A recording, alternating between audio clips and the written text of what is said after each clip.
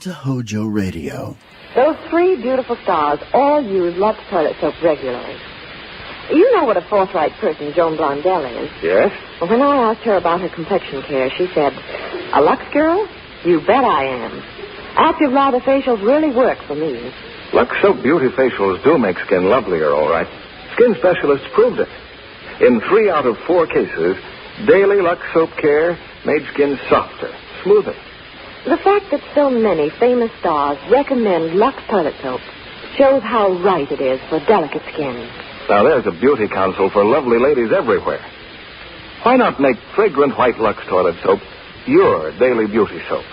Remember, it's Hollywood's own complexion care. The choice of 9 out of 10 lovely stars. Our next radio drama is about a fabulous freelance insurance investigator with the action-packed expense account. The show aired on CBS Radio from January 14th, 1949 to September 30th, 1962. There are 811 episodes in the 12-year run, and more than 720 still exist today. Each story started with a phone call from an insurance executive, and each story ended with an itemized expense account signed, "Yours truly, Johnny Dollar," right here on HOJO Radio. Next. From Hollywood, it's time now for Johnny Dollar. You smell smoke, Johnny? What'd you say? Who is that? This is Henry Willoughby at Four State Mutual Insurance Company. Oh, hi, Hank. And I asked if you smell smoke. Should I? What kind? The kind $5,000 makes when it goes up in flames. Where? Over in Cranford, the Peerless Junkyard. Junkyard? That's right. But if there's only a $5,000 loss, how can you afford me? Because what I smell is arson.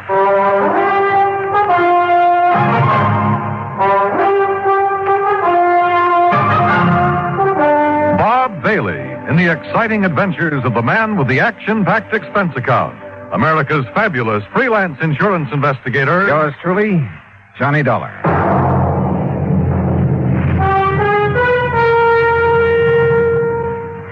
And now, Act One of Yours Truly, Johnny Dollar.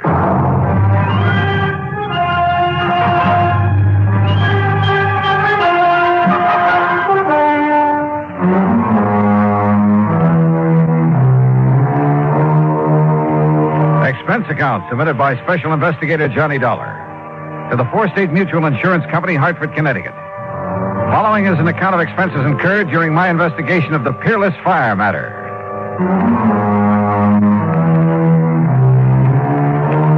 Expense account item 1, $1 even, cab to Hank Willoughby's office in the Security National Building, where he lost no time in getting to the point. Policy was taken out by one Oscar H. Lehman about 4 years ago. He's the owner of the junkyard. Address of the yard is corner of Howard and Kingsway Boulevard. And why do you suspect arson, Hank? That fire didn't start until about 4 o'clock this morning. When I got here to the office a few minutes after 9, the claim was already on my desk. Almost as though he'd had it filled out and waiting, even before the fire occurred, huh? Precisely.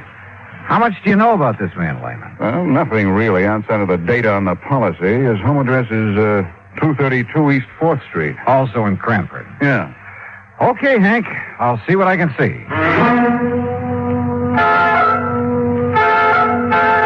Item 2, 40 cents phone call to make sure the suspect, or at this point, I guess I better call him the client, to make sure he'd be around for questioning. Here speaks Oscar Lehman. Mr. Lehman, this is Johnny Dollar representing your insurance company. So why do you waste time at the telephone? Well, then maybe you're coming here with my check for $5,000 right away, huh? Well, you see, there are a couple of things that... So, all right, I'll be waiting for you when you come with the money. Goodbye. Huh?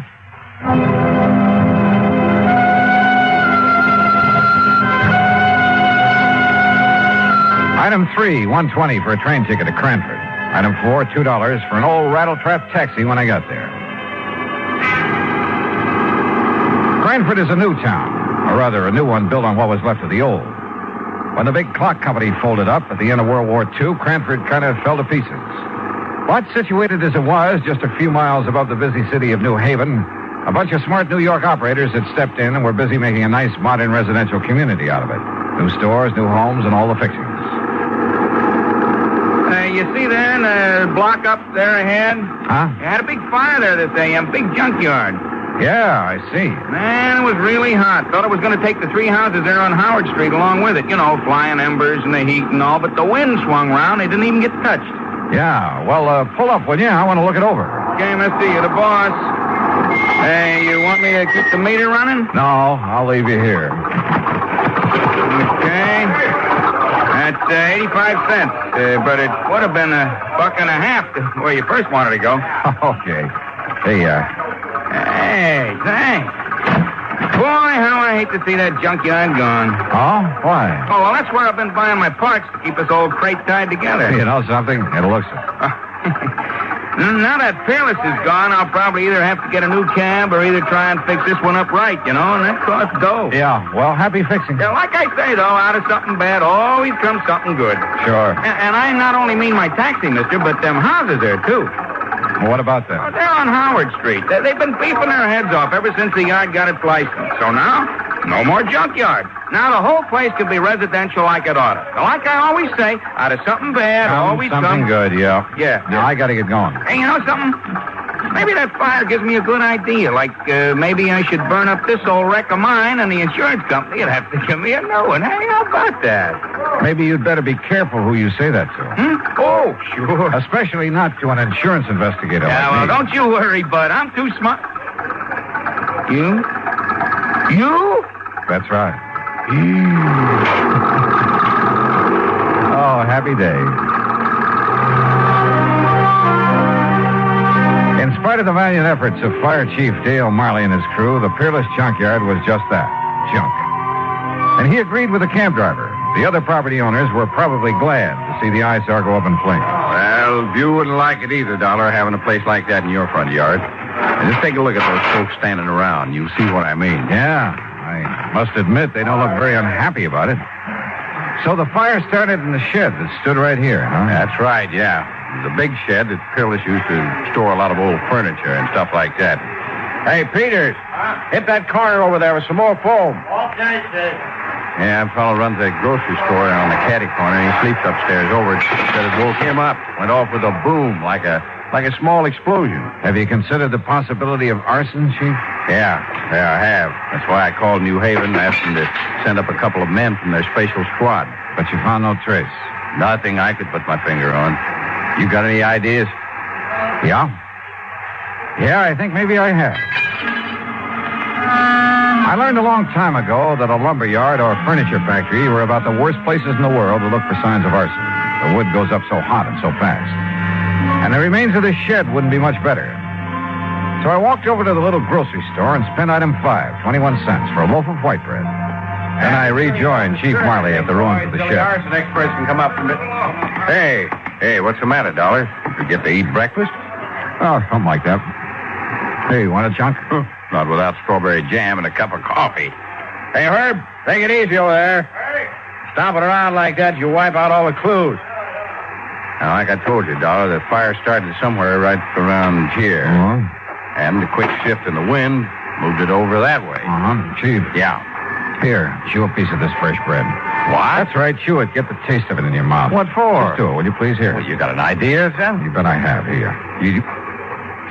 You mean chewing on a hunk of bread is going to what? Now swallow it. What is this, a gag or something? No, not by a long shot. Now watch. Well, don't throw it away. Now you got my appetite up. I'll have some more. Here now. Chew on this piece.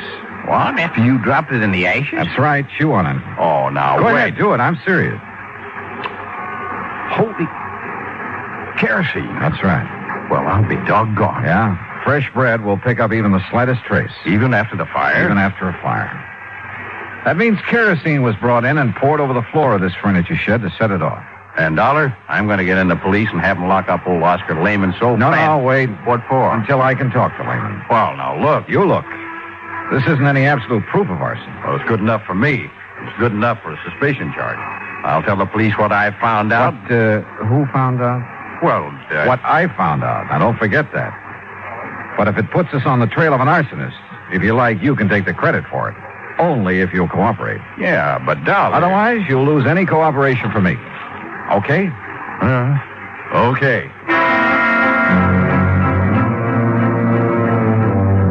I Item 680 cents, cab to the address on East 4th Street where Oscar Lehman lived. Like the Howard Street address, this was a has-been section.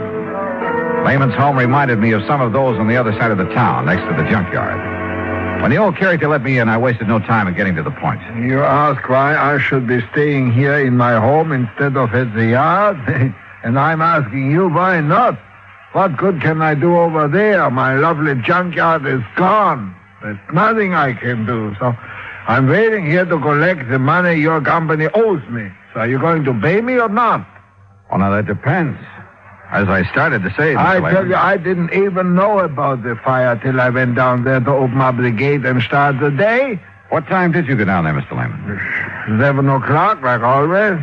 Well, you sure didn't waste any time getting your claim into the office in Hartford, did you? Of course not. So soon as I see what's happened, I sign up the claim and take it to Hartford. And the office is closed, so I leave it under the door. Yeah, well... What else could I do? Sit around and wait to think about it while the money's coming to me? It's my money, so I should have it. You know how much merchandise I have in that yard? $25,000. Retail? Yeah. Then why'd you burn it up? You think I'm crazy I should do such a thing? Don't you understand now I'm out of business, for God? Oh, what do you mean? My license for the yard on condition, you know? A conditional license? Yeah, that's right. If I'm not in business every day, I lose the license. I lose the lease on the land. Then they make houses, little stores. It's a big development company. So you're crazy to come and talk to me, tell me I should set fire. Maybe I've suddenly changed my mind, Mr. Lehman. Maybe I've already met the arsonist. Huh? And I was just too blind to see him.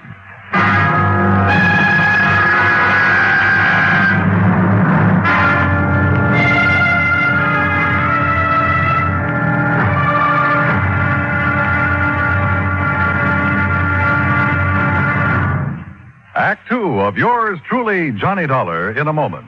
Our flag now numbers 50 stars. And behind each star there stands yet another flag representing one of the 50 states. Missouri's state flag is a horizontal tricolor of red, white, and blue. In the center is a circular device bearing the state coat of arms. An eagle, symbolizing the superior authority of the nation. A grizzly bear representing Missouri, chosen for his size, strength, and valor. And a crescent moon, symbolic of the shield carried by the second son. Missouri being the second state carved out of the Louisiana Territory. A belt encircles the coat of arms with a motto inscribed, "United we stand, divided we fall." Atop the flag is a cluster of stars representing the Union, with a larger star for Missouri as she surmounts her difficulties and assumes her rank among the states. The state motto is also inscribed on the flag, Salus Populi Suprema Lex Esto. The welfare of the people shall be the supreme law. Surrounding the device is a group of 24 stars. Missouri's state flag, the flag of the 24th state to enter the Union, was adopted on March 22nd, 1913. And now, Act 2 of yours truly, Johnny Dollar, and the Peerless Fire Matter.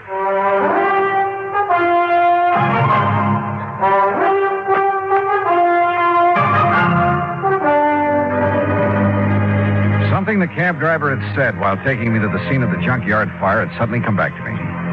He'd been talking about the nearby property owners, homeowners. They've been beefing their head off ever since the yard got its license. So now, no more junkyard. Now the whole place can be residential like it oughta. Yeah, like I always say, out of something bad always comes something good. Item 785 cents, another taxi back to the scene of the fire. The men from the department were still busy cleaning up.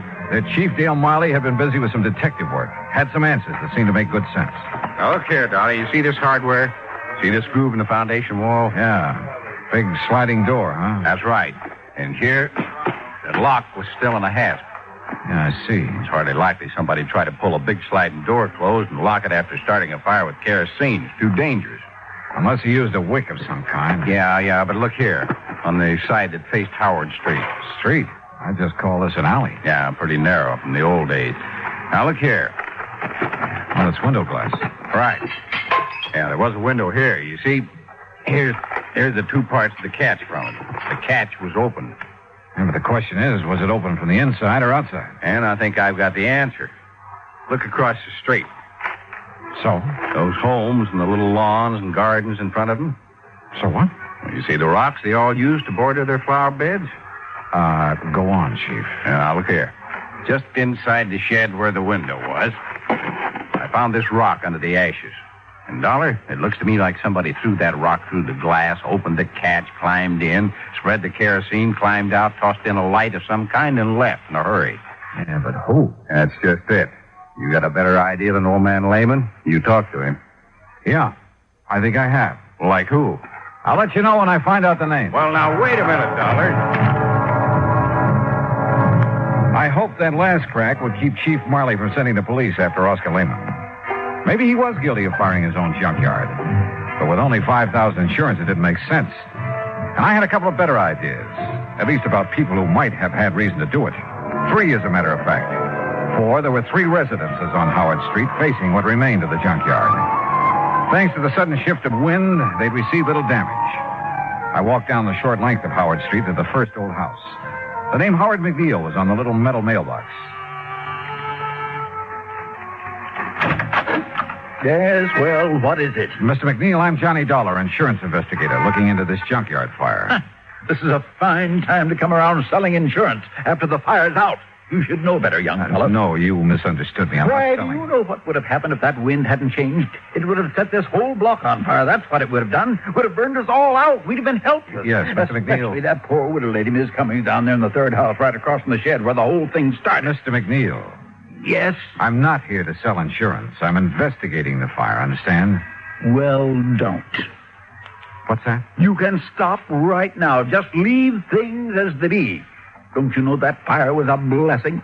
I'm not quite sure I said blessing. That fire was the finest thing that's happened around here in years. Oh, you like its having happened, huh? You just bet I do.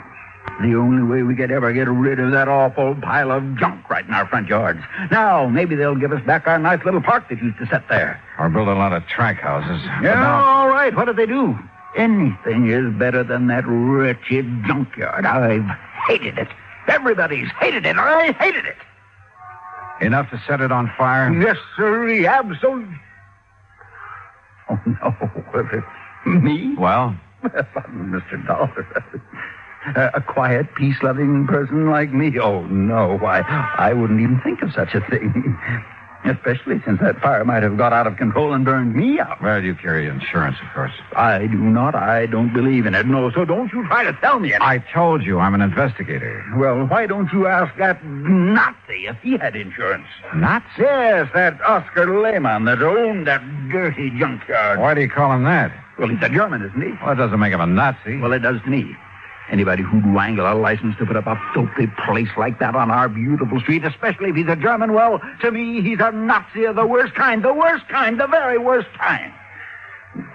Thinks he's a ladies' man, too. All right, now, have you any idea who, besides you, would have liked to see that place burned out? I certainly have. Oh. Why don't you ask the police? They were here at dawn asking us all questions. You said asking us all.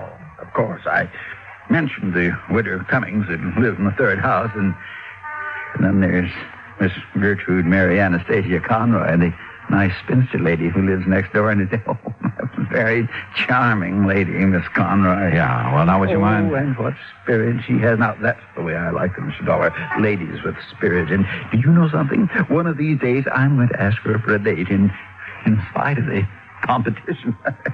You never have? Oh, no, sir. No. I'm not the bold type like some people I know, but I've been working up to it.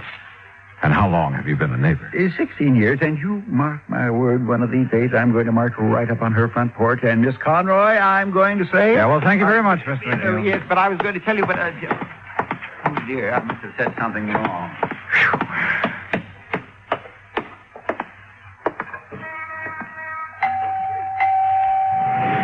And what the devil is it you'd be wanting? Miss Conroy? That's right. And don't you see the sign beside the door? No peddlers, no solicitations. So be gone with you. I'm busy clearing the smoke out of your house for that awful fire this morning. Well, that's what I'm calling about, ma'am, that fire. I'm an insurance investigator. Investigator? Investigator, huh? Oh, now, just a...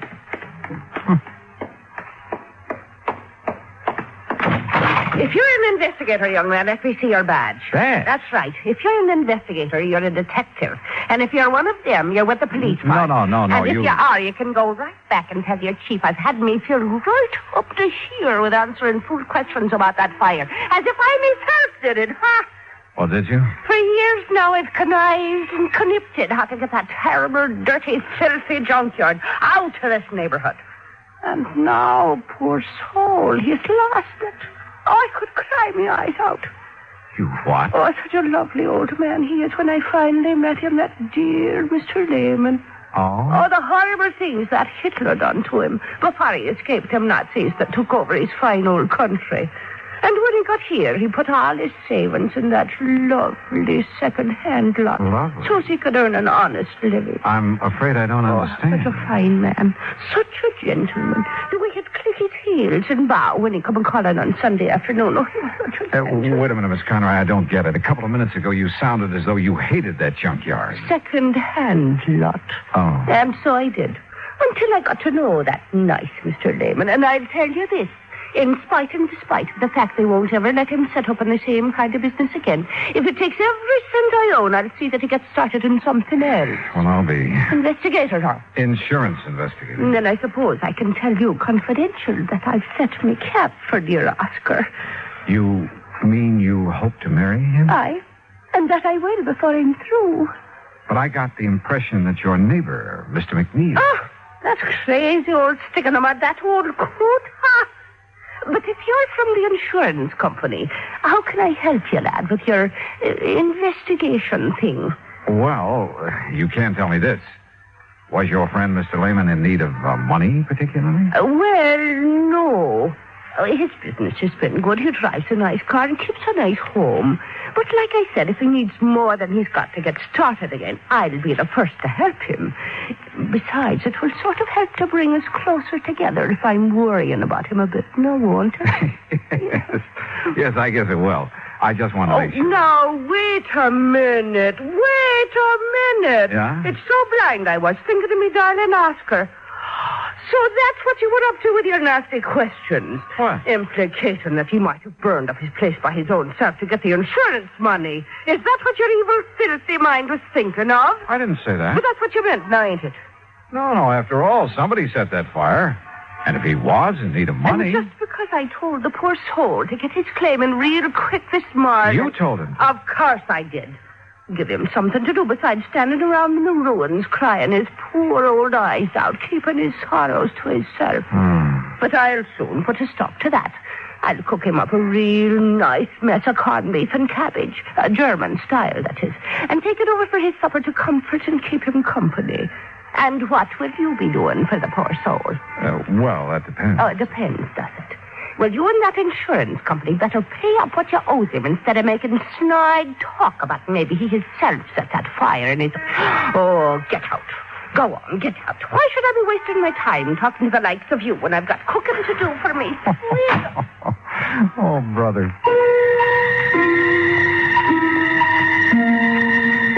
This was turning out to be the most offbeat insurance matter I ever handled. Well, there was only one suspect left. The woman living in the third house opposite the shed where the fire had started. The widow Cummings, McNeil had called her. I went up on the porch, rang the doorbell. And again.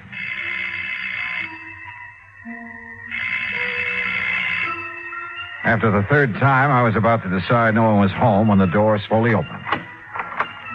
And just inside the door, in a wheelchair, sat a little old lady, pale, gray-haired. Her face reflected years of pain. Worry. I've been waiting for you to come, Mr. Dollar. So you know who I am? I overheard you at my window when you talked to Mr. McNeil and Miss Conroy. Listening to the neighborhood is the only thing I have left these days, tied down as I am to this wheelchair. Yes, I see. I'm sorry. Come in and sit down, please. Thanks.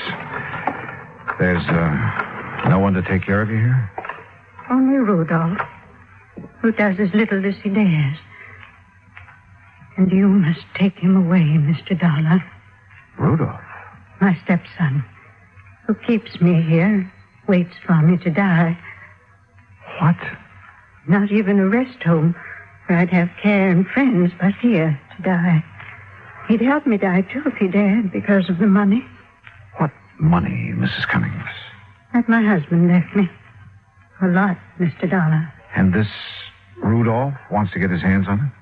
That's all he wants. That's why he wants me dead. But he hasn't dared kill me, because everybody knows that we're alone here together. And if I should die from his neglect, they'd know he did it. But he's smart. That's why he thought of the fire. He what? He thought that it would burn down this house, too, and trap me here. Mrs. Cummings, do you know what you're saying? The divine providence. The changing wind kept the fire away. He set that fire to burn this house and you? He's clever. He made it known that he'd be away all night, that he wouldn't be back here until he finished his work at the plant in New Haven. But he came back, Mr. Dollar, this morning before dawn. I heard him here in this house. And from this window, I could see him in the moonlight. Mrs. Cummings. No, I must tell you. Quickly, because he'll be coming back from work. His work. To keep up appearances, to keep them from suspecting. His gambling. The terrible people he goes out with at night. Gangsters, that's all. And I must tell you, because if I don't... Listen to me. I'm listening. I saw him take a can, the kerosene we keep in the cellar for when the electricity goes out. He took it across the street. He broke the window of the shed and went in. Then he came out. He threw a piece of burning waste back in. Then ran. Mrs. Cummings, are you sure? I lied to the police. I couldn't make myself tell them. After all these years of knowing what he's been and saying nothing. But I thought I'd wait for him. Maybe when he saw his evil plan had failed, that I was still here. Maybe I could make him give himself up. But in my heart, I knew he wouldn't. Because he's bad. All bad. Mrs. Cummings, I'm glad you told me. God forgive me. But I knew that if I didn't, he'd find some other way to... You must take him away, Mr. Dollar. Before he does murder.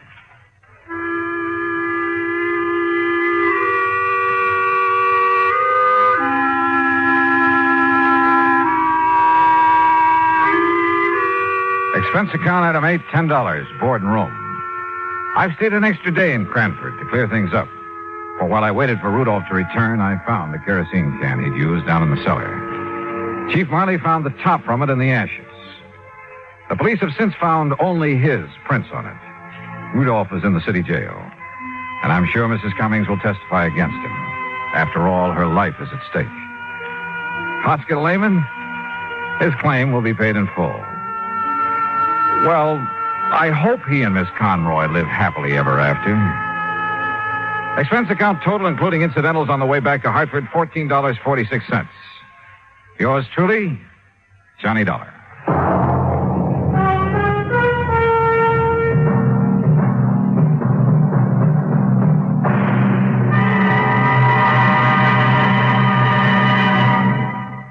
Now, here's our star to tell you about next week's story. Next week, exploration in the high Sierra country of California. And at the end of the trail lies death. Join us, won't you? Yours truly, Johnny Dollar.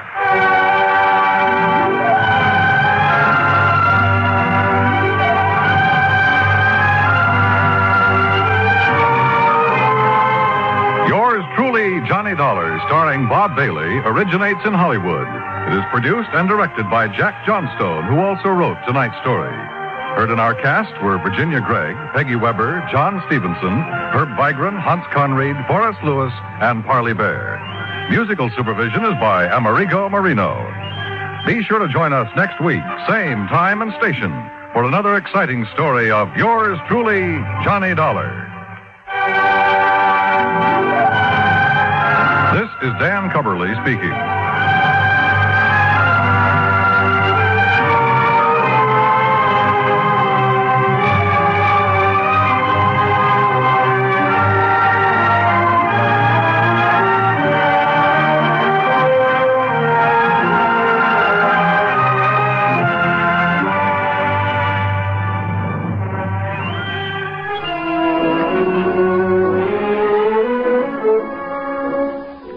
Not so many years ago, tomato soup and cream of tomato were unusual dishes, enjoyed very much, but not very often.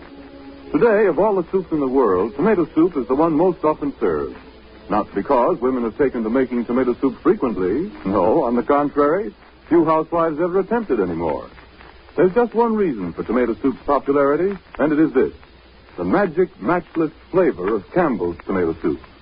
There's a lively verve, a dashing zest about this flavor that people take to at once and come back to and enjoy again and again. The first racy taste of it has a way of arousing a desire to eat, and yet there's a pleasant feeling of satisfaction when the last spoonful is gone. So this soup is a happy choice for the main dish at lunchtime or at supper, and it also is a fine way to start the day's main meal. Serve it sometimes, too, as cream of tomato, made with milk instead of water. You can always be sure that it will be received with pleasure, because this, of all soups, is the one people like to have most often: Campbell's tomato soup. HOJO Radio, we're your old-time radio headquarters. Stay tuned. From Hollywood, it's time now for Johnny Dollar. George Reed speaking. Oh, good morning, George. Is it? Well, sure. The birds are singing, the bees are buzzing. And there are whales in the Gulf of Mexico. So there are. What? You know anything about whales, Johnny? Can't say that I do. Well, neither do I. Neither does our agent down in Gulfport, Mississippi. Can you go down there? Well, yeah, sure, but what's this all about? I told you. A whale. Oh, come on. You people didn't insure it. Now, George. Oh, Johnny, of course we didn't. But we did write a floater policy covering 80 pounds of ambergris. Amber who? Gris comes from a whale. Very valuable, used in the making of perfume. Oh, yeah. We issued the policy a week ago. Yesterday, the stuff disappeared. How much did you cover it for? $20,000. And our agent down there is W.C. Owen. Got it? Owen, huh? Yes. You really shouldn't have any trouble locating the stuff. No? Why not? Because, and I quote Mr. Owen, ambergris smells worse than a hound dog which has caught a skunk.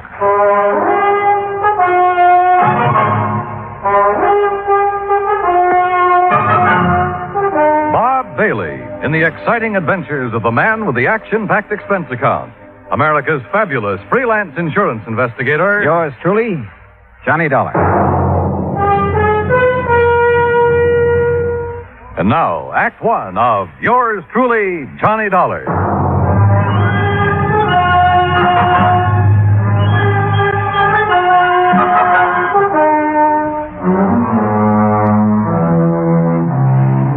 Expense account submitted by Special Investigator Johnny Dollar to Floyd's of England, American Branch Office, 443 North 15th Street, Hartford, Connecticut.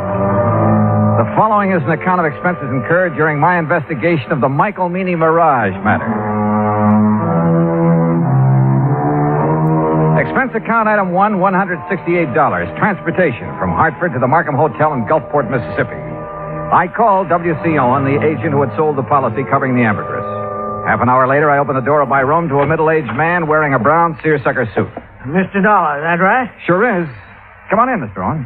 Come on. In. Thanks. Well, Dollar, I'm not going to fool around about this. I'm in a mess, and you're my only chance of getting out of it. Well, I'll do whatever I can, Mr. Owen. You just find that ambergris. And, man, please find it within the next 48 hours. Oh, why the rush? 2 reasons. When the ambergris was stolen off the freight platform at the train depot day before yesterday, it was packed for shipping. Had enough dry ice around it to last 72 hours, but no more. Uh-huh. Now, what's the second reason? That Mike Meany. Who's he? Owner of the ambergris and a real good client of mine. I promised him you'd locate the stuff for sure. Well, I appreciate your confidence, Mr. Owen. Name's W.C. Mister around here sounds too highfalutin for an insurance salesman. Okay, W.C. But what's this fellow Meany so worried about? The ambergris is covered for $20,000. He told me he'd learned it was worth a lot more than that since the floater was issued. Something up near $60,000. Pretty rare stuff. Which is. Matter of fact, this is the first time I've ever heard of anybody finding ambergris in the Gulf. Who fished in out of the water? Meany? No, a young fellow works for him named Billy Fisher. Did Meany buy it from Fisher? Didn't have to. Belonged to Mr. Meany right off. Oh, why's that? Well, because Fisher works for him. Mr. Meany lets out his fishing boats to fellas which ain't got no boat of their own, or even a chance of getting one. He rents them out, you mean? No, he don't rent them. He lets them out on share. Mr. Meany puts up the boat, gas, nets, everything. And whoever runs the boat, well, whatever he catches, he belongs to Mr. Meany. Oh, and because Fisher happened to be in Meany's boat when he found the ambergris, it automatically became Meany's property, huh? Now you got it, boy. Uh-huh. Did Fisher know what it was? Or the value of it when he turned it over to Meany? Well, you have to ask him about that.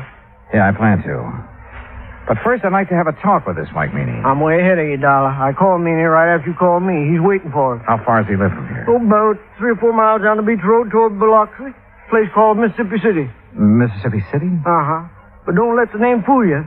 Ain't nothing there except a couple of stores, fishing boat landing, and the train depot. Sounds like a real quiet place. It is. It's also where this whole thing started and where I hope it finishes. And the sooner, the better. A few minutes later, we were driving east along the coast. Ahead of us, we could see Mississippi City's one and only landmark, a long wooden pier extending far out into the Gulf. Anchored near the end of it were several small fishing boats.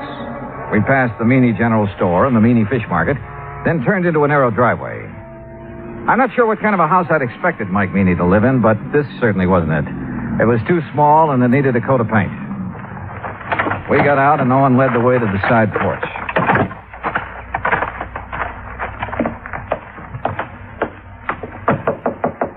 Mr. Meany, you at home? Doesn't look like he is. No, he's here. Listen. What in the name of...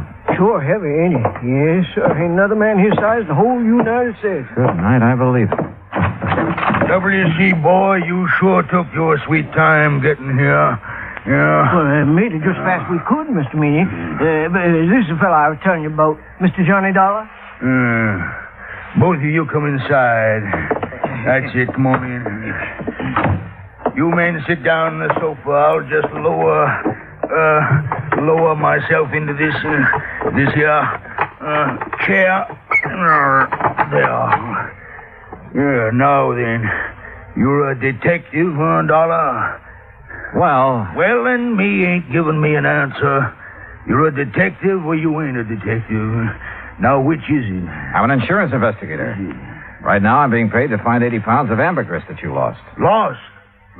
He didn't mean nothing by saying that, Mr. You Meany. hush up, you road agent. Mr. Meany. Dollar, that stuff was stolen, you hear? Thieved. Right in the broad light of day. You're sure? Why, I'm sure 80 pounds of ambergris didn't get up and walk off by itself. Yes, sir. Me too. Itself. Exactly where was it when it was stolen? Sitting in a box I had built for it, a special box. Smell-proof. Cost $25. Oh, shut up. I was sending it to New Orleans to a fella I'd heard might be able to sell it for me. The box was on the platform right outside the American Express office of the depot. Here in Mississippi City? Boy, you ever take a bad fall out of your crib? No, you ignorant, in Tuscaloosa, Alabama.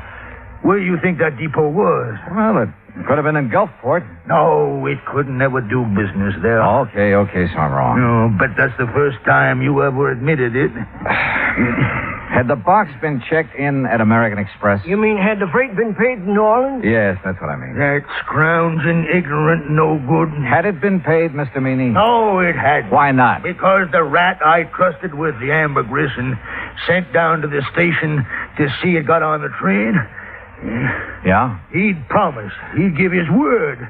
He wouldn't take his eyes off that stuff for 1 second. No. That dirty. That no account. Are you okay, Mr. Meany? No. But you sit down. You make me nervous, W.C. Yes, sir. Every time I think of that, T.J., that stupid nephew of mine, well, you know what he done, Dollar. He spotted something more interesting to look after than $20,000 worth of ambergris. Okay, who was she? Oh, W.C. told you. No, I didn't. No, sir. Mr. Dollar, he's just clever. Yeah, well, anyway, according to T.J., this young female pulled up in an open car across the road from where he was at, and it wasn't until he got up close that he could see that she was wearing a strapless bathing suit. You see, Mr. Dollar, T.J. thought... He knows what T.J. thought, you miserable. You keep your mouth shut, W.C. Oh, whatever you say, Mr. Williams. Well, while T.J. was investigating the situation, someone made off with the ambergris. That right? Right. Well, what about the other people at the station? There weren't no other people there. How about the baggage clerk and the passenger agent? Where were they? Sam Burroughs is the only man that works down the depot, and he was busy selling some woman a Pullman ticket to Memphis. How long did T.J. talk to the girl? Just a couple of minutes, according to him, that is. You want to ask him yourself. He works at the all-night cafe in Gulfport. All right, thanks. Well, we sure haven't much to go on. You got nothing to go on. So you might as well give me my $20,000 and head back up north, where you belong. Not yet, Mr. Meany. You got 45 hours. At the end of that time, I want my insurance money. You don't see that I have it, Mr. W.C. Owen, you're going to be sorry. You know what I mean? Yes, sir. I know. Owen didn't say another word until we pulled out of Fat Mike Meany's driveway and it turned left going on down the beach toward Biloxi. I suppose you think I should have stood up to him a little more, huh? No, I figured you had your reasons for not wanting to get into an argument with him. You see those boats off the end of the pier? The small fishing boats, Well, they belong to Meany. He's also got money invested in half the business places along the beach. You know what that means, Dollar. Yeah, well, where I come from, he'd pull a lot of weight. That's it. And anybody he gets riled at, well, one word from him and a good many of my clients would be screaming for me to cancel their policies. Like that, huh? Just like that. Hey, where are we going? Billy Fisher's. These ways, this here's the boarding house he lives in. Come on. Uh-oh. Okay, boy. Okay. Easy now, easy. That's it. Good boy, good boy.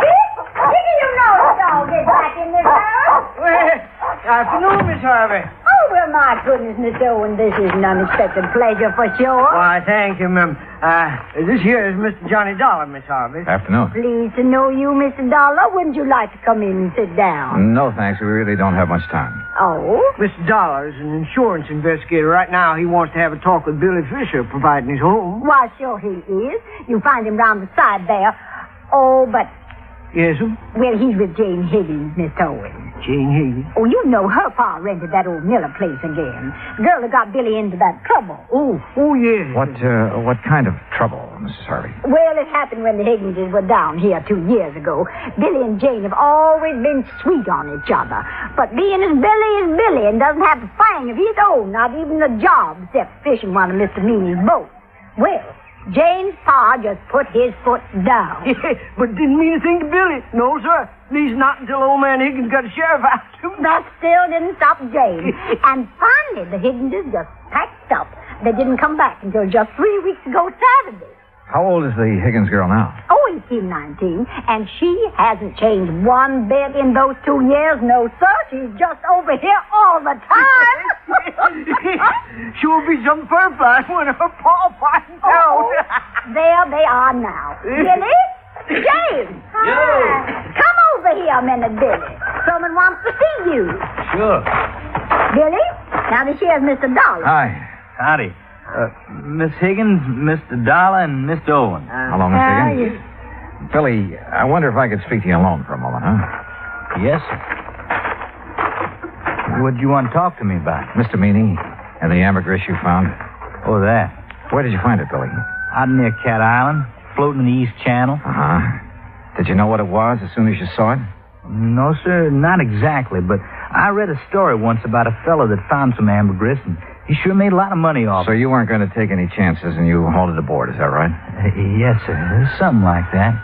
Billy, you realized that anything you caught or salvaged with that boat belonging to Mr. Meany, it wasn't yours. You realized that, didn't you?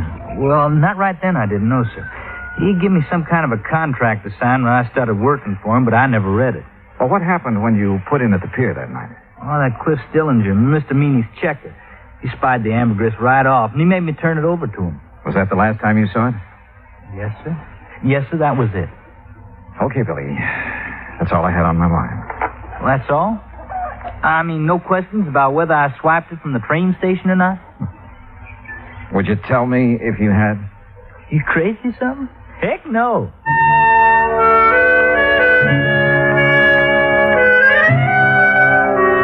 After saying goodbye to Jane Higgins and taking a rain check on a dinner invitation for Mrs. Harvey, Owen and I drove back to town. I was tired and I was discouraged, and I needed a good night's sleep, so I had him drop me off at the hotel. At the desk, I found a message to call long-distance operator 19. A few minutes later, the call was completed. George Reed speaking. Hi, George. Thought it was you. Johnny, where in blazes have you been? I've been trying to get hold of you all afternoon. Oh, something important? No, I was just curious about the weather down there. Oh, well, it's great. Warm, but not too warm. Johnny. Okay, George, what's happened? One of the boys upstairs got wind of that ambergris claim. So? So he just happens to have a friend who's an ichthyologist. Well, bully for him. Johnny, this ichthyologist says that ambergris comes only from the sperm whale. And there has never been a sperm whale alive that would be caught dead swimming in the Gulf of Mexico. What? You follow me, Johnny? I think so. If there's never been a sperm whale in the Gulf, then that stuff you people insured couldn't have been... But, George, if it wasn't ambergris, what was it? I don't know, but unless you find it, we're stuck for $20,000. Holy smokes.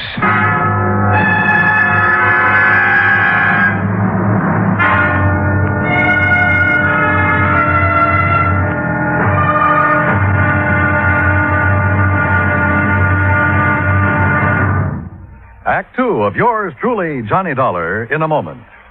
Our flag now numbers 50 stars, and behind each star there stands yet another flag for each of the 50 states. New Mexico's flag is an ancient Zia sun symbol, a red circle on a field of yellow, radiating from 4 points, which we might indicate as north, east, south, and west, are 4 parallel lines. 4 was a sacred number of Zia, the number most often used by the giver of all good gifts. The earth had 4 main directions, each with its own gifts. The year had 4 seasons, each with a different offering for mankind. The day had 4 phases: sunrise, noontime, evening, and night. Life had its 4 divisions: childhood, youth, manhood, and old age. Everything in life and nature was bound together in a circle, the circle of life and love, without beginning and without end. And in this great brotherhood of all things, man had 4 obligations. He must develop a strong body, a clear mind, and a pure spirit. 4th, and most sacred, he must spirit to the welfare of his people. From this simple symbol, the Zia sun, we read the legend of a wonderful philosophy. The flag's colors of flaming red and golden orange represent the banners of Ferdinand and Isabella, which were carried by Columbus across the Atlantic. New Mexico's state flag, the flag of the 47th state to enter the Union, was adopted on March 19, 1925. Now, Act two of yours truly, Johnny Dollar, and the Michael Meany Mirage Matter.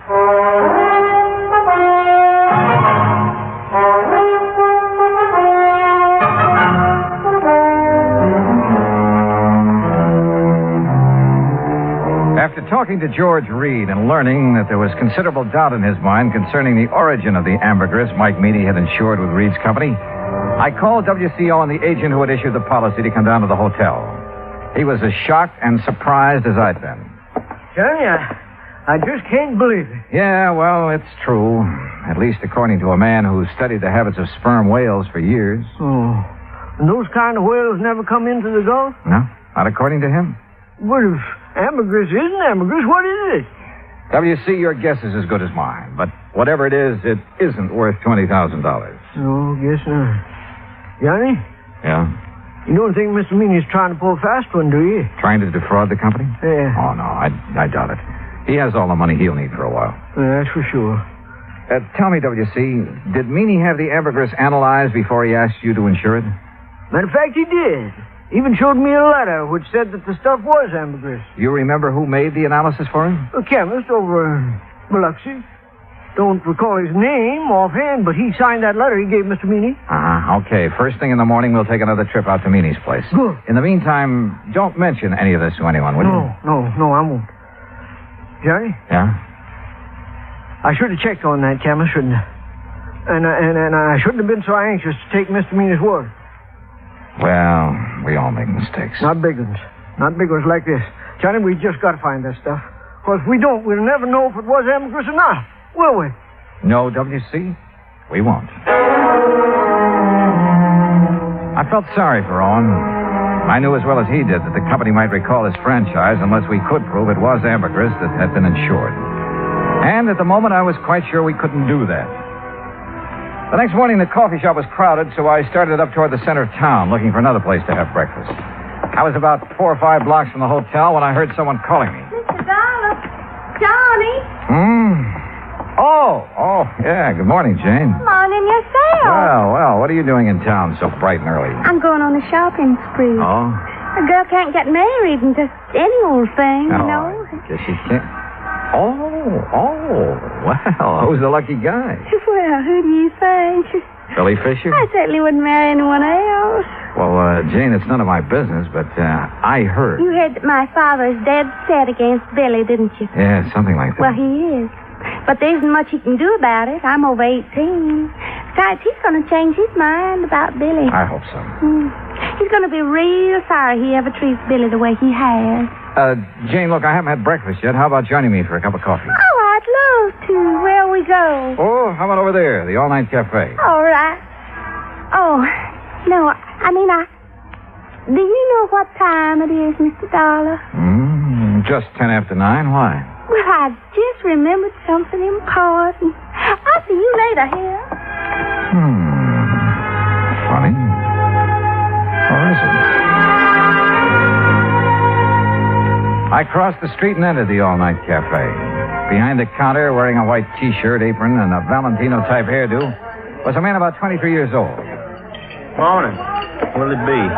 Ham and eggs and coffee. I want them eggs. Over easy, okay? It's okay with me. I ain't eating them. 2 half-mice with pig. You want your coffee now? Yeah, please.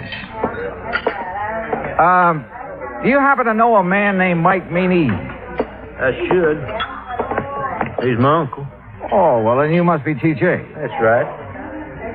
How come you know me? I was talking to your uncle yesterday. My name's Dollar. Oh, yeah. Yeah, he told me if you come around, I should tell you anything you want to know. Well, what happened at the depot that afternoon, TJ? Didn't he already tell you that? I'd like to hear your side of it. There ain't much to tell. I was sitting there waiting to put that box in the 303, and this here gal drove up. What happened then? Man, she gave me just about the biggest come on I ever did get. So you left the freight platform and crossed the road to talk to her? Well, shoot, Mr. Dollar. I didn't see nothing wrong in doing that. There wasn't nobody around. Oh, there must have been. Yeah, I reckon so, but I sure didn't see you. TJ, did that girl tell you her name? Yeah. What is it? Betty Lou Miller? Betty Lou Miller. Yeah. Now, look, mister, I'm busy. No, wait. Have you seen her since then? Well, sure. When was that? Well, just now, out in the street. She's the gal you was talking to. I finished my ham and eggs and walked back to the hotel. Owen was waiting for me, but before we drove to Mike Meany's house, we made a stop at the railroad depot. The agent remembered everything that had happened that afternoon, the ambergris had been stolen, including the name of the woman who had purchased the Pullman ticket to Memphis at the time of the theft. After thanking Sam for his help, we went on to the Meany place. Come on in. Sit yourself down. Well, thank you, Mr. Meany. Dollar, you find my ambergris yet? No, sir. But I think I know who has it. What do you mean? You mean you know who stole it from the depot? I think so, Mr. Meany. I'm not sure. Well, boy, you just let me have their name. Yes, sir, I'll get the sheriff out here and see their foot under the jail. Now, you come on. Tell me, who did it? No, sir, I'm sorry. I'll tell you when I'm sure and not before. What? Well, when's that going to be? Depends. Depends on what? Whether you'll help me or not. Why, you ignorant, stupid Yankee. You know good and well, boy, I'll help you. Yes, sir. Now, what? What do you want me to do? Give Owen here the letter you received from the chemist that analyzed the ambergris. Is that all? That's all for now. But, boy, you Dollar. Where do you think you're going? To see a lady, Mr. Meany. Owen, I'll call you as soon as I'm sure. Right. Good luck, Johnny.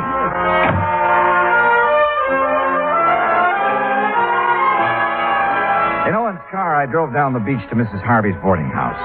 Billy Fisher was out with the boat, so I had plenty of time to tell her what I knew. It's all my fault, Mr. Dollar. I planned the whole thing and put Billy up to it.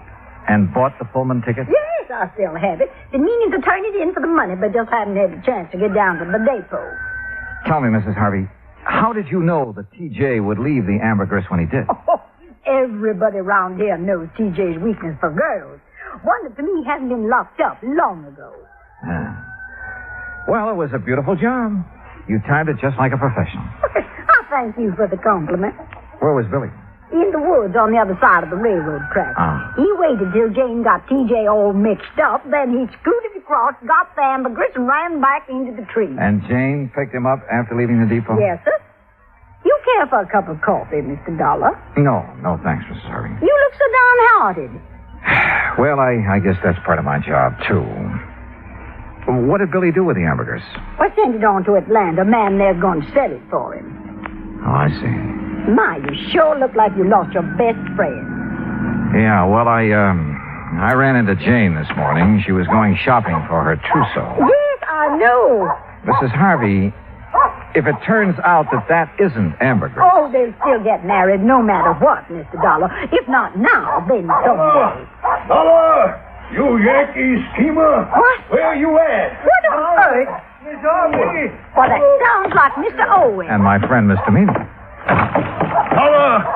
Just what you trying to pull? I tried to keep him from coming over here, Mr. Dollar, but I just couldn't handle him at all. All right, W. It's a long way from being all right. Just what do you want here, Mr. Fat Mike Meany? What do I want? Why, woman, I want to arrest you and that dirty, backbiting Billy Fisher and his girl was stealing my ambergris. That's what I want. Hush.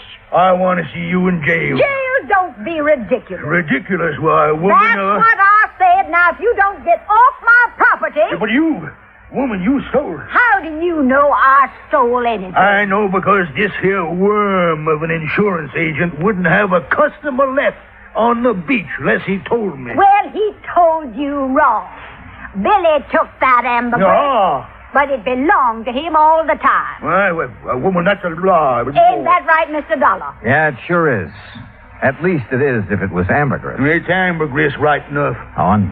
Well, I called that chemist, but he quit his job a couple of days ago. Couldn't find no record he made of it. Don't need no record. It's ambergris, and it's mine. It's Billy. Mine. You think it's yours? You're seeing a mirage. Tell him, Mr. Dollar. Dollar, if this is some kind of a low-down yank, trick. It's no trick, Mr. Meany. Mrs. Harvey showed me the contract you have with Billy. Well, what's that got to do with him stealing the ambergris? Just this. This. The contract states that all fish and fish products and byproducts caught or seined while using your boat belong to you. That's right. Exactly right, so? So, the ambergris doesn't. What? No, sir. Ambergris comes from a whale. And the whale is not a fish. It's a mammal. Dollar, you boy. No, wait a minute. Well, doggone. Doggone. They say that young love can work miracles, and I guess it must be true, because later that day, a huge sperm whale was sighted about 3 miles offshore near the Cat Island Channel. Proving, as I've always said, you can't figure whales any more than you can people. Expense account total, including hotel bill and transportation back to Hartford, $420.10. Yours truly, Johnny Dollar.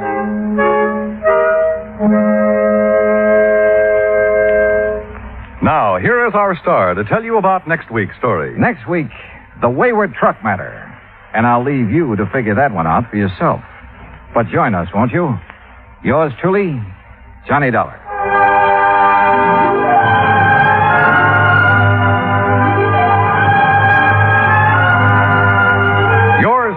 Johnny Dollar, starring Bob Bailey, originates in Hollywood. Written by Charles B. Smith, it is produced and directed by Jack Johnstone. Heard in our cast were Virginia Gregg, Jeanette Nolan, G. Stanley Jones, Junius Matthews, Gil Stratton, Dick Crenna, and John Daner. Musical supervision is by Amerigo Marino. Be sure to join us next week, same time and station, for another exciting story of yours truly, Johnny Dollar. This is Dan Cumberly speaking.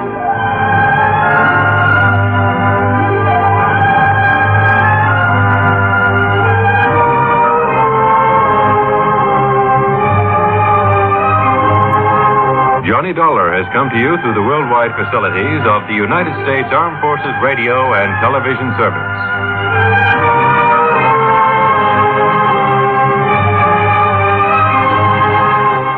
Every one of you undoubtedly has a headache or pain remedy that you swear by. But haven't you noticed that on some occasions it fails you? That there are times it does not seem to work? On these occasions, let me suggest that you try Anacin, for here is a remedy that I'm sure won't fail you. You'll find the fastest and most complete relief in Anacin you have ever experienced. The reason is simple. Anacin contains not one pain-soothing agent alone, but 4, one of which is in all probability the remedy you now customarily take to relieve pain. You can get Anacin at your druggist for a few cents. Your money back if you're not pleased. I'll spell the name. Anacin. Our next broadcast is a mutual radio drama based on the tales of a fictional private detective from Street and Smith's dime novels and pulp magazines. It first came to radio as The Return of Nick Carter, a reference to the character's pulp origins, but the title was soon changed to Nick Carter, Master Detective, right here on HOJO Radio.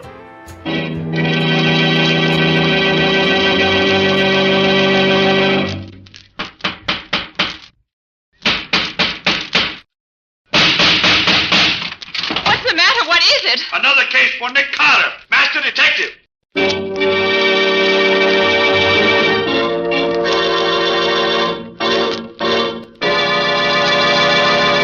Yes, it's another case for that most famous of all manhunters, the detective whose ability at solving crime is unequaled in the history of detective fiction. Nick Carter, Master Detective. Tonight's curious adventure... Missing Harold Ascot. For Nick Carter and the great kidnapping mystery.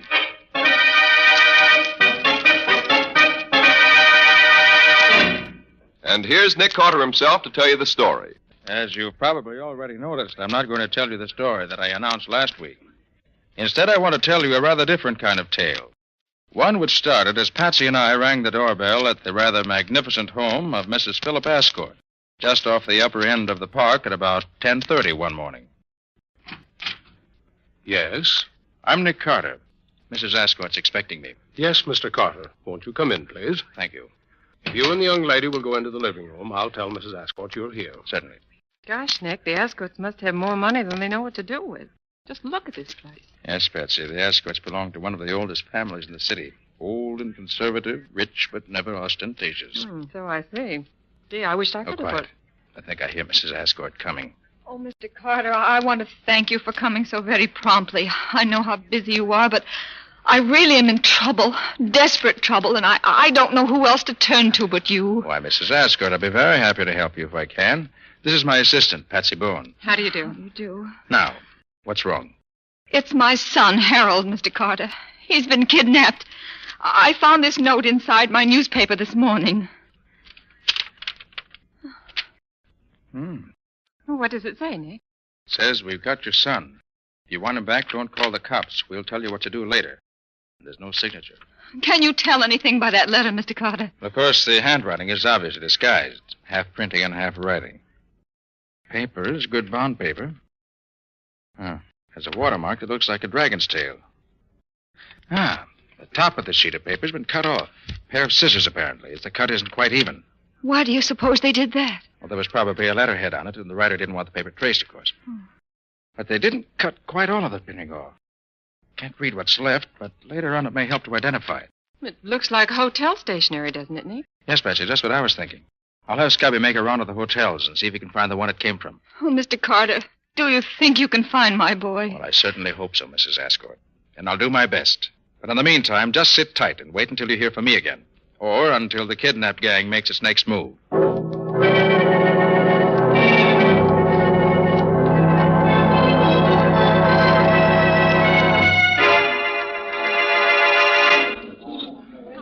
Oh, there you are, Scubby. Oh, hiya, Nick. Didn't take you long to get here. It's no time to waste in the kidnap case, Scubby. You never can be sure when the gang will get frightened or annoyed and kill their victim. Now, you find the same kind of newspaper here, you say? I sure did, Nick. The same size, same watermark, and as near as I can tell from what's left in the kidnap note, the same printing at the top. Good. But what now, Nick? How does knowing that the paper came from here help you any? If the paper came from here, it's quite possible that whoever wrote the kidnap note was staying here in the hotel at the time. Yeah. And if he was, the hotel register may give us a further clue. Oh, but the handwriting on the note was disguised, Nick. Well, quite so, Scubby. But it's impossible to completely disguise any writing so that it may not be identified. Even when the writing's completely changed, there will always be some peculiar characteristic left that'll give it away. Oh, I didn't know that. Oh, clerk. Yes? Do you mind if we look at your register a moment? Not at all, sir. Here you are. Now, let's see. Young Ascot disappeared on Tuesday afternoon, and it's possible that the signature we want might be under Sunday or Monday's date. Well, do you know what to look for? Yes or no, Scubby? I've memorized the looks of the writing in the kidnap note, and I expect to recognize any similar peculiarities in the signature here. No, nothing here under Sunday's date. No? Let's try Monday. Okay, right over here. And Baker. And... Here. Look at this one. James Scannett. I never heard of him. Of course you haven't. Neither have I. But look at that S. Yeah? And the J. Note how oddly they're made? This signature, like the kidnap note, is half written and half printed, too. Evidently the work of a man who learned to write late in life, and a man who never writes easily. Oh, I see what you mean, Nick. No question, Scubby. This is our man. Clerk, Yes, sir. is this James Scannett in the hotel? James Scannett? No, sir. He checked out this morning. I was afraid of that. You recall what he looked like? Oh, medium height, sandy-haired, little mustache. He had a crooked little finger on his right hand. I remember him because he asked a lot of questions last night. Thanks, clerk. Well, do you know him, Nick? Why, yes, Scubby. But I sent that man up the river 3 years ago for a 5-year stretch. Oh. Well, maybe he's out. Maybe. I know a man who can tell me. I'll give him a ring and see. Come on. Well, whom did the description fit, Nick? Sounds like Jack Vincent, Scubby. Yeah? Forger and a con man. An old-timer at the business. I can't see for the world how... Oh, pardon me for a minute. Oh, sure, Nick. I'll wait here.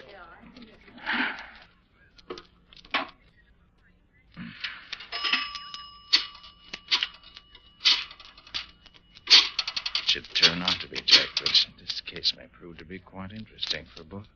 Oh, hello, Bill. How are you? This is Nick Carter. Oh, fine, thanks. Say, Bill, is Jack Vincent still up at state prison? Oh, 2 weeks ago, huh? No, nothing special yet. Oh, thanks, Bill. Good luck. Goodbye. Well, what'd he say, Nick? Vincent was pardoned 2 weeks ago. He's our man, all right. You know, it's a funny thing, Nick, but while you were in there phoning, a couple of men went by me, and I heard one of them say to the other, I saw Vincent Grady's bar last night. Now, maybe that's where he hangs out. You say you just heard that now, Scubby? Yeah, just now. That's queer. Well, how do you mean, Nick? Scubby, things are going a bit too easily. The note paper that can be traced, the name in the register, the description, and now the conversation you say you overheard. You mean you think it's some kind of a frame-up? Might be, Scubby. Might be. Well, gee, if it is, Nick, you if better it is, take... I'm going ahead just as I was before. Just be a little bit more careful, that's all. Well, they want me to go to Grady's bar. That's where I'm going. See you at the office later, Scubby.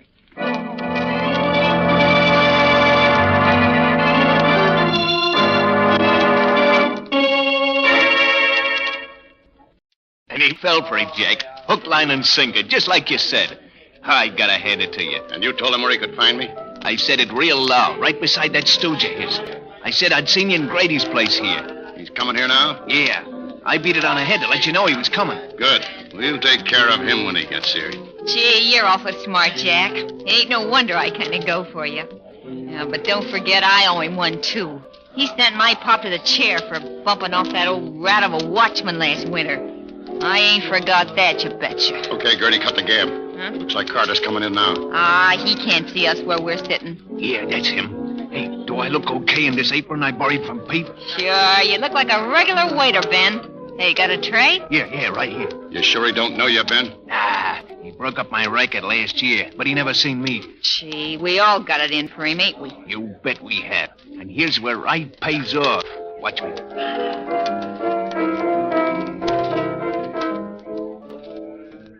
Waiter, Yes, sir. bring me a large ginger ale and Coke, will you? Coming right up. Well, Nick, lots of familiar faces here, but nobody I really know. I wonder if Vincent might have moved out of town after he had the snatch. And that conversation Scubby overheard, if he did overhear, it sounds to me like... Here you are, sir. Oh, thanks. Here, give the change. Thank you, sir. Well, at least this ginger ale's cold. Doesn't taste that bad.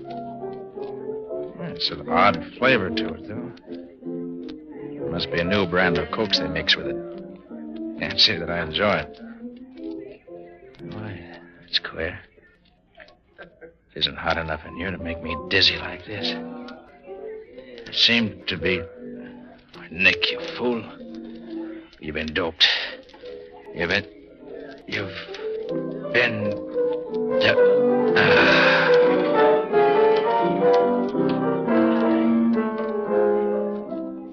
Yeah, look it. He's out cold. Gee, Ben, you must have made it strong. You bet I did. I ain't taking no chances. I put 3 of them in. Now go on, Gertie, and get the car and make it fast. I don't want none of Carter's friends to come looking for him before we can get him out of here. Okay.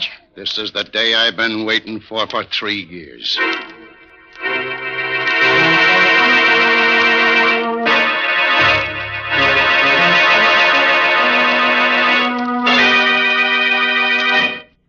Well, he don't look much like a great detective, does he? All tied up and gagged like that. I'll say he don't. He looks more like a trussed-up chicken. Or a dead duck. And that's what he's going to be as soon as he wakes up. A dead duck. You mean you ain't gonna kill him now? Nah, there's no fun in killing him when he don't know who's doing it. I want him to look me in the eye when I send a bullet into his brain. Oh, gee, Jack, I thought you'd let me kill him. Nothing doing. This is my party. Private and exclusive. Did you get his guns? Yeah, both of them. Hey, should we leave him here in the back room for now, Jack? Yeah, he won't come to for another couple of hours. He'll be safe here. Yeah. Now, you and Gertie stay here and watch him. I got some stuff I want to take care of. I'll be back by the time he wakes up. Okay.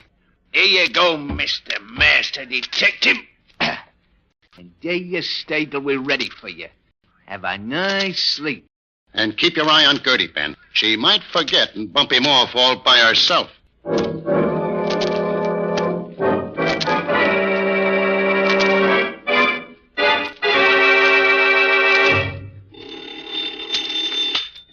Nicholas Carter's office? Well, this is Mrs. Adcourt speaking. Is Mr. Carter there? Why, no, he isn't. Has something else come out? Yes. Yes, I've got another note from the kidnappers.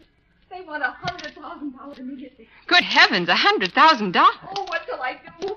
Mr. Carter said to do nothing until I heard from him. Oh, I've no idea where he is. He should have been back here long ago. You better just do nothing, as he said, until we hear from him. He's bound to call me pretty soon. Unless something's happened to him.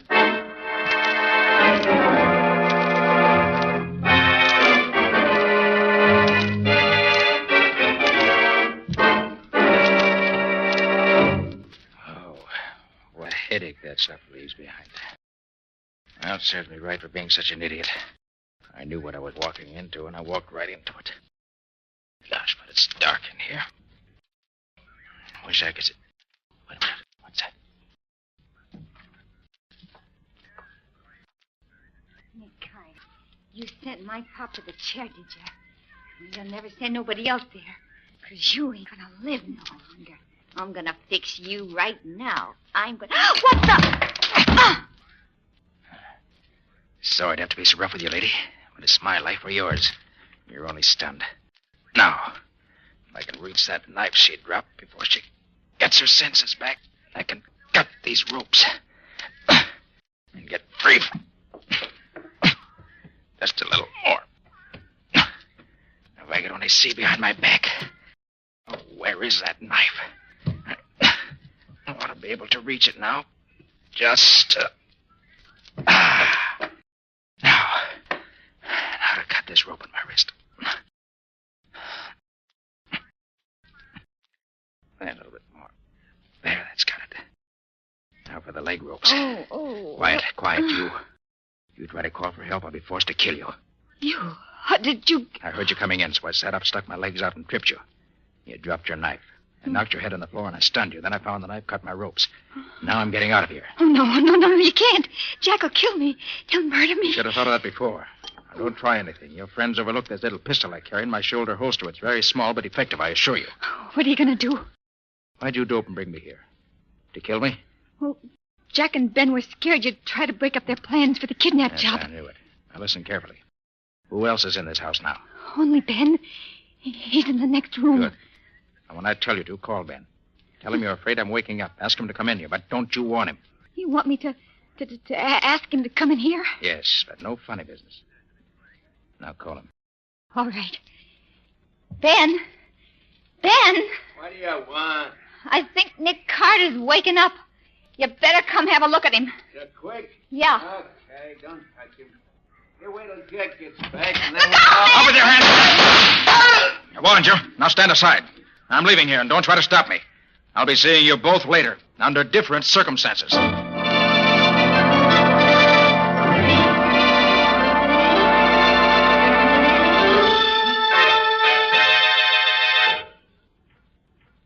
How do you do, Miss Boone? Nick, where in the world have you been? We've been waiting for you for hours. Sorry, Patsy. Anything special been going on? Anything special? I should say so. Mrs. Ascot has called 5 times. She got a note from the kidnappers telling her it would cost her $100,000 to get her son back. And she's going crazy, waiting for you to tell her what to do. Hey, Patsy, have you heard anything From me, Scubby? Well, Nick, what happened to you? Jack Vincent laid a trap for me, and I walked into it. Did you learn anything? No, Scubby, I didn't. Except that it all has to do with the kidnap case we're working on. Oh, did you have any trouble, Nick? Well, depends on what you call trouble, Scubby. More of that later. Now, what about Mrs. Ascot? Well, she wants you to call her as soon as you come in. I'll get her for you. All right, Patsy. We got to move fast. Maybe too late even now. My being there and getting away doesn't help any. Mrs. Ascot, just a minute, please. Here she is, Nick. All right. Hello, Mrs. Ascot. Sorry I've been held up where you couldn't get hold of me. What's up? Oh, Mr. Carter, I received a note from my son. It says that I'll have to pay his kidnappers $100,000 if I want to get him back. The note also says that I've got to take you off the case or he will be killed. He says that so far they've not mistreated him, but he begs me to pay the money and get him free. Is the note in your son's handwriting? Oh, yes, I'm sure of that. What shall I do, Mr. Carter? Well, does the note give you any way of getting in touch with him? Yes, it says to put an ad in the personal column of the Clarion, addressed to safety, and let them know what I decide. Good. Put the ad in the Clarion. Tell them you're willing to pay the money and ask them how they want it paid. All right, Mr. Carter, but how about, well, what they have to say about getting rid of you? You know what I understand, Mrs. Ascot. Tell them in the ad that you'll guarantee that I'll have nothing further to do with the case. Oh, but that would be a lie, wouldn't it? Yes, of course it would. But would you prefer that the kidnappers kill your son? Oh, no, of course not, Mr. Carter. All right, then. Put the ad in just as I said. And let me know the minute you get an answer. Then we'll plan our next step.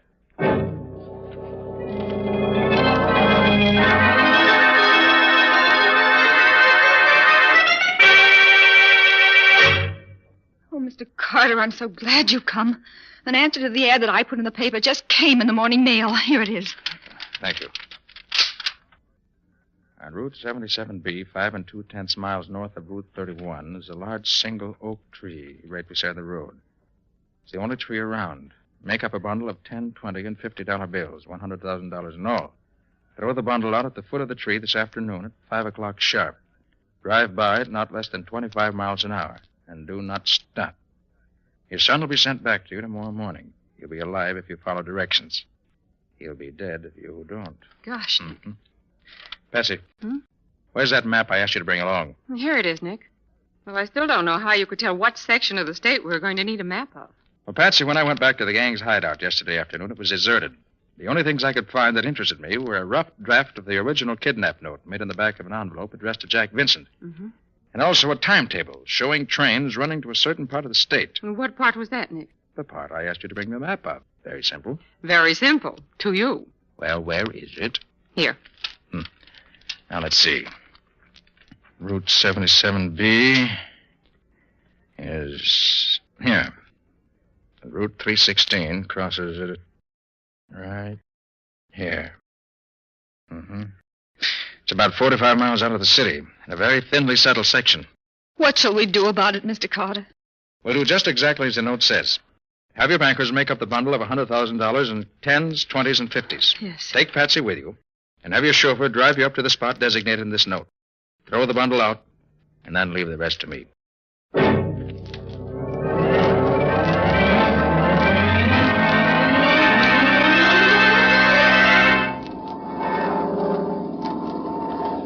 Well, I'm sure glad it's clear today. Otherwise, we'd be out of luck. See anything, Scubby? No, not yet. Hey, Nick, do you suppose anything has gone wrong? No, I doubt it. I've entire faith in Patsy's ability to follow instructions. Gee, sure is sort of deserted around here, isn't it? Yes. Only a few scattered houses and very little traffic. Oh, here, Scubby. Suppose you take over the controls of the plane for a while I take the glasses and have a look around. Oh, sure, Nick. Here you are. Thanks. Got the stick? Yeah. All set. These glasses are really high-powered, aren't they? Hey. I think I can... Yes, there they are. And right on time. Are you sure this is the right road, James? Yes, Miss Ascot, this is the right road. Oh, I'd feel so much safer if Mr. Carter were here. Why, if any little thing were to go wrong, it might mean my boy's life. That's why I'm here, Mrs. Ascot. Just to see that nothing does go wrong. The place you want is about a half a mile ahead, Mrs. Ascot. Oh, dear, so soon? Oh, I'm all of a jitter, Miss Bow, and you'll have to throw the package out. I just can't do it. Now, don't you worry, Mrs. Ascot. I'll take care of everything. Slow down just a little, will you please, James? Yes, miss. I wish I knew how Nick is planning to get the money back. The gang could go anywhere from here, and we'd never know where it was. Oh, I hope Mr. Carter won't do anything to interfere with my getting my boy back. He's worth all the money I have. You can trust Nick to do the right thing. There's the tree, just ahead. Oh. Now, help me up with the package. All right. That's it. Careful now. I'm going to let it go out the window. Here it goes. Well, that's that. Oh, you're wonderful, Miss Bowen. Did you see anybody? No, nobody. Not a soul around here anywhere. I still can't see anybody. The bundle is still right by the side of the road where it fell. Oh, heck, this curve cuts off the view entirely. Well, at least we've done our part. Yes, we've done our part. The rest is up to Nick.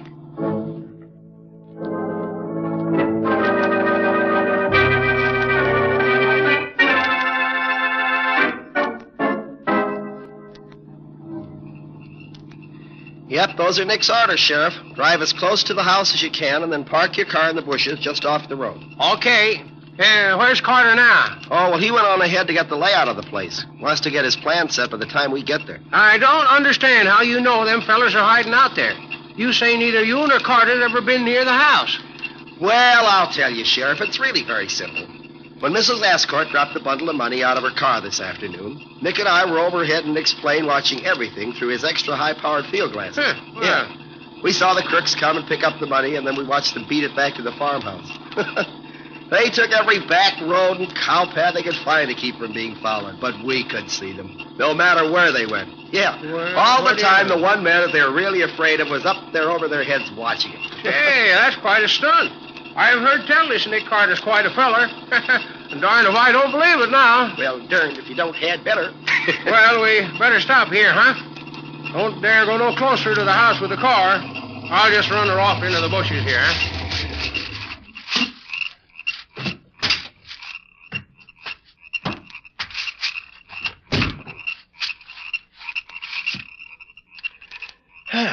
Well, I wonder where Nick is. He ought to be here any minute. Yeah.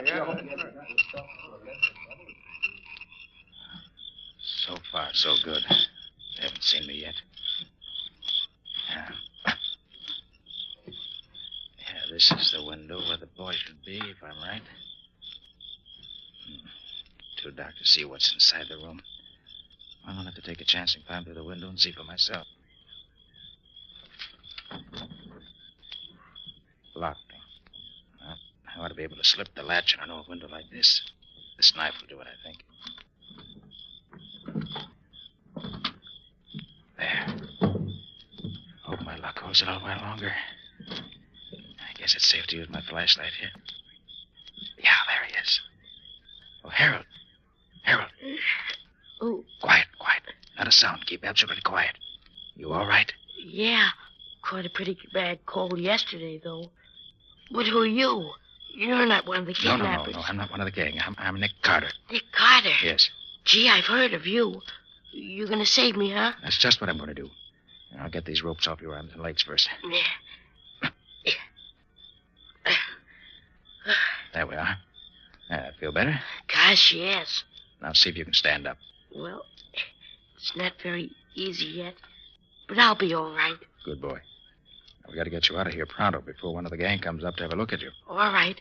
How do we get out? Out of the window, same as I came in. All right, come on now. Quiet. Okay. Whatever you say, Mr. Carter. Climb out the window under the roof. Easy now. Easy. That's the boy. Gee, it's dark out here.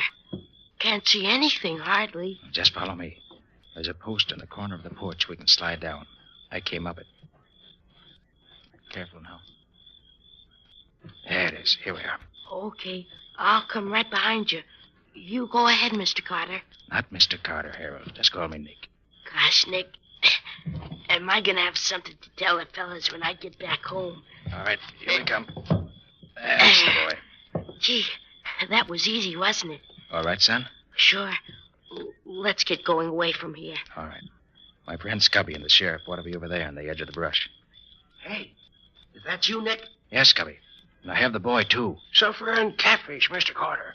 How in heaven's name do you get him out of there without getting caught? It was easy. Nick's a good detective. I bet he can do anything. Well, thanks for the plug, Harold. Now, here's my idea. Are the three of them still in the living room where they were a few minutes ago? Yeah, I just took a look, and they're still there. What's your idea, Carter? Well, this is it. They think Harold is still tied up nice and snug in his attic room. Now, if they should happen to hear him out here in front of the house, they'd probably come rushing out to see what's up, wouldn't they? Sure. Well, go on, Nick. Well, I don't want any shooting if I can help it. Somebody might get hurt. So you and I will stand one on each side of the front door, Scubby, while the sheriff goes around to the back door, ready to come up from behind them.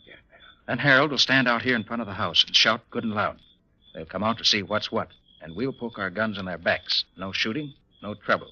All nice and simple. Gee, that's swell. What'll I yell, Nick? Oh, whatever comes into your head. Anything at all. Okay, Sheriff? Yep. Sounds nice and simple. If it works, well, here goes the rear guard. Come on, Scubby, and get your guns ready. Okay. And Harold, if anything goes wrong, you run for the woods. They'll never find you out there at a back night like this. Okay, Nick. When do I yell? Count 5 slowly. That'll give Scubby and me time to get into position beside the door. Okay. 1, 2, 3, 4, 5. Renfield of the Mounted. Yippee! Wahoo! What the devil is the kid doing out here? Get your hands up and fast. Don't try reaching for your guns. We've got you surrounded. Nick Carter, how did you... Just keep those hands in the air, Vincent. All right, Scubby, get the guns. Okay, Nick. Only one on Ben. And 2 on our friend Jack. I just come along here. Now, stop it. Find this gal trying to skip out the back way, so I brought her along. She belongs to this outfit? Well, I'll say she does. She was the one who watched me while the men went out for the money. Well, looks like we got everything, don't it? Yeah, it certainly does, Sheriff. Everything but the ransom money, which must be here in the house somewhere. Nick, can I hold a gun on one of them? Why, sure, son. Here, take Jack's gun and keep it pointed right at him all the time. Hey, Carter, don't let that kid have that gun. He don't know nothing about guns. It might go off and somebody'd get hurt. You're quite right, Vincent. But would it interest you to know that I wouldn't care if it did? As far as I'm concerned, kidnappers are pretty filthy things, the lowest of the low.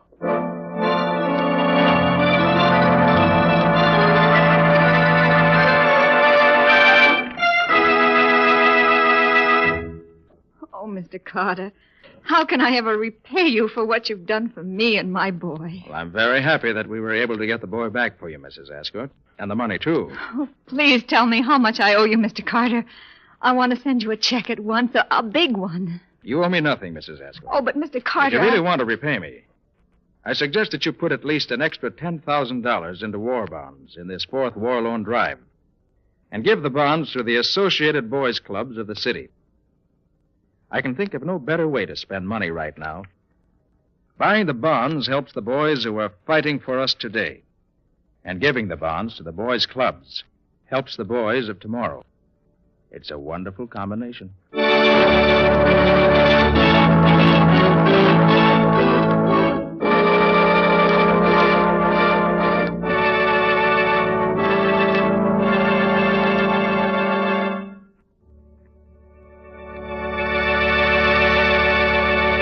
This has been another of the strange adventures of Nick Carter, Master Detective, which are brought to you regularly at this same time by WOR Mutual. What can you tell us about next week's story, Nick? Well, all I'm going to tell you about it is this. There's such a weird and unusual case that for the only time in my life I was almost compelled to believe that vampires really do exist. I call it Death After Dark, or the mystery of the vampire killings. So long. So long, Nick. See you next week.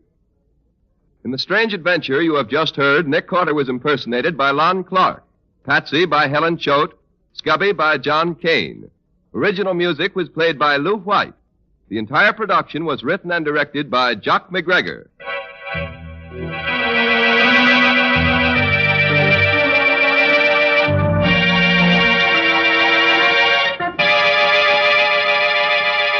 Next week at the same time, listen to another curious experience of Nick Carter entitled Death After Dark, or Nick Carter and the Mystery of the Vampire Killings.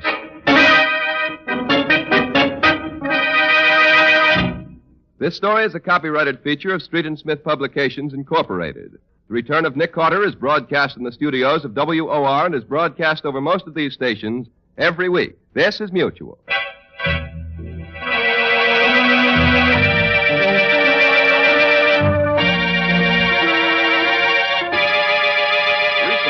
In a big eastern city, a group of trained men and women called on thousands of housewives and asked this simple question. What kind of container do you prefer for the foods you buy? An overwhelming majority of housewives said they preferred to buy food packed in glass. Among them were a great many mothers of small children, and by a ratio of more than 8-to-1, these mothers said they insisted on prepared baby foods packed in glass. They gave many reasons, as you might expect. But here are the 3 reasons mentioned most frequently. First, glass lets you see what you buy before you buy it. Second, you can heat, serve, and store leftover portions of prepared baby food in the same glass container. And third, these young mothers agreed that sterilized glass containers are cleaner and more sanitary. You can buy an increasing number of the better brands of food packed in glass. And all of the better brands of prepared baby food come to you in Anchor glass containers sealed with tamper-proof Anchor vacuum caps. Both products of Anchor Hawking. Keep it tuned right here to HOJO Radio for more classic old-time radio.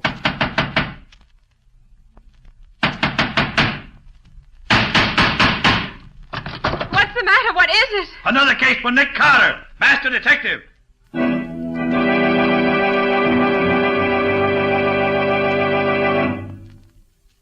Yes, it's another case for that most famous of all manhunters, the detective whose ability at solving crime is unequaled in the history of detective fiction. Nick Carter, Master Detective. Tonight's curious adventure, Death After Dark, or Nick Carter and the Mystery of the Vampire Killings.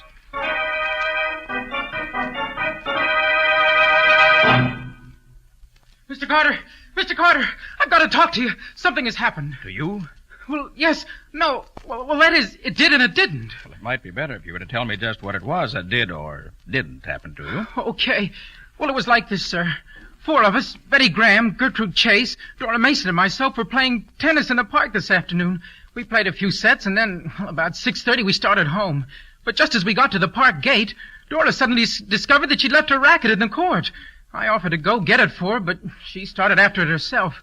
The rest of us sat down on the bench to wait for her. After about 10 minutes, Gertrude suddenly got up, said something about going to meet Dora, and then started up the same path as Dora had done. Betty and I sat on the bench talking and waiting for them, until suddenly we began to realize it was getting quite dark.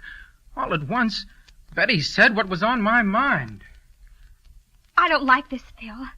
The tennis court is only about 5 minutes' walk from here. They should have been back before this. Yes, I know. I was thinking the same thing. What do you suppose could be keeping them? I don't know. Don't you think we'd better walk up that way and see what's happened to them? Nothing's happened to them, Betty. But, well, if you want to walk up and meet them, why, okay. Well, I'd rather do that than keep sitting here. Well, come on, then. But I'll bet we meet them before we get to the court. But I judge from the way you tell it that you didn't find them. No, Mr. Carter, we didn't.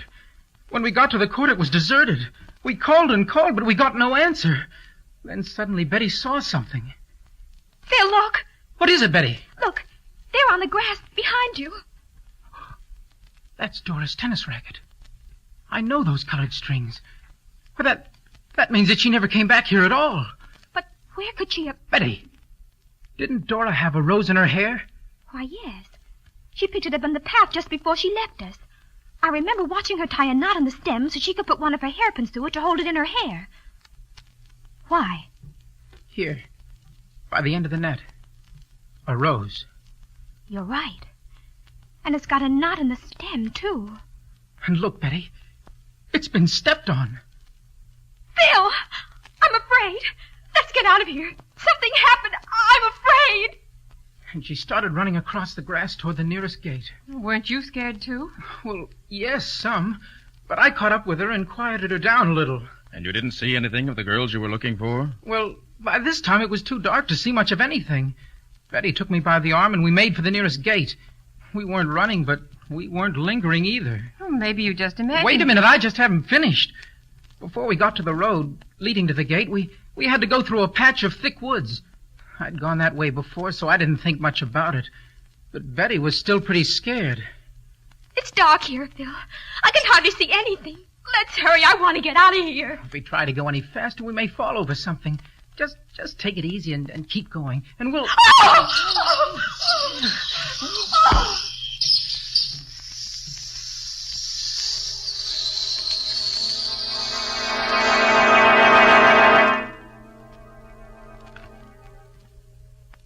Well, Phil, what did happen? That's just the point, Nick. I don't know. When I regained consciousness, a couple of minutes later, one of the park guards was bending over me, and another was trying to bring Betty back to her senses. And you have no idea what actually did happen? No, Nick.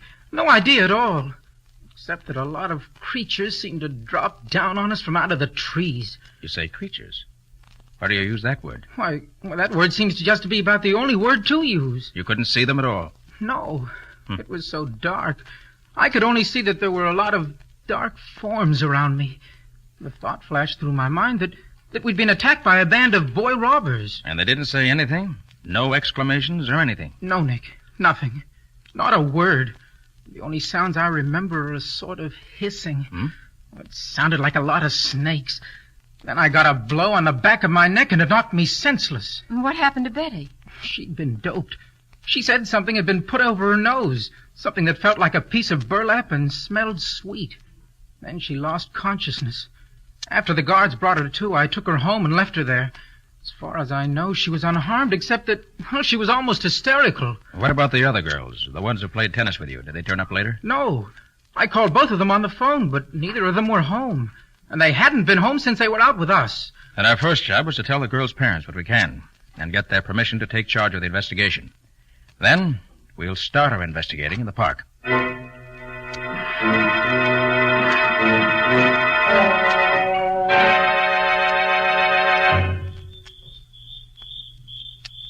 Everything here looks so different at night, Mr. Carter. I'd much rather not have to make this examination by night, Phil. But I don't dare wait until morning. Might be too late. There's the tennis court right ahead, Mr. Carter. And here's the tennis racket, right where we left it. Don't go any further. I want to see what I can find on the ground in the way of marks or prints. Yeah. Yes. Pretty obvious that a number of barefooted persons have been tramping on the grass here. Barefooted? Yes. I found one pretty clear impression of a complete foot. Looks about the size of a 10-year-old boy. Yes, there are lots of prints here. Well, do you think they could be the prints Bill. of... Come here. What is it? Have you found... Now, take it easy, Bill. Take it easy. Look here. Dora Mason. Is she... Yes, Phil. She's dead. Poor Dora. Why, she almost looks as if she were asleep, doesn't she? Yes. Except for that peculiar alabaster whiteness of her skin. Almost as if there wasn't a drop of blood left in her body. How was she killed, Mr. Carter? I don't know. The only mark I can find on her is a tiny round hole in her neck. A couple of inches below her ear.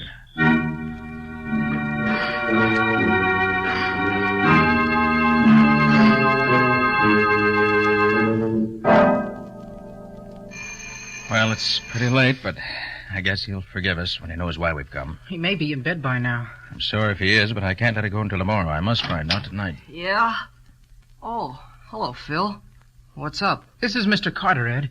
He wants to hear the story about you and Ethel, how you were attacked in the park last week. Are you trying to kid me? No, Ed, we're quite serious. Phil and the girl who was with him were attacked in the same way this evening. The girl was killed. What? Who was she? Dora Mason. Dora? Gee, that's tough. Well, come in, won't you? Sure. Ed, we're afraid Gertrude Chase has been killed, too. Hey, what is this, a gang war? Did you think it was gangsters who attacked you, Ed? No, I didn't know what they were. They might have been small men or they might have been boys. How many were there? I should say maybe a dozen. I don't know. I couldn't see them. They seemed to drop down out of the trees. They were so quiet I thought maybe they weren't human. Not human? How do you mean? The only noise I heard was a sort of hissing. Hissing? When you were fighting them, did you hit any of them? Sure, lots of them. What did they feel like? They were small, not very strong, and they weren't dressed in regular clothes. I don't know what they had on, but it wasn't our kind of clothes. What did they do to you? They swarmed all over us. We both yelled for help, and then they put a piece of burlap over my face, which covered my eyes and nose. It smelled funny, made me dizzy. Then they knocked me out. How about the girl? Grabbed hold of her and put the same kind of cloth over her face. She said hers had a strange odor, sort of like oranges. It made her unconscious. But it didn't last long. Some park guards heard us, and the things disappeared as they came up.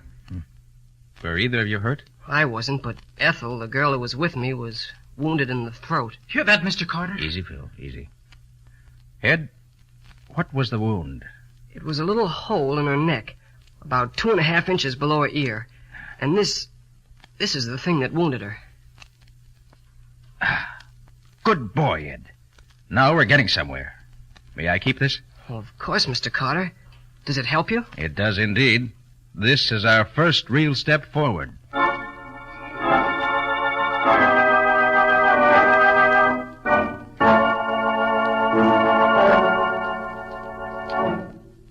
And you say that Moran still had the thing that made the hole in her neck? Yes, Patsy. It was a wicked little instrument. Scubby took it up to one of the medical supply houses to see if they could tell us anything about it. Well, what did it look like, Nick? Well, it's about 3.5 inches long, I should say. Mm-hmm. About half that distance, it's the size of a lead pencil.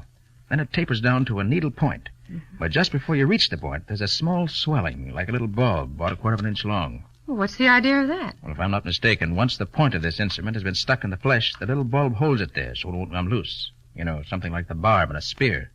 In fact, that's how Moran happened to have this one. After he and his girlfriend had been attacked by these things, they found this still hanging in the flesh of her neck. Oh. Through the center of this needle is a hole. It's about the size of a hair at one end and slightly larger at the other. Well, what is this gadget used for, Nick? Injecting something into the blood? No, Patsy, I don't think so. I feel sure it was used for taking something out. Oh. Well, did you see that early this morning the police found the body of the other girl who was with Phil yesterday? Yes, I know. And she died exactly the same way Dora did. Patsy, the thing that puzzles me about this whole thing is this. The killers don't act like human beings, and yet they must be. Nick, this couldn't be a sort of repetition of Edgar Allan Poe's story, Murders in the Rue Morgue, could it? No, Patsy. There are no monkeys or apes in this. The killers must be human beings. Unless... Unless what, Patsy? Well, there's one very obvious idea suggested by the fact that each body had a hole in the throat and that each body was practically drained of blood. That's true. Particularly as there was no blood found on the ground near the bodies. That's just what I mean. It certainly suggests... I mean, you can't help thinking of... Well... Vampires? Isn't that what you mean? Well, yes. Of course, I don't... Patsy, what is a vampire? Actually. Why, it's a sort of huge bat which kills its victims by sucking the blood from their throats. Mm-hmm. And have they ever been known to attack men? Why, I don't think so, except in stories. Could a bat leave footprints like a 10-year-old boy? Of course not. Bats have claws. Well? I know it's silly, Nick. I don't believe in them. I know there are no such things. It's just that... I know, Patsy. It's just that it looks so very much like what we've heard about vampires that it's an easy, if impossible, solution. But, Nick, these girls were murdered, so there must be an answer. Of course, Patsy, of course. But I refuse to believe in the supernatural. I feel sure that the answer must be that somewhere there exists a sect or creed that uses human blood in its rituals, religious or otherwise. You think the blood is the answer, not the killings? I do. I feel certain, Patsy, that these girls were not, in the strict sense of the word, murdered. Not murdered? No, Patsy. They died because, for some reason, the blood was drawn out of their bodies.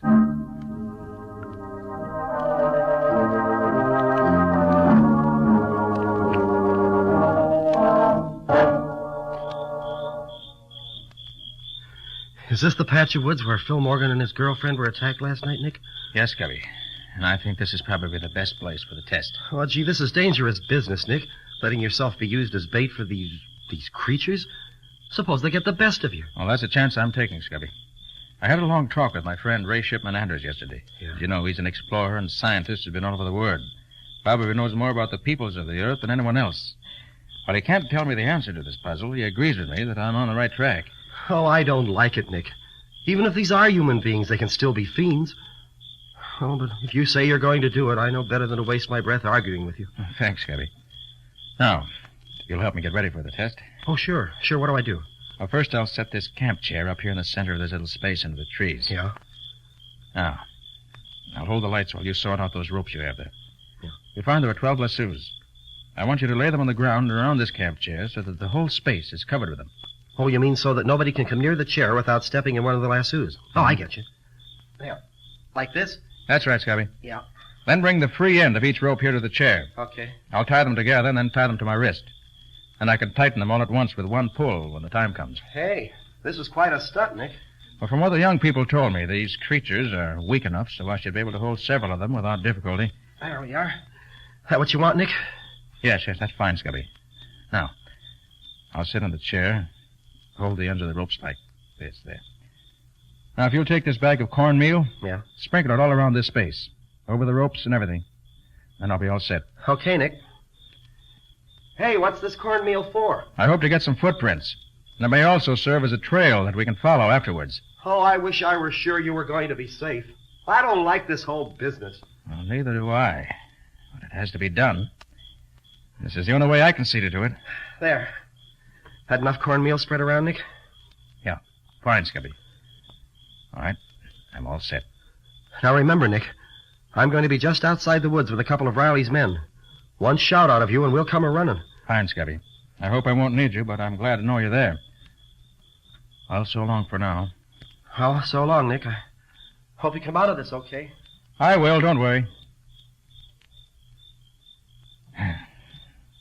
Wish I felt as sure of that as I sound. Well, come on, if you're coming. Let's get this over with. What's that? That must be...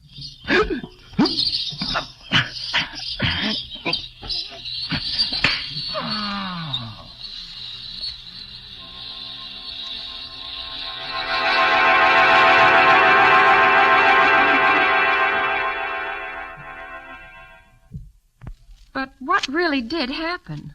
Well, after Scubby left me, I waited a while. Nothing happened. I waited some more. Still nothing happened. Mm-hmm. Then I heard some funny noises overhead. Suddenly a swarm of somethings dropped on top of me out of the trees. I tried to fight them off, but in spite of the fact that they were weak, there were so many of them I could scarcely move. I tried to catch one of them, but I couldn't seem to get my hands on anything. Gosh, what a feeling that must have been. Yes, I should say so. And I felt a piece of that burlap over my face and smelled a strange, sickish sweet odor like oranges. I felt dizzy almost at once. Then something hit me in the back of the neck, and that's all I know. Did you see anything, Scubby? No, Patsy. After I left Nick, I waited for a few minutes, and then I heard those queer noises. So I dashed in to find out what was going on. And what did you find? Well, Nick was flat on his back, the burlap over his face, footprints all over the cornmeal, and nothing else in sight. Did you try to follow any of the prints? Oh, no, they were all over the place. They seemed to go in all directions. It would have been hopeless to try to follow them. So that the net result of the evening's expedition was just exactly nothing. A fine thing. Nicholas Carter's office? Oh, yes, Lieutenant. What? How long ago? All right, I'll tell him. Yes, thanks. Goodbye. Who was it, Patsy? That was Lieutenant Riley, Nick. He said that they just found a third girl in the park, murdered in the same way as the others. The same hole in the side of the neck and no blood left in the body. Now I know I'm right. These creatures don't want any blood except from women or girls. They won't touch men.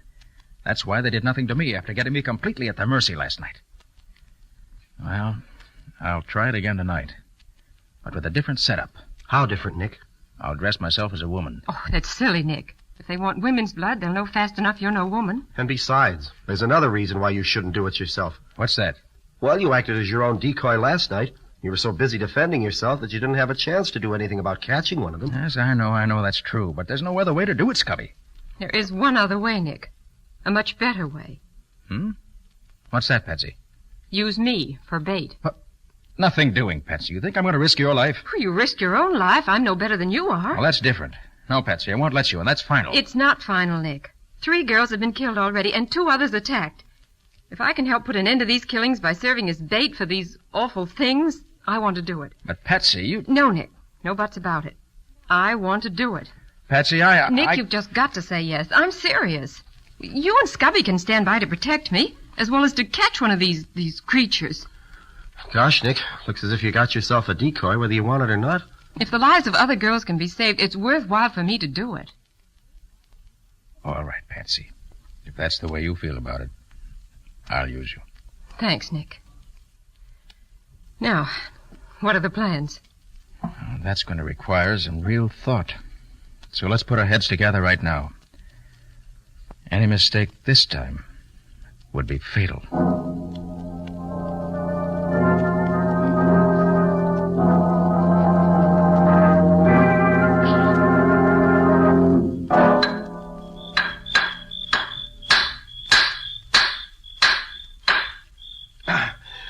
There.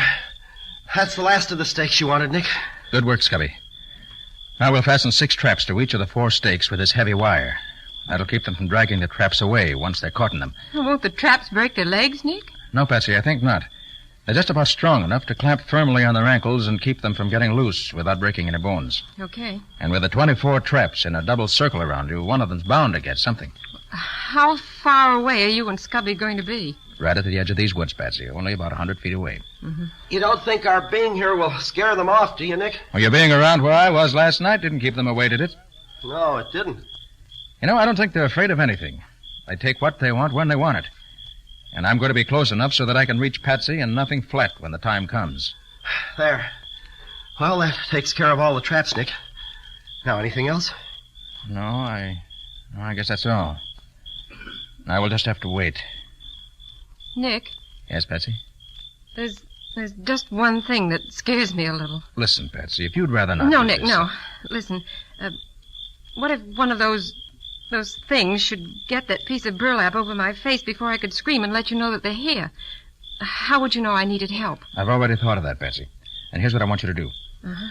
As soon as we leave you, start talking quietly to yourself. Recite poems, tell yourself stories, anything you want. But don't stop talking no matter what silly things you may have to say. Then, if for any reason at all we do hear you stop talking, we'll come rushing in after you. And that way, silence will be a signal that can't fail. Oh, Nick, you're wonderful. I might have known you'd have an answer. I feel better already. Anything else, Patsy? Anything at all? No, Nick. I'll be all right. The center of a circle of traps. I've got one of the watchman's big electric lanterns with me. And the instant we hear you scream or hear you stop talking, we'll turn the light on. Okay, Nick. You leaving now? Yes. Yes, we'll be going now. Good luck, Patsy. So long, kid. Have fun. So long. And I hope it will be fun. Better start talking, Patsy. Okay, Nick. Well, this is it. The sun that brief December day rose cheerless over hills of gray, and darkly circling gave at noon a sadder light than waning moon. A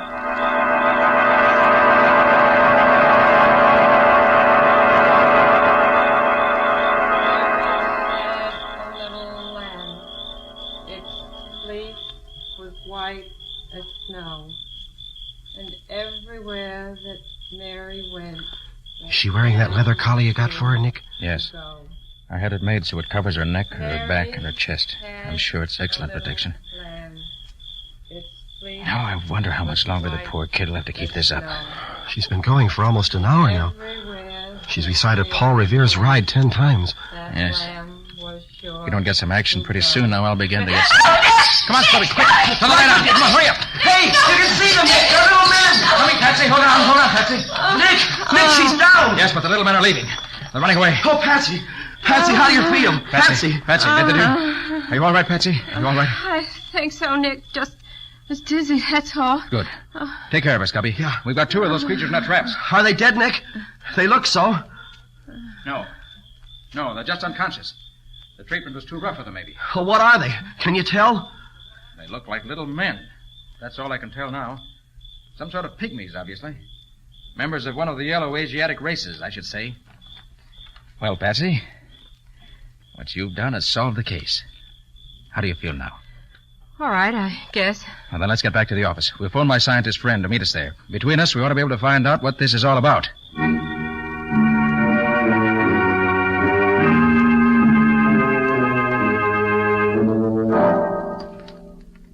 You feeling all right now, Patsy? Yes, Gabby. Oh, I still get the shivers when I think of all those little hands clutching me all over. Mr. Anders and Nick getting anywhere? I don't know. They've been in the inner office there with those 2 creatures for almost an hour now. And Anders talk their language, Patsy? More or less.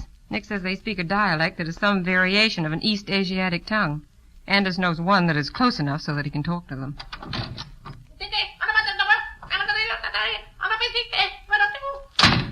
So they can talk. Anytime, except when they're hunting. Well, Nick, what's it all about? Did you get anything out of them, Nick? Well, it turns out that they're not men, but women. Women who belong to some tribe on the outskirts of China. Call themselves Tuks. There are 100 tribes in those deserts we know nothing about. This tribe of Tuk must be one of them. Oh, did you find out why they killed those girls? Well, Mr. Anders here knows more about that than I do. Well, it seems that in the Tuk tribe, according to the tribal laws, when a woman's husband dies, she has to kill herself to provide him with female companionship in whatever heaven he goes to. Now, the only way she can avoid this is to draw the blood from a female animal and sacrifice it to her husband. This he'll accept instead of her. And it must be done within 6 months after his death. But these women, being here in the city, couldn't get any animals, so they had to use these girls instead. As far as they were concerned, it made no difference. Any female animal would do for them. There were several widows in the group, and the end of 6 months' time was drawing near, so they had to work fast. They didn't want to hurt the girls, but they had to have the blood for the sacrifice. But what are they doing here in this country if they come from somewhere over in East Asia? They say that John Bailey, an explorer, made up a band of 10 men and 20 women and took them on a world tour, doing their native dances and their native costumes and chanting their weird little songs and rituals while he lectured about them. Since the war started, he's been touring the United States, playing in theaters, nightclubs, anywhere else they could book them. They've been at some nightclub way uptown for the past 2 weeks, they say. Well, is there any way we can stop any further killings? Yes, indeed. We'll round them all up and turn them over to the federal authorities for detention until they can be deported back to their own land. They're too dangerous to be allowed to run loose in a civilized country. Nick and I think we owe you a debt of gratitude, Miss Bowen, for what you've done. It was nothing. I was glad to do it. Well, the women and children who want to use the park wouldn't call it nothing, Betsy. But I didn't do it for them, Nick. I did it for you.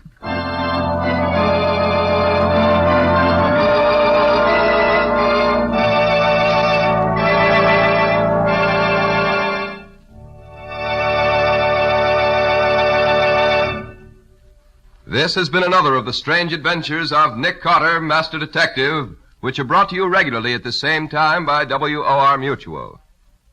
What's your story going to be about next week, Nick?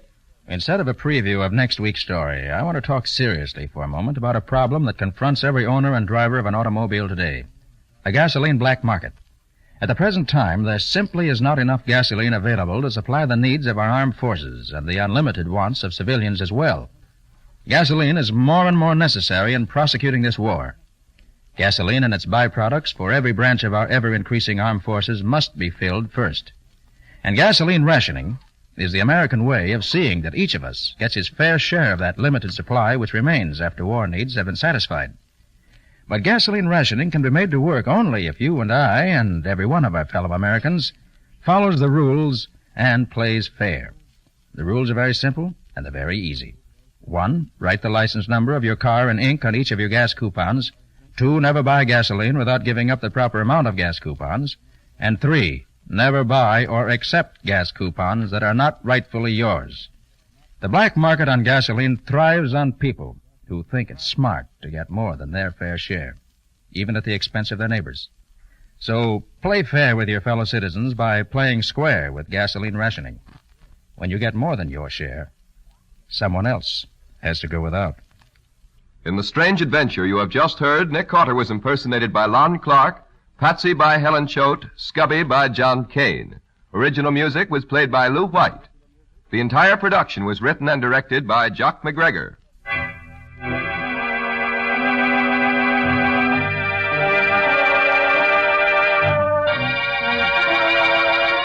Next week at the same time, listen to another curious experience of Nick Carter entitled Murder Takes Time.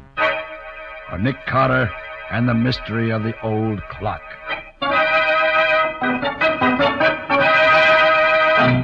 This story is a copyrighted feature of Street and Smith Publications, Incorporated. The Return of Nick Carter is produced in the studios of WOR and is broadcast over most of these stations every Saturday evening at 7 o'clock Eastern Wartime. Wilcox. I say there, Wilcox, old man. Remingchester shotgun as I live, breathe, and batter my brains for burgeoning boasts about the battery of batteries, the Autolite Stay Full battery. The battery that needs water only 3 times a year in normal car use. She's sounding off. Was it not you who defied me to find a camel that could go without water as long as an Autolite Stay Full battery? Defy you I did, you dubious dunderhead. Please, no compliments. I concede your claim regarding ordinary 1-hump camels, but what about a 2-hump camel? Need I say more? Well, you probably mean he can go twice as long without refilling. But Autolite Stay Full batteries hold over 3 times as much liquid reserve above the plate as ordinary batteries. Need I say more? Zounds. I shall have to find a dromedary with 4 humps. Even that won't do it, for Autolite Stay Full batteries need water only 3 times a year in normal car use. What's more, in recent tests, based on SAE life cycle standards, Autolite Stay Full batteries gave 70% longer average life than batteries without Stay Full features. So get wise. Get an Autolite Stay Full battery, because you're always right with Autolite. Our next broadcast was a radio series that was loosely based on a private detective character created by writer Dashiell Hammett for the Maltese Falcon. The show ran for 13 episodes on ABC in 1946, for 157 episodes on CBS from 1946 to 1947, and finally for 51 more episodes on NBC from 1949 to 1951. The series starred Howard Duff as the titular character and Lauren Tuttle as his secretary Effie. We proudly present to you The Adventures of Sam Spade on HOJO Radio. The Adventures of Sam Spade, Detective. Brought to you by Wild Root Cream Oil Hair Tonic, the non-alcoholic hair tonic that contains lanolin. Wild Root Cream Oil, again and again, the choice of men who put good grooming first.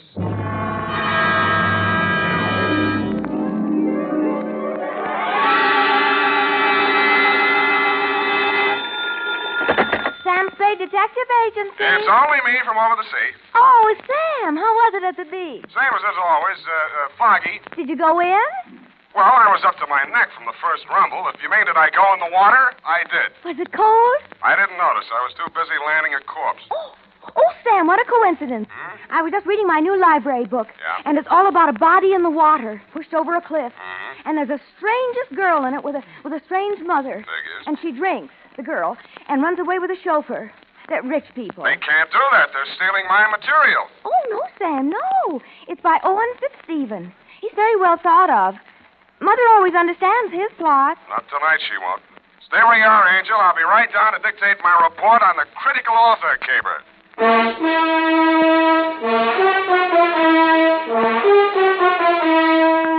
Dashiell Hammett, America's leading detective fiction writer and creator of Sam Spade, the hard-boiled private eye, and William Spear, radio's outstanding producer-director of mystery and crime drama, join their talents to make your hair stand on end with the adventures of Sam Spade.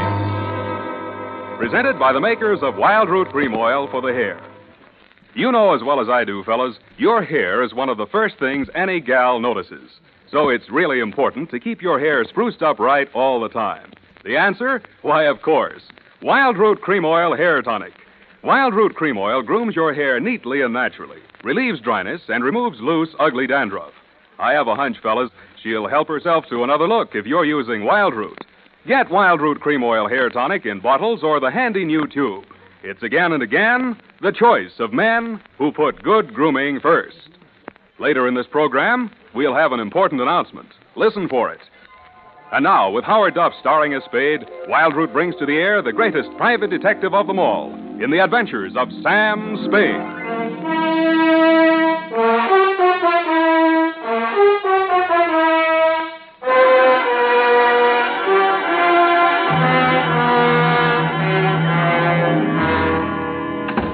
I'm looking over the phone. Oh, Sam. Yeah, come on in. Let's get this over with. Oh, can you wait till I finish this chapter? Hmm? Just a page to go.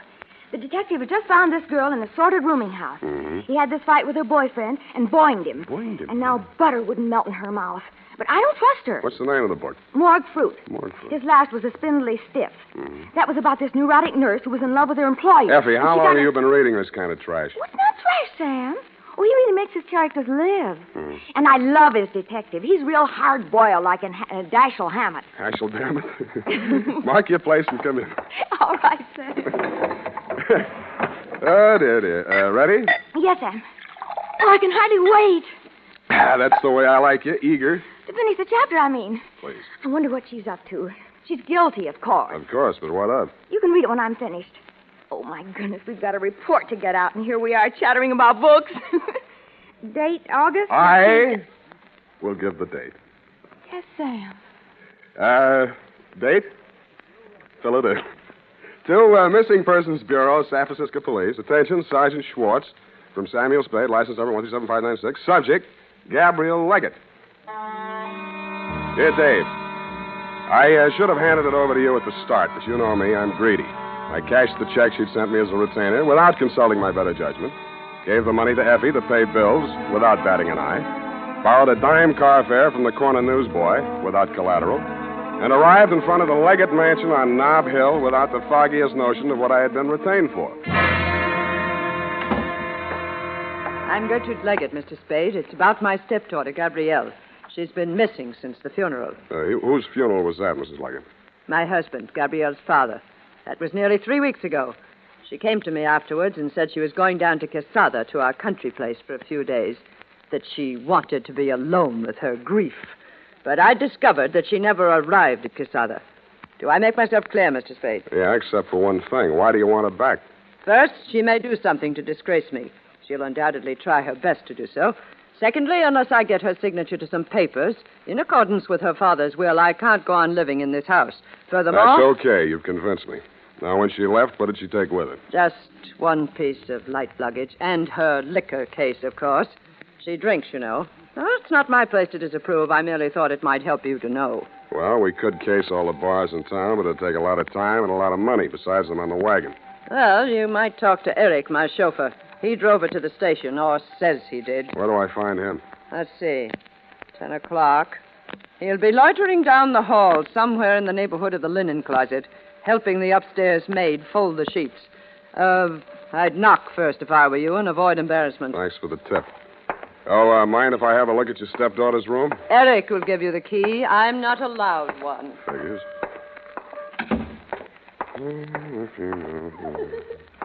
Larry. Oh, baby. Darling, you great big Excuse me, sir. Thank you for your kind assistance, Mr. Collins. It's okay, Myrtle. Anytime. Yes, sir. You Eric? Collinson, what can I do for you? I'd like the key to Miss Gabrielle's room. You the law? Why? You expecting some? The old lady's been threatening to yell cop. She decided to whisper instead. Oh, private dick. You catch on fast, lover boy. Okay, I'll let you in her room. Come on. Mrs. Leggett says you drove Gabrielle to the station. She says that, does she? Isn't that what you told her? I'm not telling you what I told anyone. Suit yourself. After you. Mm-mm. What's eating you? Nothing at all. Just want some privacy. Oh, now, wait a minute. I'm responsible. Go help Myrtle. Give me those keys. Oh, listen, you... Blow. Hi, let me in. They'll have your license. Her room was, shall we say, untidy. The mirrored dressing table was chipped around the edges, and ranged helter-skelter across it between two polo pony bookends was a mess of books. 3 odd volumes of the Harvard 5-foot shelf, a horse breeder's gazette, and a bunch of detective novels. I picked one up and opened it to the title page. It was called Morgue Fruit, and it was by Owen Fitzstephen, author of The Corpulent Cadaver, The Spindly Stiff, and The Kiss-Off. It was autographed to the author's great and good friend, the late Edgar Leggett. The signature looked familiar, but it didn't look like a lead. Neither did anything else in the room. I started to unlock the door with the key on the ring I grabbed away from Eric, and the light caught the smooth side of a Christopher medal. It was engraved for Eric, forever, Gabby. When Forever Eric went off duty that night, he went across town. The trail ended at a crummy, broken-down rooming house out in the Fillmore. He let himself in with a key and climbed the stairs. I waited until he was out of sight. In more time than it takes to tell, the door cracked open, and a nose that could only belong to a landlady razored out at me.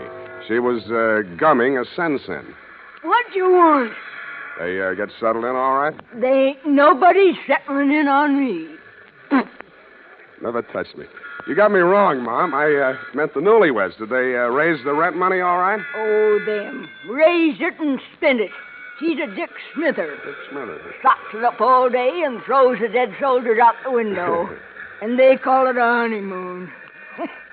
Who are you? I'm her ex-husband, darling. I came to pay her the back alimony I owe her. Well, give it to me. I'll see she gets it. Oh, no, you don't. No, now, don't you come pushing in here. Quiet. It's after hours. Don't allow callers in here after 10 o'clock. House rule. Shut up. Well, I don't. What's their room number? Now, give it to me or I'll shake it out of you, darling. 212. 212. And if it weren't for these new uppers, I'd let you try it. Oh, is that what those are? Thank you, Grand Duchess Marie. Smart Alec. No wonder you can't hang on to a woman. You're so right. You drove her to drink. I did not. Alimony's still good for you, young whippersnapper. Who is it? Western Union. All right, let me... I told you to stay away. Now beat it. Eric, what is it? Look, Eric, I don't want any trouble, but I'm coming in. Over my dead body. Eric? Get back in the room, Gabby. Now, look, I won't let you hurt her, so... Now, so look, help... Collinson, don't Now, make me do it. I get don't wise. want to. Okay, I'm sorry. Eric! What have you done to me? Nothing a bucket of cold water can't cure. Sit down. I want to talk to you. Who are you? Sam Spade. I'm a private detective. Your stepmother hired me to find you. Oh? You know why she wants to find me? Do you? She wants to kill me. She killed my father, now she'll kill me. Can you prove that? My father never had a day's illness in his life. He could drink 3 quarts of brandy in any evening. Do you believe a man like that could die of heart failure? Frankly, I could. Now she's starting the same kind of talk about me. She wants to railroad me to the insane asylum. Do I seem crazy to you? No. A little nervous, maybe. This idea you have about your father's death. Talk some more, will you? All right. I'll tell you the whole thing. But I gotta have a drink first. Hey, I can't get the top off. Give me a hand, will you? Sure. You need a corkscrew for this one. Yeah, I think there's one down there in the cupboard. I don't see one. Back in the corner. A little farther. There. No, there's nothing. Hey! Oh. I dreamed I was a character in a detective story. The title of the story was Morgue Fruit, and the author, a man named Fitzstephen, was trying to figure out a way to turn me into a red herring before knocking off his number one suspect. I tried to tell him it's against the rules to make your detective a red herring, but he said it was a new kind of murder yarn, and it didn't matter anyway because there wasn't even a victim. That's what he thought.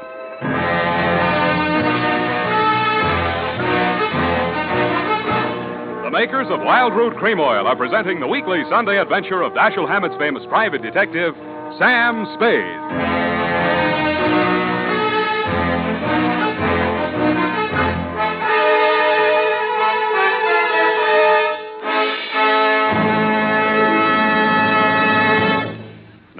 here's important news on good grooming. If you want the well-groomed look that helps you get ahead socially and on the job, listen. Recently, thousands of people from coast to coast who bought Wild Root Cream Oil for the first time were asked, how does Wild Root Cream Oil compare with the hair tonic you previously used? The results were amazing.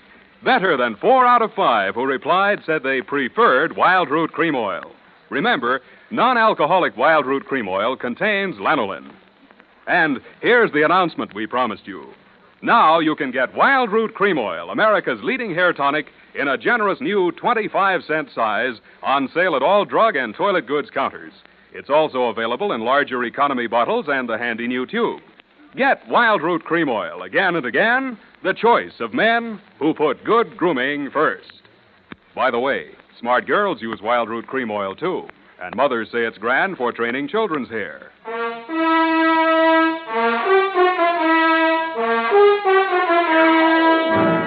And now, back to the critical author caper. Tonight's adventure with Sam Spade.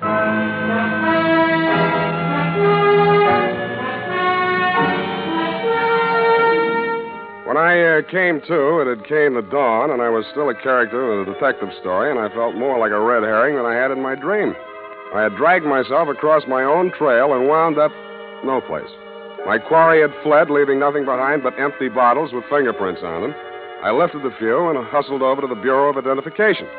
Half an hour later, I got the report. They were mine. All mine. I wondered what a detective novelist would make of that. I decided to find out. I had met Owen Fitzstevens several years back in Seattle when I was digging dirt on a chain of fake mediums. He was plowing the same field for literary material, and we pooled forces.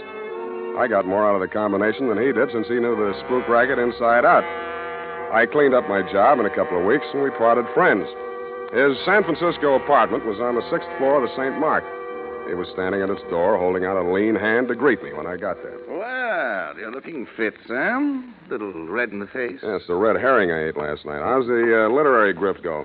You haven't been reading me? No, where'd you get that funny idea? Oh, there was something in your tone, as in the voice of one who has bought an author for a couple of dollars. I suppose you're still hounding the unfortunate evildoer? Yeah, that's how I happened to look you up. You autographed a book for Edgar Leggett. Oh, yes. Morgue fruit. Distressingly prophetic. What do you know about that family? Oh, what have they been up to now? How well you know the girl, Gabrielle? Well, quite well, since she's a duplicate of her father. She has brains, but there's something black in her. Something she doesn't want to think about but can't forget. She's a neurotic who keeps her body sensitive and ready. I don't know what for. While she drugs her mind with drink and lunatic notions. Yet she's cold and she's sane. If I had something I wanted to forget, I'd anesthetize my mind directly, leave my body stay strong and ready. I hope you don't think any of this stuff means anything to me. Oh, yes. I remember you now. You were always like that. Tell me what's up while I try to find one-syllable words for you. You know the fellow that drives for him? Eric? Mm-hmm. Well, he was released from Folsom and Leggett's custody when he was 18 years old. Murdered his father. Nice kid. What about him? Mrs. Leggett hired me to find Gabrielle. I found her with Eric in a rooming house out in the Fillmore. She begged me to save her from her stepmother's murderous schemes, then she knocked me cold. Well, that's trivial, dull. I've been thinking of the Leggett family in terms of Dumas, and you bring me a piece of Jim Crackery out of O. Henry. If I were writing this, Gabrielle would kill her stepmother, or dupe Eric into doing it for her. No, that won't do. Not sufficient motive.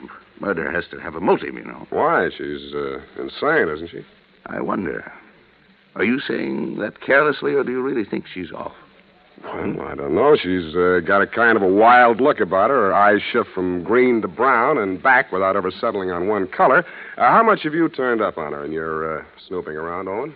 Are you who make your living snooping, sneering at my curiosity about people and my attempts to satisfy it? No, we're different, Owen. I do mine with the object of putting people in jail, and I get paid for it, though not as much as I should. But I do mine with the object of putting people in books, and I get paid for it, though not as much as I should. Yeah, but what good does that do? Well, what good does putting them in jail do? Well, it relieves congestion. You put enough people in jail, and cities wouldn't have any traffic problems, n'est-ce pas? Well, then all you have to do is to wait till one of them kills the other and put the survivor in jail. It's simple. Yeah, but who's going to kill who? Perhaps they both have plans, both Gabrielle and her stepmother. Looks as if you'd have to guard both of them. I think I'll settle for my client. far as Gabrielle's concerned, her husband ought to be able to watch out for her. Her what? Husband? She and Eric got married. Well, now there you are. You didn't tell me anything about that. Lord knows how much else there is you haven't told me. Pardon me. Don't go away. Telegram, sign here. Oh, thank you. There you are. Thank you, sir. Now, I wonder what... Good Lord, this is positively corny. Listen to this, Spade. I appeal to you as a friend of my dead husband. Come immediately, Sunset Hotel, Quesada. Trouble, danger. Do not communicate. Gabrielle must not know. Signed, Gertrude Leggett. Spade. Yeah? Did you have this wire sent to me as a prank? I was just going to ask you if you sent it to yourself as a prank. I have it. The key to the whole thing. It's a red herring.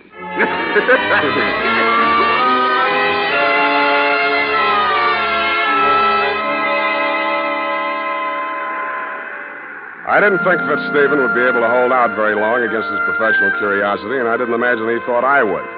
I caught the next bus for Quesada. Quesada is a one-hotel town pasted on the rocky side of a young mountain that slopes into the Pacific Ocean some 80 miles from San Francisco.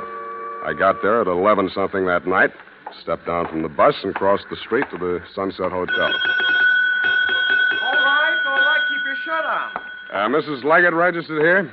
What's your name? Owen Fitzstephen. Oh, she left a message for you. Said for you to wait right here and don't leave till she gets back. Yeah, she say where she was going? Oh, it's probably over visiting with her daughter and new son-in-law, new over through the cove. How do you get there? Well, you'll never be able to find it at night unless you went all the way around by the East Road. Yeah. Then, I'm sure, unless you knew the country. Well, how do you get there in the daytime? Well, you go down this street. You take the fork on the ocean side and follow that up along the cliff.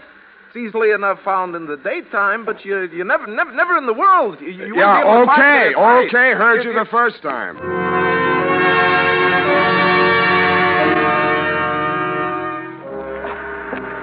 So I waited until morning. Stupid me. I found the road out to the point that had never really been a road.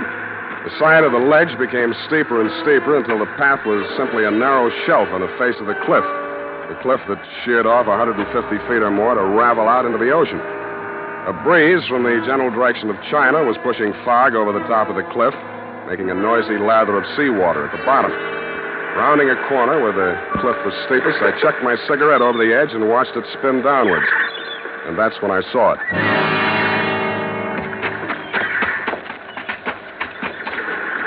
I had to go waist deep into the Pacific to lift the body. I got my hands under the armpits, found solid ground for my feet, and dragged it up beyond the high tide mark. It was Gertrude Leggett. Somebody came staggering down the beach to meet us.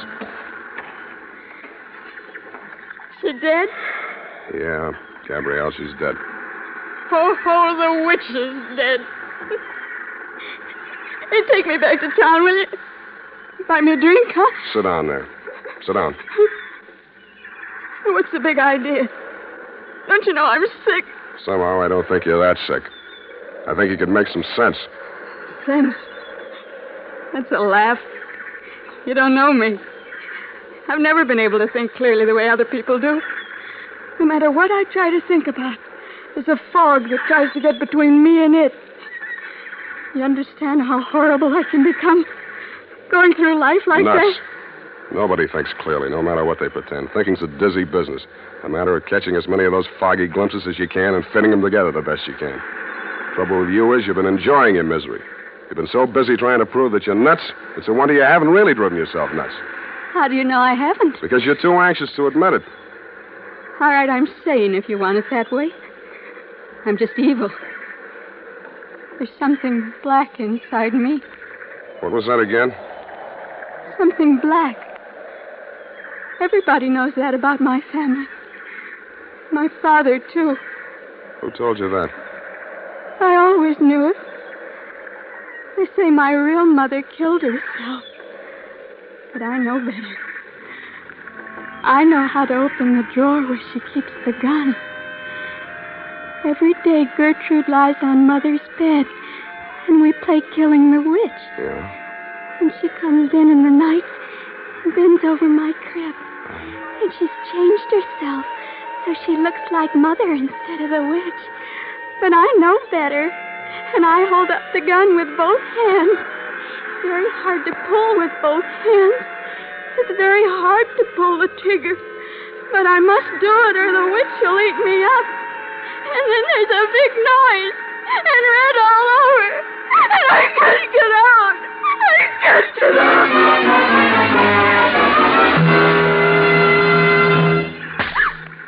Now listen to me. You were beginning to make some sense. Now don't run away from it. Gertrude was lying on your mother's bed. That's your stepmother? Yeah.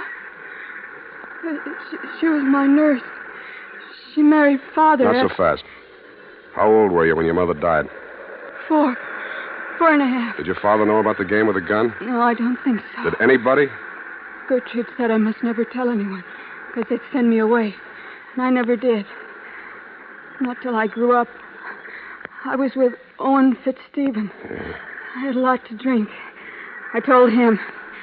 After that, he began seeing Gertrude. When finally my father died. But it didn't do her any good, because Owen really loved me. Now, watch it. Now, let's get this straight. You'll have to straighten it out again later on with a doctor to help you. This is to help me. When you were a little child, Gertrude taught you that killing the witch game to use you as a murder weapon against your mother. Then she filled you full of ideas of guilt and fear so you'd keep quiet about it. When you told the story to Owen, he blackmailed your stepmother into knocking off your father. That made you feel responsible for his death, too, so you ran away. Now, Gertrude's dead. I killed her, too. You might, but I doubt it. Now, try and remember. Was Owen up here tonight? I thought I heard his voice. But I hear voices sometimes. I'm hearing it again. Listen. Do you hear anything?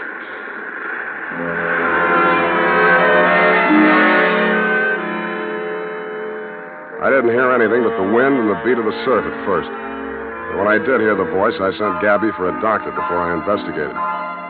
He was pretty badly mangled in the rocks. He'd fallen nearly as far as he'd pushed Gertrude, but was still alive. I made him as comfortable as I could, and finally he opened his eyes. Hello, Sam. You messed yourself up good. Yeah. No more rocks for me. Not unless you make Alcatraz. You know, I had half an idea when you came to see me in San Francisco that you were secretly nursing some exceptional, idiotic theory. Thanks, Owen, but I never had any theory. The whole thing dropped into my lap. Don't be too sure of that. Understand, at present, I admit nothing. Later on, if I'm forced to, the very number of my crimes will be to my advantage. On the theory that nobody but a lunatic could have committed so many. Oh, there's not so many. Only Gertrude, your co-author of the murder of the late Edgar Leggett. Nonsense. Crimes and crimes dating from the cradle. Even literature shall help me. Not your own books. Why not? Didn't the critics agree that the spindly stiff bore all the marks of authorial degeneracy? Evidence sung to save my sweet neck. And I shall wave my mangled body at them. A ruin whose crimes and high heaven have surely brought sufficient punishment upon it. Yeah, you'll probably make a go of it. Legally, you're entitled to beat the jump if ever anybody was. Legally? You mean insane? Tell me the truth, Sam. Am I? I think that's what they'll say. But that spoils everything. It's no fun if I'm really cracked. No fun at all.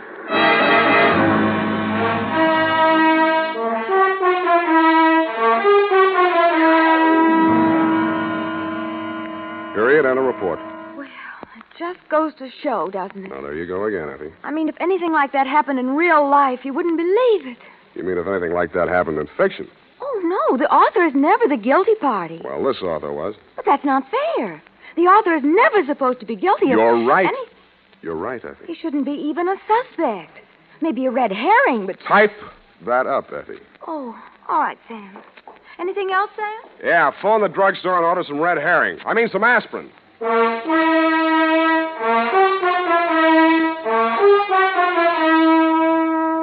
More and more folks are turning to famous Wild Root Cream Oil every day. Wild Root Cream Oil gives you all you ever dreamed of in a hair tonic. It grooms your hair neatly and naturally the way you like it, the way other people like it. What's more, Wild Root Cream Oil relieves dryness and removes loose, ugly dandruff. So join the millions with handsome hair. Tonight, or first thing tomorrow, ask at your drug or toilet goods counter for Wild Root Cream Oil. Also, ask your barber for a professional application. If you've never tried it before, get the generous new 25-cent bottle just introduced. It's Wild Root Cream Oil's Get Acquainted size, and once you've made the acquaintance of Wild Root Cream Oil, you'll find you've made a lifelong friend. Come on in, Twinkletoes. Well, here it is, Sam.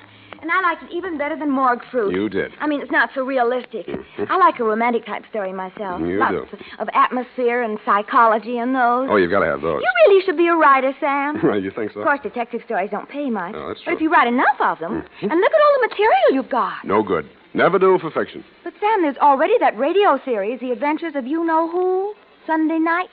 That's what I mean. I don't make a penny out of it. Well, it's your own fault. Sam, I don't want to seem critical, but if you played your cards right, you could have owned a piece of that show.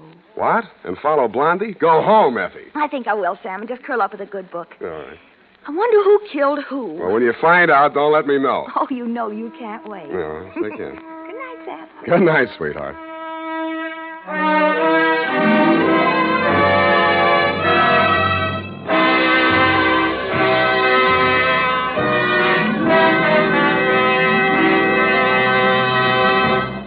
The Adventures of Sam Spade, Dashiell Hammett's famous private detective, are produced and directed by William Spear. Sam Spade is played by Howard Duff. Lorene Tuttle is Effie.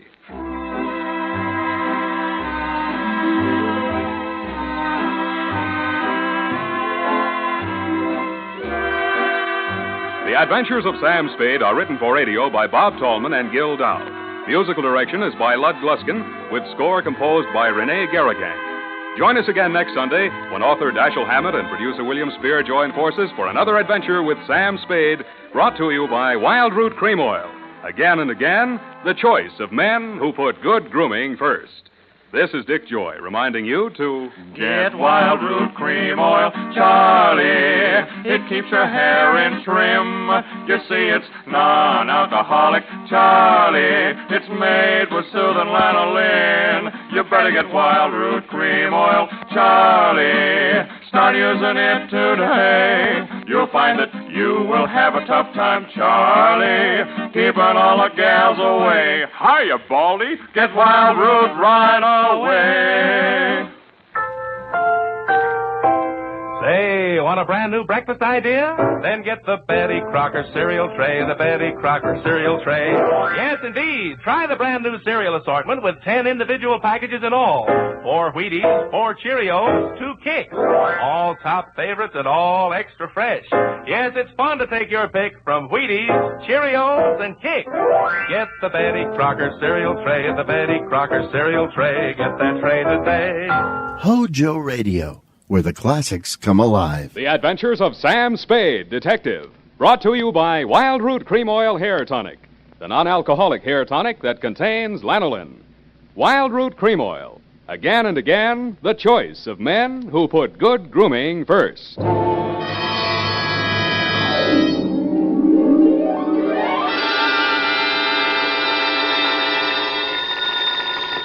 Sam Spade Detective Agency. That is the correct answer. You have just won $104 million, 6 deep freeze units, a stable of polo ponies with matching saddle soap, a terry cloth robe with chocolate bars pre-melted into the pockets, and a full-size, real, honest-to-goodness dreadnought, such as is used by Uncle Sam's Navy. Oh, I'm sorry you'll have to call back.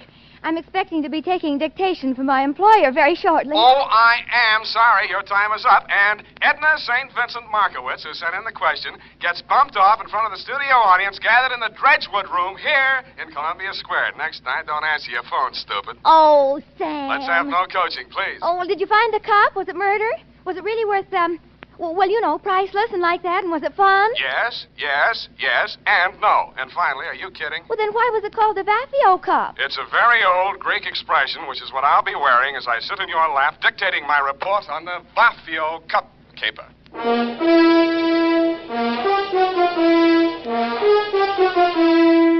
Dashiell Hammett, America's leading detective fiction writer and creator of Sam Spade, the hard-boiled private eye, and William Spear, radio's outstanding producer-director of mystery and crime drama, join their talents to make your hair stand on end with the adventures of Sam Spade.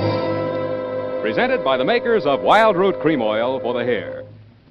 Remember the Romeo of yesteryear? Hair parted in the middle, all plastered down? Man, what a difference today. Today, all a guy has to do to impress a gal is use Wild Root Cream Oil Hair Tonic. Wild Root Cream Oil grooms the hair neatly and naturally, relieves dryness, and removes loose dandruff. If you're still using old-fashioned hair tonics, or none at all, then for her sake, spruce up today with Wild Root Cream Oil Hair Tonic. In bottles or the handy new tube, it's again and again the choice of men who put good grooming first. And now, with Howard Duff starring as Spade, Wild Root brings to the air the greatest private detective of them all in the adventures of Sam Spade.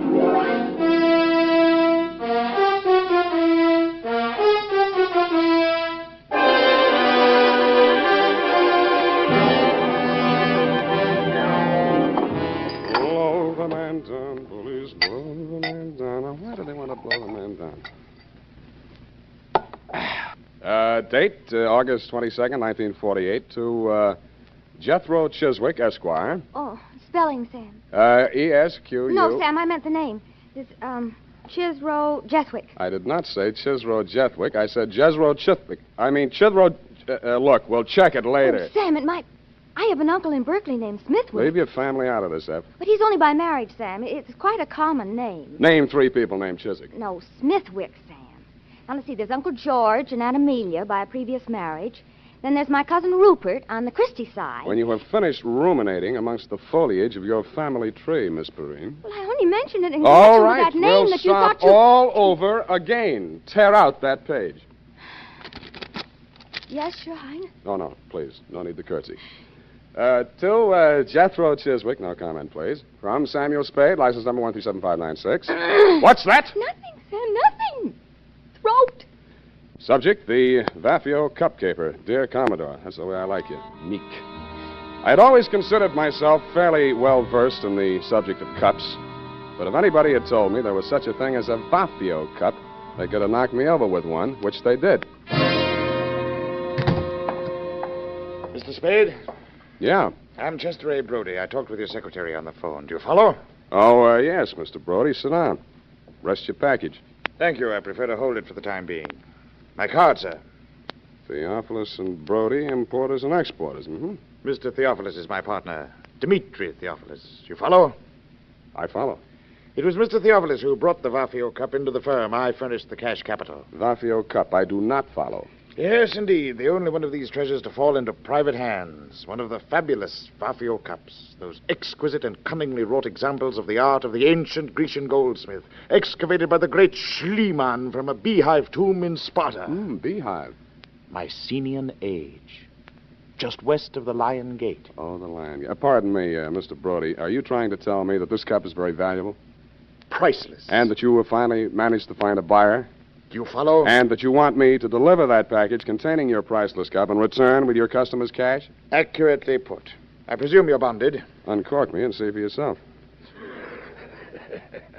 You are a droll fellow, to be sure. I had a light breakfast, drolls and coffee. Now, what is this Vafio cup? I will show it to you. You're about to see a treasure but few eyes have looked upon in our time, Mr. Spade. The Vafio cup. Handle it carefully. It's fragile. You could crush it in your hand like so much tinfoil. Yet this golden relic of a golden age has come down through the centuries miraculously unscathed. Note the delicately wrought lines of the bas-relief, the exquisite draperies on the figure of the caryatid, the anguish on the face of the fallen hunter, the sheer brute force of the wild boar charging to the kill. Holding this golden cup in your hands, you encompass 3,000 years. Do you comprehend why there's no question of insurance here? Frankly, I don't. My dear man, an item such as this is worth only as much as a collector will pay for it. This particular collector has offered $200,000. It might never be offered again. You follow? I follow. Very well. Here's your fee, $100. I follow. And here is the address of my client in Los Angeles, Commodore Jethro Chiswick. Oh, now, wait a minute. You will take the noon train. Any questions? Yeah, why can't I go on a plane? Because I've placed an item in this afternoon's papers to the effect that the treasure is to be transported by plane. If I were a gonif and I read that item, I'd take the train. That would be your first thought. Then you would think they're saying they're taking the plane to make me think they're taking the train. Therefore, you would take the plane after all. Or would you? If you were really clever, you might say they're taking the plane to make one think it's the train, so I'll take the plane after all, and therefore... Never mind. By this time, he's decided on the bus. The train is perfectly safe. You follow?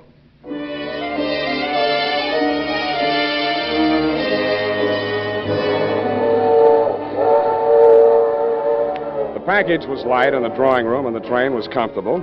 Seemed like an easy way to earn $100. I knew it wouldn't last. Never does.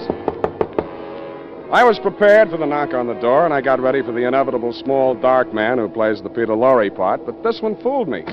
He was a tall, thin actor with sandy hair. Okay, Shamus, hand over the package. It won't be no trouble. Sure, there it is on the seat. Take it. Huh? It's okay. You got me covered. I won't make any move. Hey, what are you trying to pull? It's a stick-up, isn't it? Hey, maybe I got the wrong compartment. No, that's it. The cup's in there. Unwrap it and see for yourself. Oh, no, you don't. I ain't picking up no booby traps. Oh, you're yellow, huh? I know that one, too. Don't cut no ice for me. Suit yourself. Game of gin? Hey, you're nuts. I'm getting out of here. Hey, wait a minute, pal. I'll buy you a drink. I don't drink. Lunch? In I go. Yes, indeed, Mr. Spade. I agree. Clarence is a very comical fellow. So are you. I took the liberty of stepping into your forecastle whilst you had your bit of raillery in the after companionway with my mate, dear Clarence. You mind? Not at all. Well, sir, I'm afraid you're going to mind a great deal. Oh!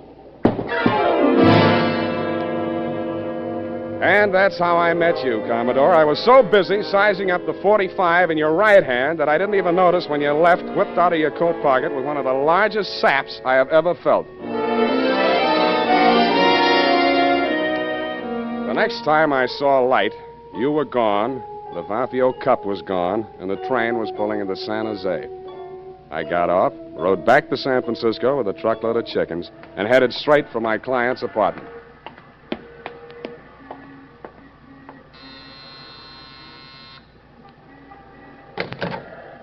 You got here quick. Yeah, Come in.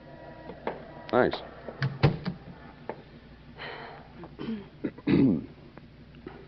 Well? Well, what? Look, we can't both play this deadpan. We'll stay no place. It's in the back room. What is? The body. You're from the police, aren't you? I'm a private dick. How dare you? Hey, what was that for? For spying on me. You and all the other cheap gumshoes my husband hires. You're Mrs. Brody? I'm Enid Theophilus. Did my husband hire you? My name is Sam Spade. I was hired by one Chester A. Brody, your husband's business partner. Well, Sam, I hope he paid you in advance, because he's the body. Chester A. Brody was just barely identifiable. Somebody had worked hard trying to persuade him to say or do something he either couldn't or wouldn't do. The only interesting clue was in the wastebasket. At first, I thought it was a flattened beer can. But it was the Vafio Cup, or a facsimile thereof.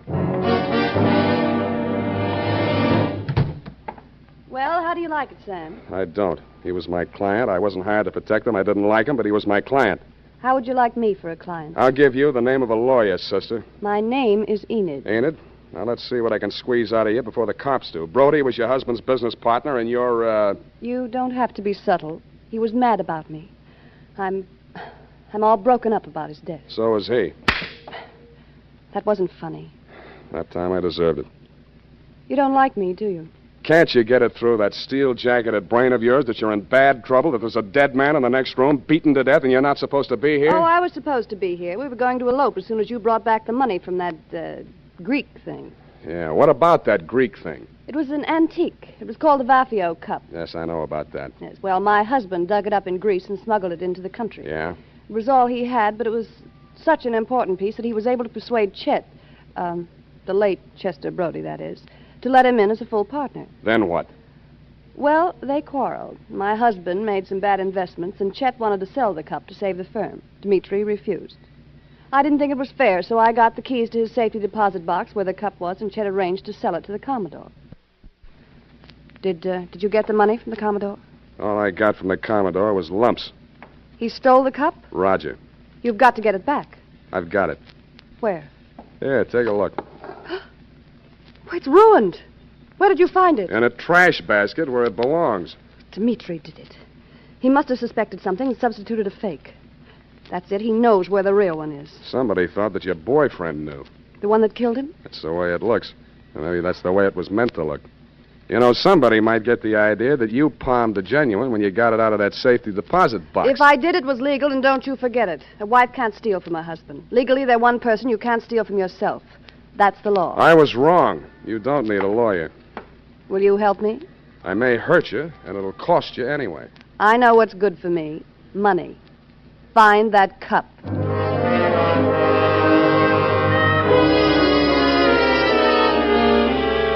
I know what's good for me, too, so I took her $100, advised her to go home, and made for my own humble lodging.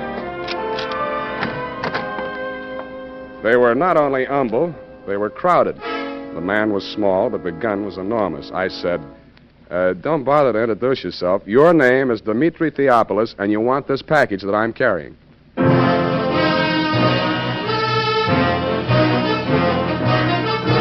The makers of Wild Root Cream Oil are presenting the weekly Sunday adventure of Dashiell Hammett's famous private detective, Sam Spade.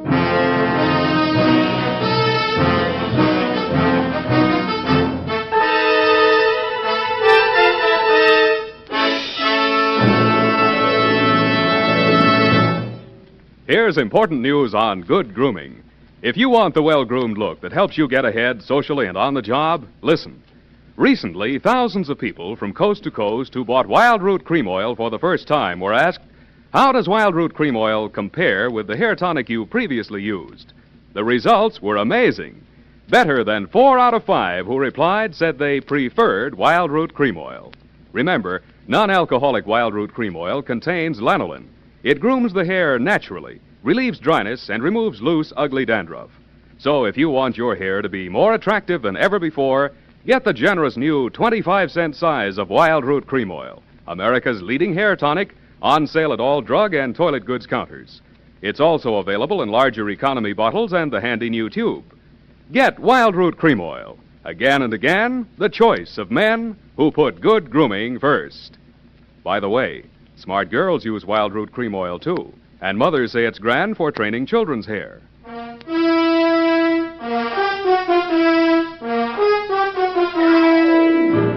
And now, back to the Vafio Cup Caper. Tonight's adventure with Sam Spade.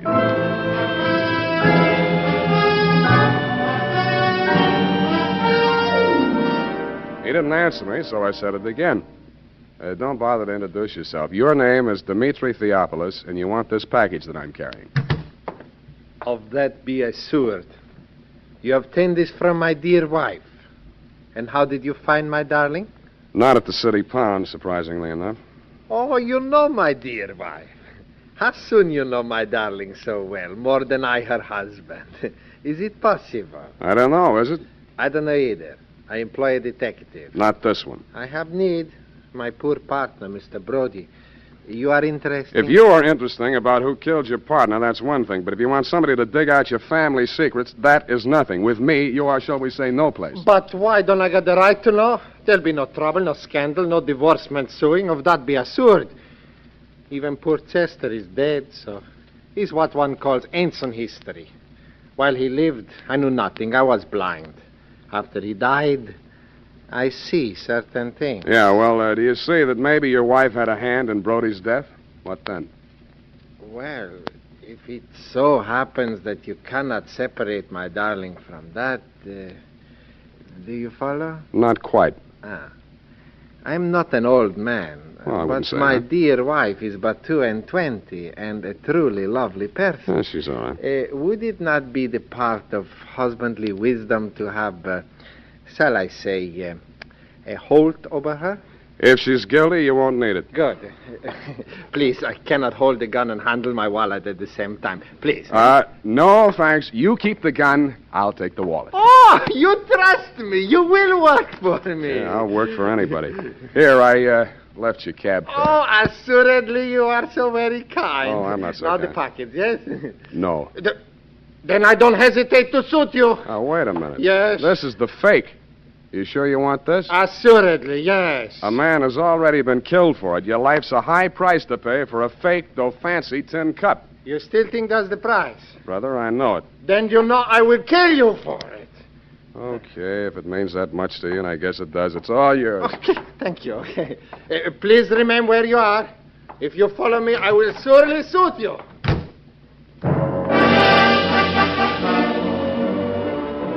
From my front window, I watched them come out downstairs and start across the street. Then it happened.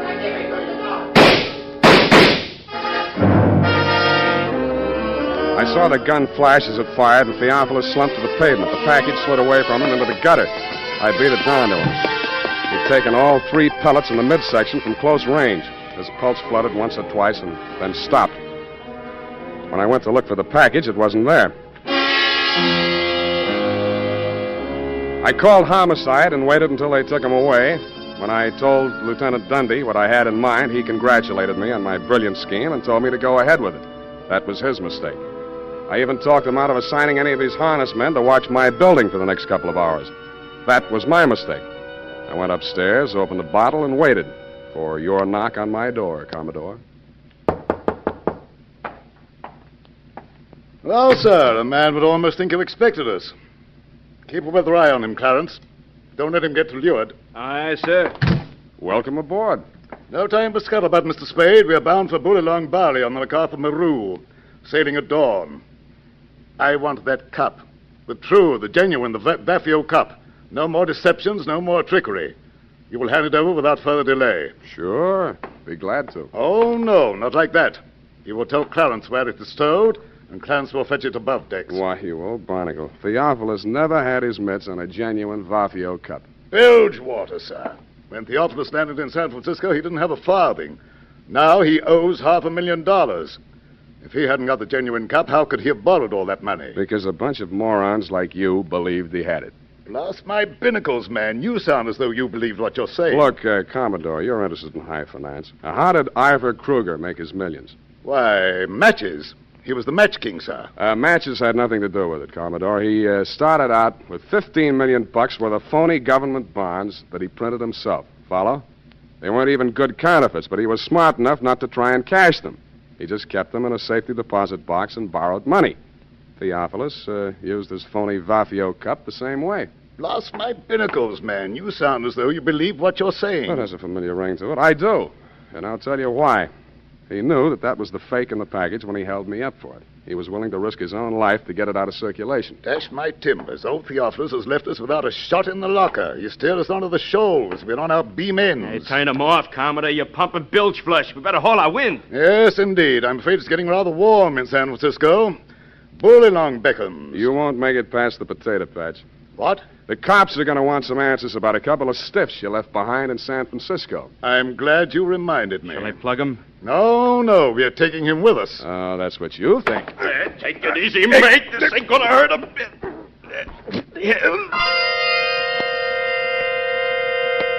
A reek of chloroform filled the room, and a fist pounded into my belly. It knocked my wind out, and at the same time, my nose collided with something wet and cold. I swung out, but didn't connect. Before I could swing again, the room blurred, and a ceiling light floated down to meet me. Then the lights went out altogether.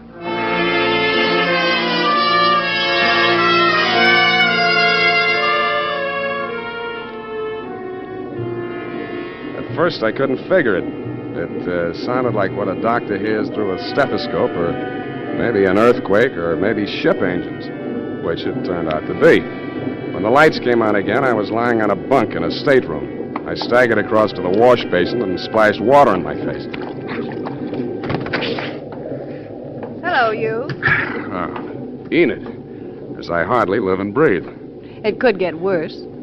Yeah, where are we? Oh, not very far out. Not past the Farallon. Good. I'm a stowaway, and they'll put me off with the pilot. Oh, no, you're not. Your passage is paid. Mine? It is, huh? It is. Do you know who you are? Who am I? Chester Brody. Then I'm dead. They'll bury me at sea. Roger. Who are you? I'm your widow. What's the score, widow? Chester and I booked passage on this ship a week ago. It was part of the plan. Chester and the Commodore worked it all out. Yeah, the cup was to have been stolen from me on the train. Yes, but when the Commodore discovered it was a fake, everything fell to pieces. Yeah, he thought Chester was double-crossing him. They forced Chet to talk. He told them Dmitri still had the genuine Vafio cup and had hired you for the double cross. Maybe he really believed it. Anyway, they killed Dmitri. Yeah, well, there's nothing on them yet. But you're a material witness, sweetheart, to at least one of the killings. That's extraditable. When that dawns on them, they'll scuttle you, too. It's already dawned on them. I'm desperate. Yes, I notice. For you, you're practically hysterical. We have to face facts. Yeah, well, give me a couple to face right now. Where are the Commodore and Clarence? Up on the bridge. Good. All you have to do is walk straight up to the captain. He'll put him under arrest. Well, that might be a good idea, darling, only... Only what? Only the Commodore is the captain. That torrid. Your salty talk had fooled me, Commodore. I never dreamed that you were really an old sea dog, and I do mean dog. But two can play at that game. From my own intimate knowledge of sea story magazines, I realized that all hands would be turned to on the cargo gear, and the crew quarters would be, therefore, empty. In more time than it takes to tell, Enid and I had fitted ourselves out in dungarees, jumpers, and watch caps, and turned to with them. Anyone coming with gear out on the hill? You to hell, no! You there, stop walking out the boat behind there! You two, look alive. Stow that preventer. Oh, me? You may recall, Commodore, you may recall me as the man who ran for a fire extinguisher when the bosun yelled, stow the preventer. But experience is the best teacher, and by the time we hove to put the pilot over the side, things were in such a state of confusion that you had retreated to your cabin with a quadruple ration of grog. Seizing that moment, I threw Enid over the side, yelled, man overboard! And jumped in after it.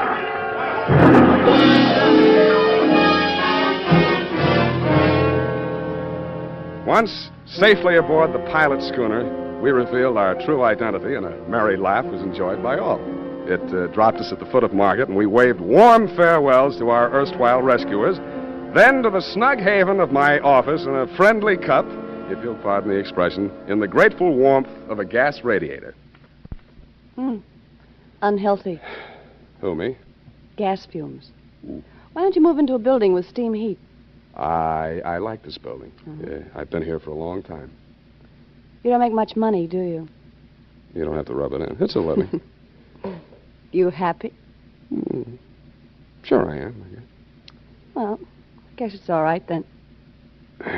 You know, sweetheart, there's something missing in you. Oh? What? Oh, I don't know. Then how do you know? Forget it. Well, I guess I'll go. Do you mind if I don't see you to the door? Why should I? What? Hey, you are human. Yeah, they're wet. Go ahead, sweetheart. Cry all you want to. It's been tough. You shouldn't have kept it bottled up this long. No, it's not what you think. Well, what is it? It's you. You're so nice. I'm nice. Yeah, but you're no place. You never will be. And neither will I.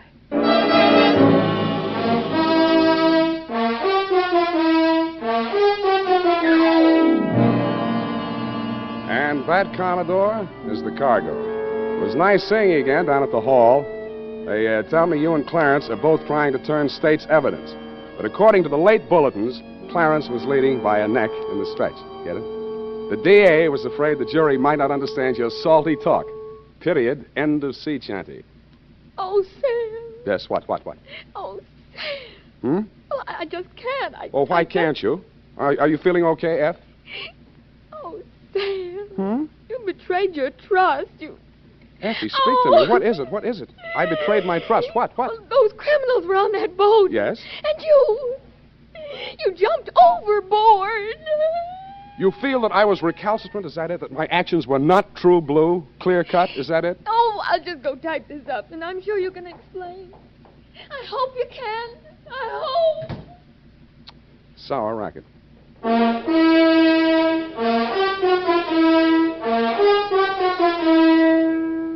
Question. What's the easiest and best way there is to give your hair that well-groomed look?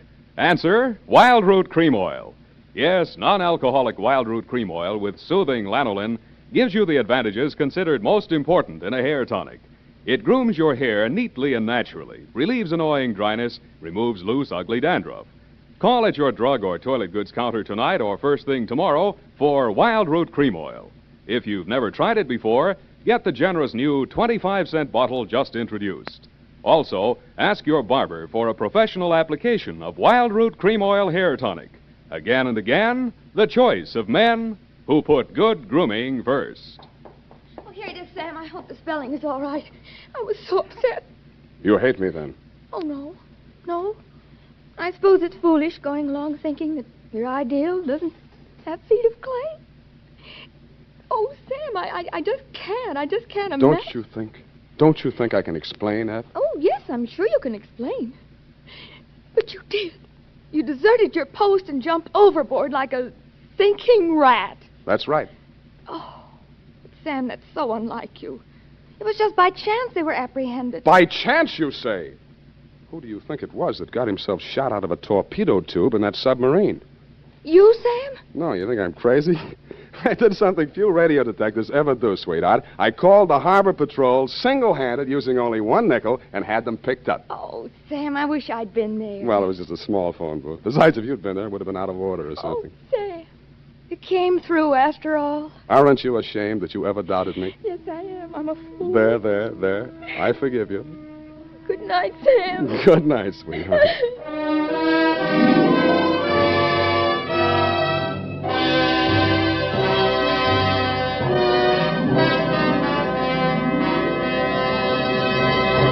The Adventures of Sam Spade, Dashiell Hammett's famous private detective, are produced and directed by William Spear. Sam Spade is played by Howard Duff. Lorene Tuttle is Effie. The Adventures of Sam Spade are written for radio by Bob Tallman and Gil Dowd.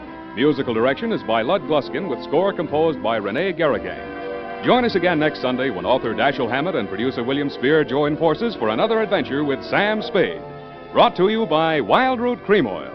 Again and again, the choice of men who put good grooming first. This is Dick Joy reminding you to get Wild Root Cream Oil, Charlie. It keeps your hair in trim. You see, it's non-alcoholic, Charlie. It's made with soothing lanolin. You better get Wild Root Cream Oil, Charlie. Start using it today. You'll find that you will have a tough time, Charlie. Keeping all the gals away. Hiya, Baldy. Get Wild Root right away. Across the nation, communities and the parents of Boy Scouts are observing Boy Scout Week, agreeing with the boys themselves that adventure, that's scouting. Our next broadcast was a radio drama series which aired from 1939 to 1950. It ran for 374 episodes, with many of the later episodes considered lost media. The series was based on a character created by Sir Arthur Conan Doyle. We present to you The New Adventures of Sherlock Holmes, next on HOJO Radio. This episode from the life of Sherlock Holmes will be transmitted to our men and women overseas by shortwave and through the worldwide facilities of the Armed Forces Radio Service.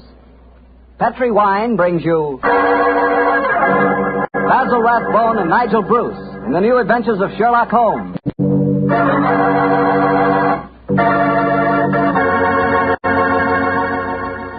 The Petri family, the family that took time to bring you good wine, invite you to listen to Dr. Watson tell us another exciting adventure he shared with his old friend, that master detective, Sherlock Holmes. And as for me, well, I'd like to tell you that a time like right now is the perfect time for a glass of Petri California Port. After you've had a good dinner, boy, Petri Port is a real topper. That rich, deep red Petri Port is really an extraordinary wine. Even its color's different. And as for its flavor, well, it'll take a better man than me to describe that. Petri Port is a hearty wine, sure. And every other quality that you look for in a good port, you'll find in Petri Port, and then some. Try Petri Port by itself, or serve it with fruit, with nuts, or with cake. But share it with your friends, will you? Because you can serve it proudly. After all, it is a Petri wine, and that name Petri is the proudest name in the history of American wines.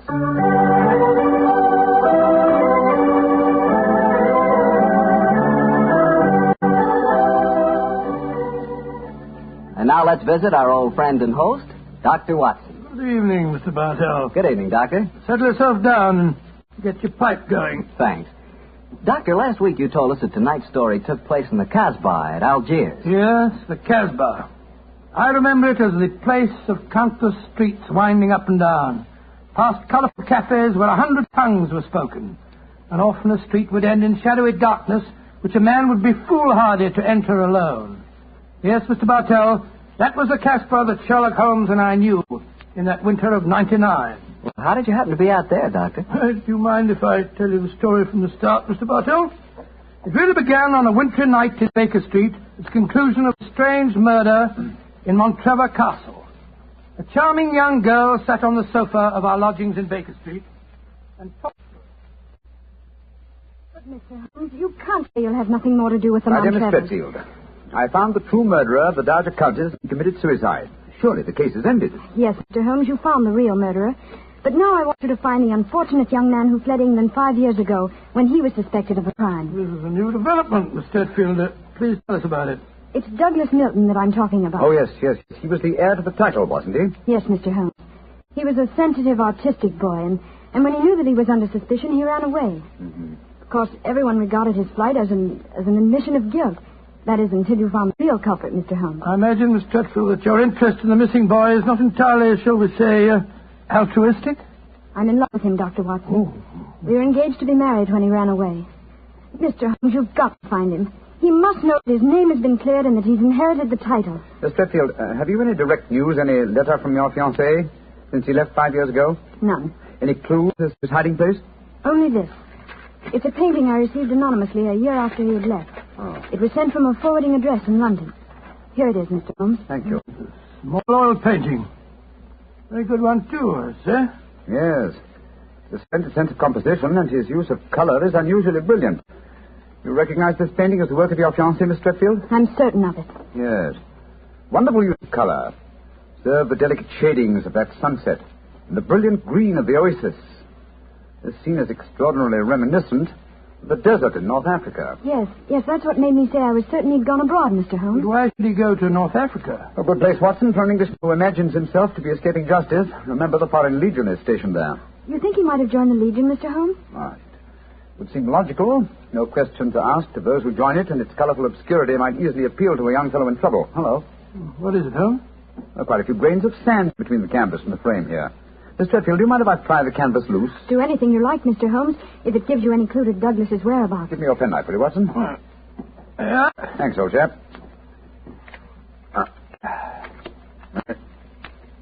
Here we are. Can you see anything? Uh-huh. Look. The word sheriff. An Elafroun. A stamp here. Sheriff is probably the framer's name, and Elafroun is a town some 50 miles from Algiers. That settles it. Miss Fretfield, I accept your case. Watson and I will go to Africa and try to find your fiancé, Douglas Milton.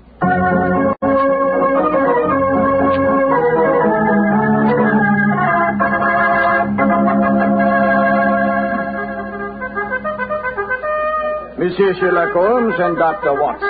I have heard of you so often, but I never thought I should see you here at the headquarters of the Foreign Legion. What can I do for you, gentlemen? Well, Colonel de Brisson, I'm trying to trace an Englishman who has been missing during the past 4 years.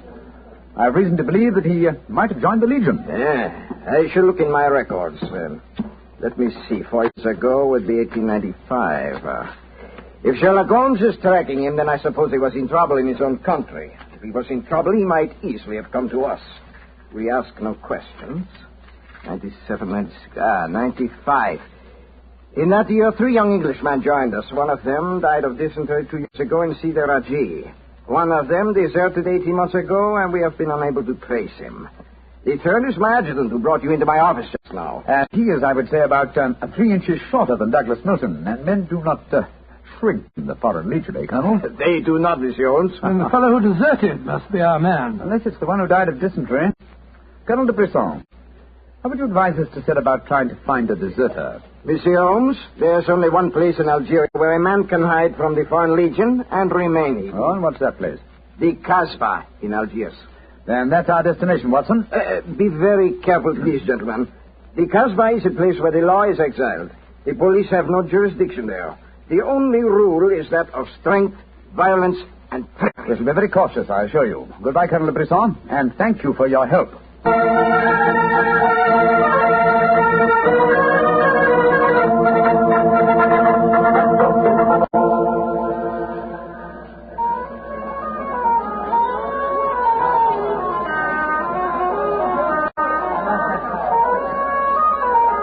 Well, I must say that I think Colonel de Brisson rather exaggerated the dangers of the Casbah. I suppose you're going to tell me this cafe is the headquarters for a dope smuggling ring or white slaving or something. Its ramifications are even more extensive than those you've mentioned. You're joking, Holmes. I assure you I'm not, old fellow. What? My old friend Duhamel is chief of police in Algiers. When I told him our mission, he advised me to come here. A 500-franc note, and the proprietor can obtain any and all information regarding the underworld. For as little as 200 francs, you can arrange a murder. So that gives you some idea of the relative values of the Casbah. Good Lord, then you've already spoken to the proprietor? Oh, yes, a charming scoundrelly fellow by the name of Rafi. I gave him 500 francs and asked him to set his underworld grapevine in motion to see whether an Englishman living in hiding here in the Casbah could be found. And I thought we'd come here for a quiet meal. Here comes Rafi now. Let's hope he has news for us. Here we are, Rafi. Come and sit down, won't you? Rafi works fast, does he not, Mr. Holmes? Your friend is... My friend knows that you're working with me. We'll be found out. A drink first. The tongue of Rafi is parched. Would you have me die of thirst before I give you my news? Vermouth cassis. Rafi? You have news for me, then? But yes. Good, what is it? First, you will pay me more money, no? But I gave you 500 francs. You said that you'd do the job for that. Can I help it if some tongues are more costly to make wag than others? It took the 500 to get the wag. Am I to have nothing for my own trouble? Votre vermouth cassis, Monsieur Rafi. Ah, good. The gentleman will pay for it. There you are. Merci, Missy. I will drink to your health, gentlemen, both of you. You will pay me more money, no? But my friend's already given you 500. You should stick to your bargain, my good fellow. My information is a bargain at 750 francs. It would be a bargain at 1,000, but Rafi will let you have it for 750 because he likes you. You will give it to me, no? And if I refuse? Then you get no information, and perhaps I spread news in the Casbah that makes it uncomfortable for you gentlemen to be there. Wait, Scott, this is blackmail. I get the money, no? You're a scoundrel, Rafi. Of course I'm a scoundrel. Here's your money. And information? There is an Englishman hiding here in the Casbah. I do not know his name, but he is tall and fair-haired. I cannot tell you where he lives, but if you go to the Cafe of 1,000 Sighs, you will find a girl who sings there. A girl who sings like a nightingale. Her name is Aisha, and she can lead you to your Englishman. A girl named Aisha. The Cafe of 1,000 Sighs. That is right. I would suggest that you go there in disguise. Two well-dressed Englishmen might find themselves in trouble. For a small fee, say 200 francs, I will escort you there myself. Thank you, yes. I think we can manage by ourselves, Rafi. If your business is concluded quickly and time weighs heavy on your hands, Rafi can take you to some places of rare interest. Dancing girls that wither one's eyeballs with their beauty. For 500 francs, gentlemen... Thank you, Rafi, thank you. I have a feeling the time will not weigh heavily on our hands. Good night. You work too hard, gentlemen. You should learn how to play. Good night. On my soul, I think that fellow's the biggest blackguard I ever met. I quite agree, old chap, but he is amusing. By the way, Holmes, don't you think that when this case is finished, we might have a time on our hands? Oh, Watson, you're incorrigible. But I think... Watson. What is it? There's the man sitting over in the corner by himself. Oh, Joe, yes, his face seems familiar. We've seen him before somewhere. Of course we have. His name is Oliver Leeming. We met him at the inquest on the Mantrella case. So we did. Now, what on earth do you suppose he's doing here in the Casbah? Not on a holiday, I'm sure. Mr. Oliver Leeming, if you recall, is a cousin of Douglas Milton's, the man we're searching for. If Milton were ever declared legally dead, Mr. Leeming over there would inherit the title. Looks to me as if we're not the only people in the Casbah who are searching for the missing heir. That's true, old fellow. Come on, let's go and talk to the gentleman.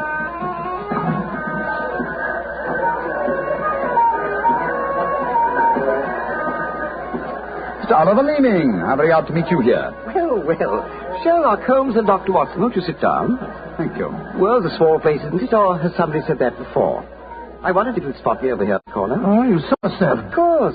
You seem to be in such deep conversation with that scoundrel Rafi. I didn't like to disturb you. Very considerate of you, I'm sure. Why are you here, Mr. Leeming? Oh, I'm making a business trip. This is my day off. As I recall it, you're in the publishing business. Correct. What a memory you have. It seems peculiar that you should be on a business trip here. Are you planning on opening a publishing house in Algiers, or are you searching the Casbah for new authors? Why not? I'm a great believer in encouraging new talent. Mr. Leeming, why don't you admit that you're here for the express purpose of trying to find your cousin, Douglas Milton? Mr. Holmes, you've discovered my secret. The great Sherlock Holmes and his watchdog have their eager eyes on me.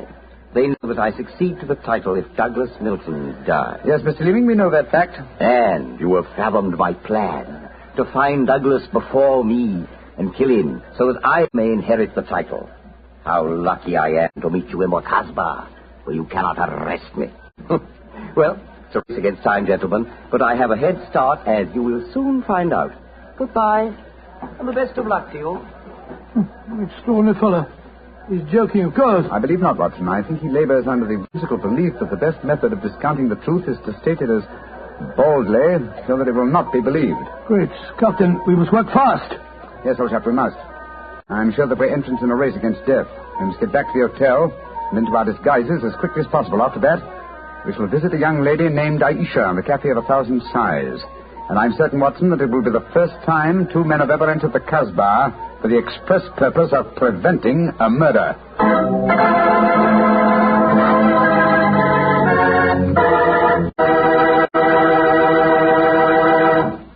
We'll hear the rest of Dr. Watson's story in just about a second, which gives me time to remind you that if you like the flavor of big, plump, juicy Muscat grapes, you'll love the flavor of Petri California Muscatel. What a wine. Petri Muscatel is the perfect after-dinner wine. It looks good, smells better than it looks. And when it comes to the taste department, well, you never tasted anything like it. For a really good wine, remember first Petri, then Muscatel. Petri Muscatel. Well, Doctor, I can hardly wait to hear what happened next. You and Sherlock Holmes went back to the hotel, I suppose. Yes, Mr. Hotel. Holmes quickly adopted the disguise of an Arab guide, while I assumed the role of a tourist. And we started off on our search. Outside the Cafe of 1,000 Sighs, we met with a rude shock. Good Lord. It's the fellow we met in the cafe. Yes, Oliver Leeming, with a knife between his shoulders. He's dead, Holmes. Didn't we get into touch with the police? What can they do? Remember, there is no law in the Casbah. In any case, this man is beyond our help. Our job is to protect the living. Come on, old fellow. Let's go to the Cafe of 1,000 Sighs and find this girl, Aisha. The girl, Rafi says, sings like a nightingale. Comme mon oiseau qui chante, je l'appelle ma petite bourgeoise, ma tante qui, ma tante noise. Il y en a d'autres qui me font le doux vieux, mais c'est elle que j'aime le mieux.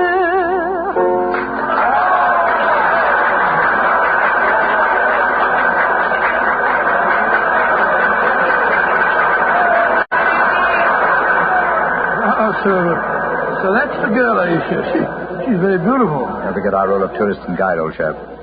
Master, would you meet this Aisha? Very much indeed. I will see if it can be arranged, Master. Wait here for me, Watson. I'll see what I can do. Right you are, Holmes. Be careful now.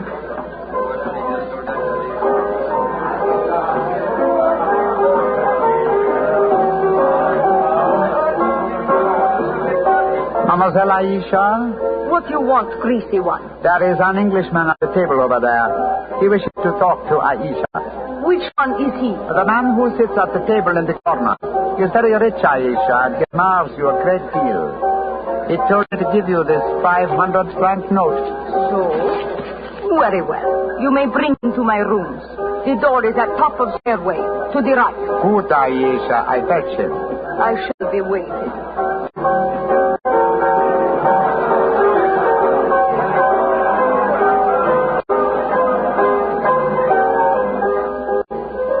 Aisha will see you, master. Follow me, please. Oh, very well. I hope you know if you're going to handle this, Colonel. Don't worry, Watson. In this case, I think honesty will be the best policy. Well, I'm not so sure. This place is a thieves' kitchen if ever I saw one. You better be careful. First door to the right at the top of the stairs. This is it. Come in. Oh, come and sit over here, Mr. Englishman. Greasy one, you may leave us. Mademoiselle, I may as well tell you at once that I am not an Alp guide. My name is Sherlock Holmes. What you want with me? Why you trick your way in here? Don't be frightened, mademoiselle. I can explain our mission in a very few words. My friend and I have come in search of an Englishman by the name of Douglas Milton. We have good news for him. What make you think I might know of him? A gentleman by the name of Raffi suggested that you might. What is your good news for this Englishman? That he has been cleared of suspicion of murder, and that he is the rightful Earl of Montrevor. That means when he knows this, he will leave the Casbah and return to his country? Naturally, madame. I do not know this man. I have never heard of him. Here is your 500 francs. Goodbye. Not so fast, Aisha, mon petit chou. I've been listening from behind these curtains. Gentlemen, allow me to introduce myself. My name is Douglas Milton. Douglas Milton, we found you at last. It gives me infinite pleasure to have succeeded in my mission. How do you do, sir? This is very exciting. Yes, I think the occasion calls for a drink. What will it be, gentlemen? Well, I think a glass of port would be very nice, sir. Yes, it would be the most appropriate for toasting the new Earl of Montrevor. Splendid, splendid. Aisha, bring glasses and a bottle of port and some creme de menthe for me. You are not going to England. I will never let you leave me. Oh, stop being so melodramatic, Aisha. Please bring 2 bottles and some glasses. Very well. I am sorry. Mr. Holmes, I can't tell you how I appreciate your trouble in coming all this way to find me. But well, I must tell you at once, there's one problem that makes it difficult for me to leave this country. You see, I deserted from the Foreign Legion. Yes, we know that, my boy. In fact, that's how we first got onto your trail. I shouldn't let that fact worry you, Mr. Milton. I'm certain the British consul in Algiers can arrange to have any charges dropped against a peer of the realm. Oh, well, I never thought of that. Here are the bottles. You must excuse the glasses, gentlemen. Tumblers are hardly cooked, I suppose. Well, they won't spoil the flavor, I'm sure. 2 glasses of port and a creme de menthe for me. Only 3 glasses, Aisha? Bring a glass for yourself. I do not wish to drink. And I insist that you do. Bring a glass, Aisha. Why should I drink if you are leaving? Mr. Milton, do you know Oliver Leeming? Oh, of course, he's my cousin. He came here half an hour ago and threatened me. Did you also know that he's lying dead in the street? Murdered? Well, yes, I did. If we went in the Casbah, I wouldn't tell you this, but Aisha stabbed him. She followed him when he left here. He killed him and then slipped back just in time to sing a song a few moments ago. Oh, you needn't look so shocked, Dr. Watson. Life is cheap in the Casbah, and Aisha is a girl of violent passions. Come on, let's drink. A toast to the new Earl of Montrevor. Oh, excuse me, sir. You took the wrong glass. You were drinking my port. Oh, silly mistake. I can't bear port. Very English of me, I'm afraid, but, well, after all these years, I don't feel particularly English. In fact, I'll probably find it very hard to adjust myself to the old life when I go back. Or perhaps I should say, if I go back. Since you feel that way about it, Mr. Milton, why go? You can claim the title and the revenues of the estate without leaving Algeria. You could stay here and live on the income. I didn't realize that would be possible. You sure I could do that? Oh, yes, I'm quite certain of it. But if you doubt my word, I suggest we all adjourn to the British consulate in Algiers. They can put you straight on the matter. That's a good idea. Let's go over there at once. Now I have been listening to you, my friend. You are planning to leave me. Once you go from the Casbah, I shall never see you again. Put down that knife, Aisha. I will not let you go. You belong to me. If you try to leave me now, I will kill you. Put down that knife, Aisha. You've done enough damage for one night. Why, you... Put it down, you fool. Put it down. Let me go. Let me go. She twisted the knife on herself as she fell. Holmes, help me turn her over. She's dead, Mr. Milton. Poor Aisha. It's a bloody path that leads to the Montrevor title, sir. I suggest that we see that the poor girl's body is taken care of. Then go to the British consulate without any further delay.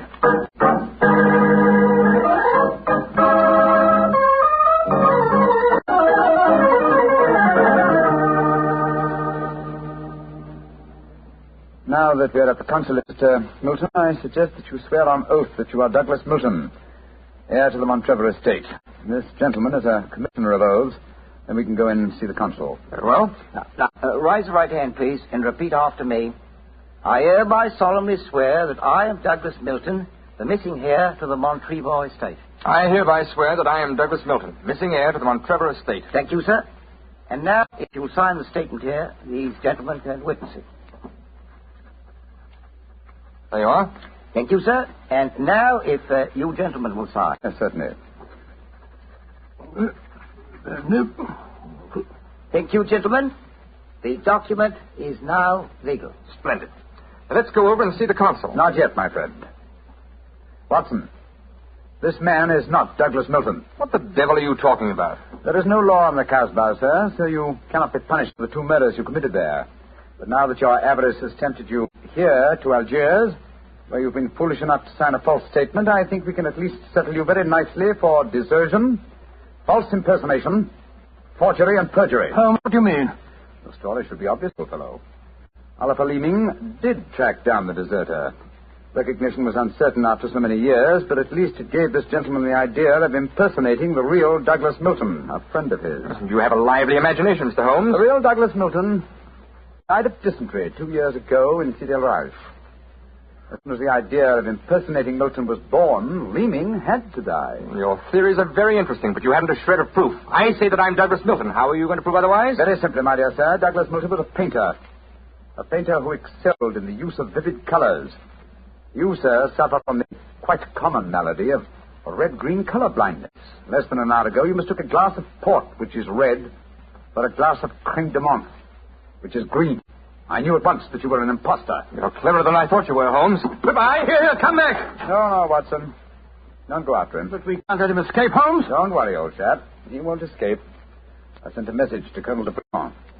If you go to the window, I think you'll find that the consulate is being watched. The Legion has a long memory for desertion. I don't think he'll get very far.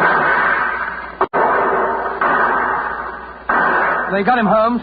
Shot him as he was trying to run away. A just death for him. Lived a life of violence and treachery, Watson. It's only fitting that he should die in the same manner.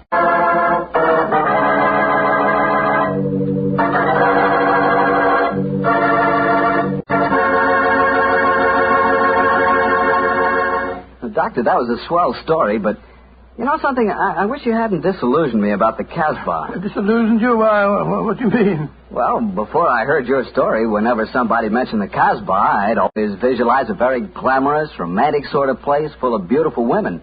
Every one of them a ringer for Hedy Lamarr. No. Yeah? And I could just see myself, handsome, dashing, going up to one of those beautiful girls and whispering in my fine French accent, "Darling, you are sensational. You are lovely. Gorgeous. Tell me.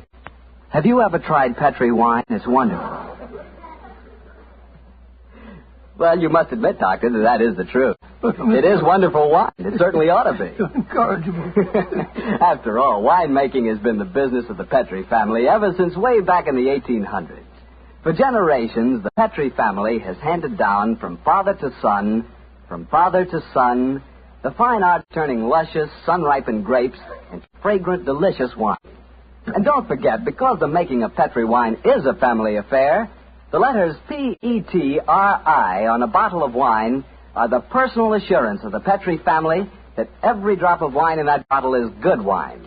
So no matter what type wine you prefer, for any occasion, remember you can't go wrong with a Petri wine because Petri took time to bring you good wine. Well, Doctor, now I suppose you're ready to tell us about next week's story? Yes, and as soon as I have, I want you to meet a friend of mine. A friend? Yes. But first, Mr. Bartell, next week, I'm going to tell you an adventure in which, for once, Holmes came off second best. An exciting story of high society and romance. I call it A Scandal in Bohemia. Boy, that sounds swell. And now what about your friend? Well, he's waiting at the microphone in San Francisco. He's Dr. Langley Porter, and he wants to tell us about something very important. Dr. Langley Porter. Thank you, Dr. Watson. Radio listeners, tonight in Italy there are thousands, many thousands, dying of cold and hunger. babies, children, expectant mothers, old folks, dying for want of clothes, want of food. This organization, American Relief for Italy, appeals to you to search your homes for anything that can be made useful for starving, freezing men, women, children. Clothing, layettes for babies, diapers, shoes, food, surgical supplies, but above all, clothes, clean clothes, fit to wear. Take them to the nearest fire station. That your gifts will reach the Italians who need them, you may be sure.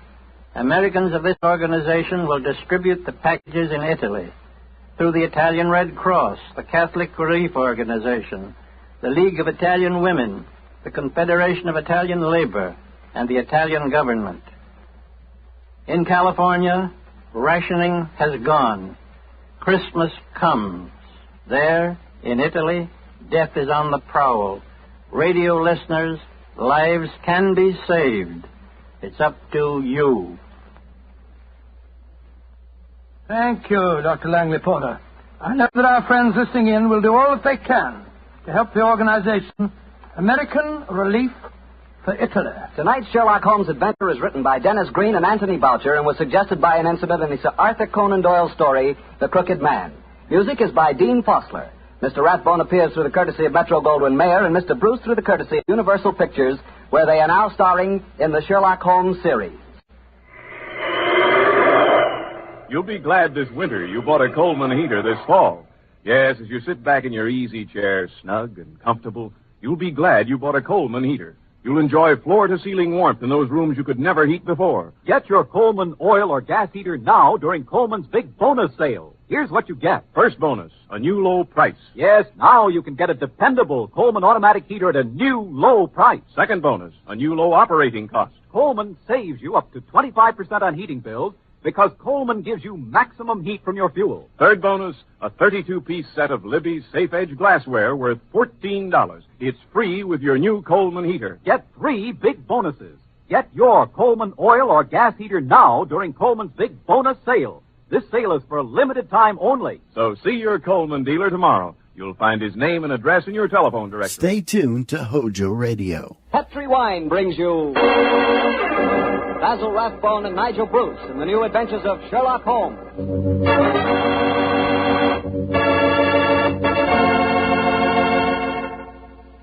The Petri family, the family that took time to bring you good wine, invite you to listen to Dr. Watson tell us another exciting adventure he shared with his old friend, that master detective, Sherlock Holmes. And right now, I'd like to just briefly mention an idea you ought to try tomorrow night, just before you sit down to dinner.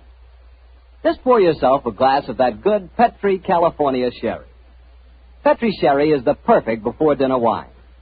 Its cheerful, glowing amber color looks festive and, well, it sort of lends an air of importance to the occasion. And as for the wine itself, just taste it. That Petri sherry is not just ordinary wine, no, sir. One sip and you know that wonderful sun-ripened grapes went into its making. Yes, and you know that Petri sherry was carefully watched over every step of the way. Incidentally, Petri makes 2 kinds of sherry, regular sherry and Petri Pale Dry. If you're not sure just which kind you and your friends will like best, try them both. Don't buy one, buy 2. But when it comes to sherry, or any other wine for that matter, be sure you always buy Petri.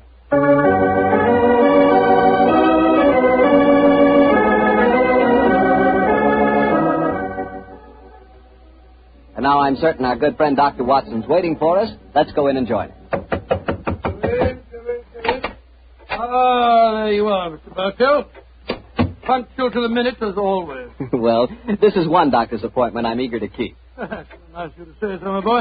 Draw up your usual chair and make yourself comfortable. Thanks.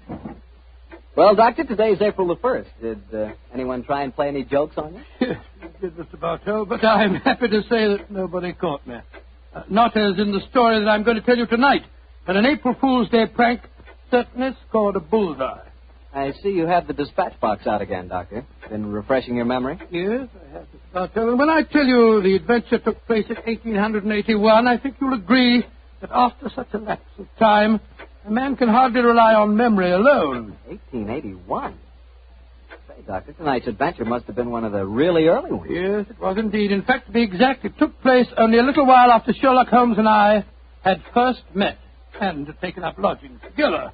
How was the great detective in those early days? Profound mystery to me, Mr. Bartell. To give you an example, my boy, I'd shared our Baker Street lodgings with him for over a month before I was even certain of his profession, the knowledge of which I learnt to my awe and astonishment when our first adventure together took place. Well, that was the one you called a study in scarlet, wasn't it, Doctor? That's right, Mr. Bartell. What memory you've got, study in scarlet. But even after that adventure, I found myself wondering at times what I had let myself in for, sharing lodgings with such a strange companion. It was in one of those moods of doubt and confusion that my story begins. Late one March evening, I found myself in the neighborhood of Piccadilly Circus. It was cold, and a steady drizzle of rain had dampened my spirits. I thought that a glass of wine and the sound of music would put me in a better mood. And so, Mr. Bartell, I entered the Criterion restaurant. As I sat with a glass of rare vintage port at my elbow, the orchestra playing a dreamy Strauss waltz in the background, I couldn't help thinking of the last time that I'd been there. It was the night I met a young medical student by the name of Stamford. He was the man who first introduced me to Sherlock Holmes. Suddenly, I felt a clap on my shoulder. I turned, and to my amazement, once again young Stamford was standing before me. Watson. Or should I say Dr. Watson. How are you, my dear chap? Hello, Stamford. Come and sit down. Thanks. I'm glad to see that you're not holding any grudge against me. Why on earth should I do that? For introducing you to Sherlock Holmes. I've reproached myself ever since. I think he's as mad as a hatter. Not at all. He may be eccentric. In fact, I'll admit that he is eccentric, but he's an extraordinarily interesting fellow. He'll make a great name for himself as a private detective one of these days. You'll see if I'm not right, Stamford. I saw something about him in the paper the other day. Yes, I expect that was the Lauriston Gardens affair, wasn't it? Yes, it was. He's a brilliant man, Stamford. Quite brilliant. So I must admit he's difficult at times. He works like a fiend as a rule, but occasionally a reaction sets in, and for days at a time he'll lie on our sofa, hardly uttering a word or moving a muscle from morning to night. It's depressing, I must say. I think he takes himself too seriously. Yes, perhaps you're right. How would you like to join in a little plot? Plot? Against Holmes? Yes. Just a rag, you know. We thought it'd be rather fun. We? Murphy and I, we were just talking about it. I'll call him over. Murphy? Oh, is that Murphy? I've seen him before somewhere, haven't I? I'm sure you must have done. He's been around at the hospital, and any time you go into the British Museum, you'll find him there. Nice fella, but dull. Definitely dull.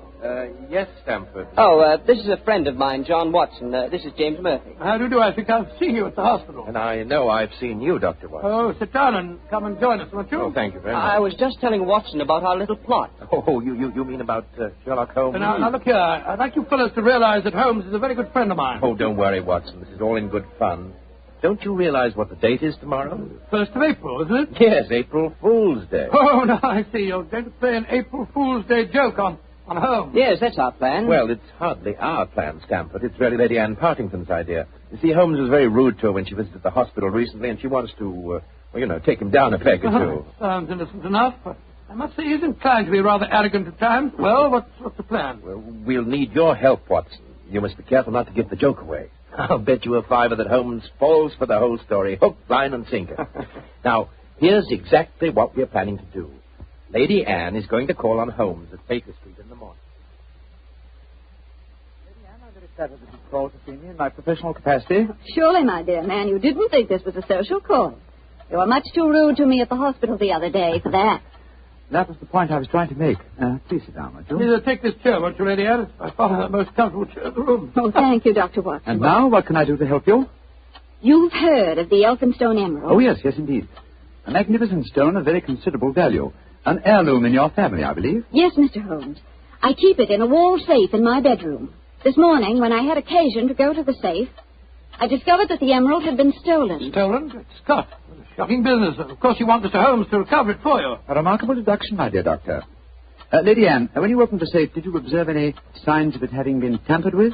Oh, I think it's rather stupid to sit and answer questions here in Baker Street. Why don't you come over to my house in Cavendish Square and examine the safe for yourself? You are a detective, aren't you? Lady Anne, just now you accused me of rudeness. I assure you that mine, at least, was unintentional. Oh, come, Holmes. Don't be so touchy. I can promise you a substantial fee, Mr. Holmes. I'm a struggling practitioner and a new profession, eh? My poverty, but not my will, consents. I pay thy poverty, and not thy will. You see, I can quote my Shakespeare, too, Mr. Holmes. My carriage is waiting, gentlemen. Let's drive over to Cavendish Square at once, shall we?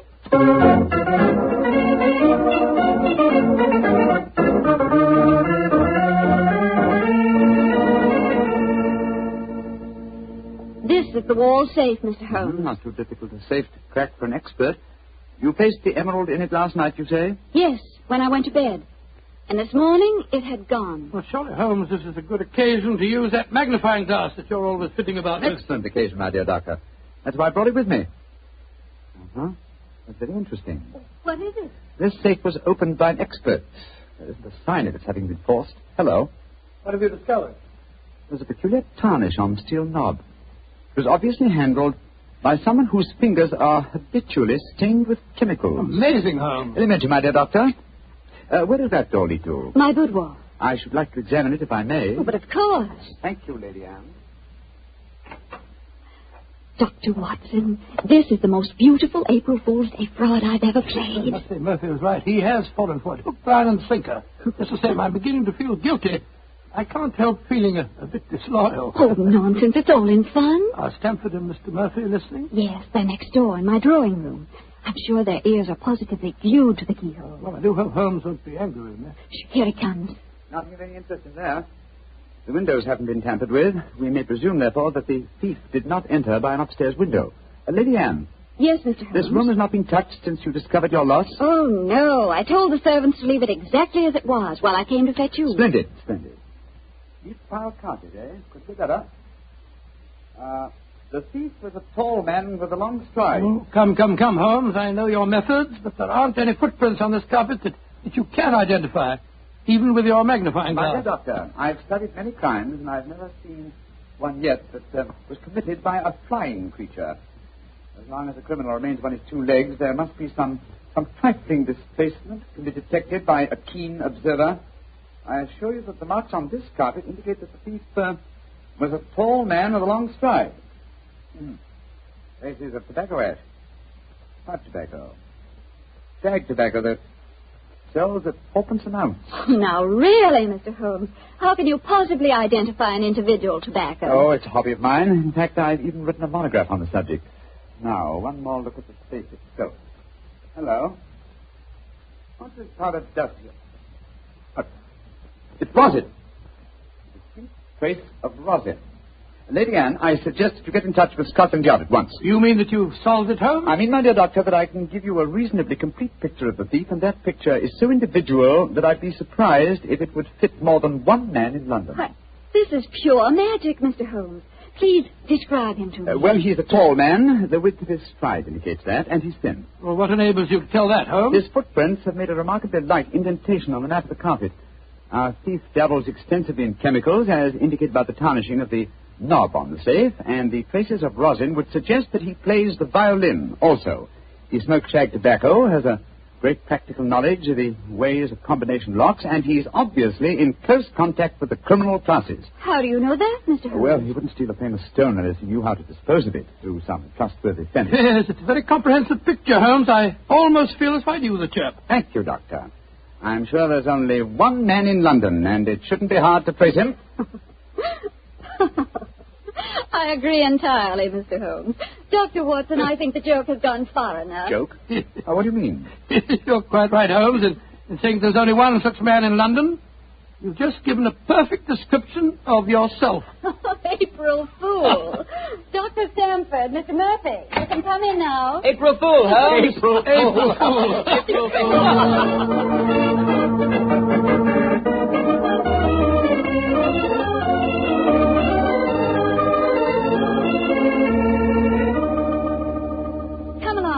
Into the drawing room, everyone. Let us drink a glass of wine to Mr. Holmes, who has so graciously forgiven us for the little trick we played on him. And also to Dr. Stamford, who thought of the whole idea. No hard feelings, Holmes. Oh, no, Doctor. Oh, it was a rather embarrassing experience. Yes, when Murphy told me about the plan, I just couldn't resist joining him. Ah, here you are, Holmes. Here's a drink. Thank you, Stamford. You know Murphy, don't you? No, I don't think we've met. How do you do, sir? How do you do, Holmes? How did you like the little game we played on you? It was rather a salutary experience. I suppose you gave them all the details to build up the picture of me, eh, Doctor? Yes, I did, Holmes, and knowing some of your methods, We tried to plant every clue that you would pick up. Very neat job, too, and incidentally, a perfect example of the dangers of deductions based on purely circumstantial evidence. I shall profit from this little lesson. I must say it was worth a fortune in emeralds to see your face, Holmes, when you realized what you'd done. Well, the joke's over now. By the way, where is Lady Anne? I believe she said she was going to fetch the Elphinstone emerald. She thought you might be interested in seeing it. She probably feels the sight of it will salve my wounded vanity. Oh, here she comes now. Mr. Holmes! Mr. Holmes! What's wrong? What's happened, Lady Anne? The emerald. It's not where I hid it. This time it's really stolen.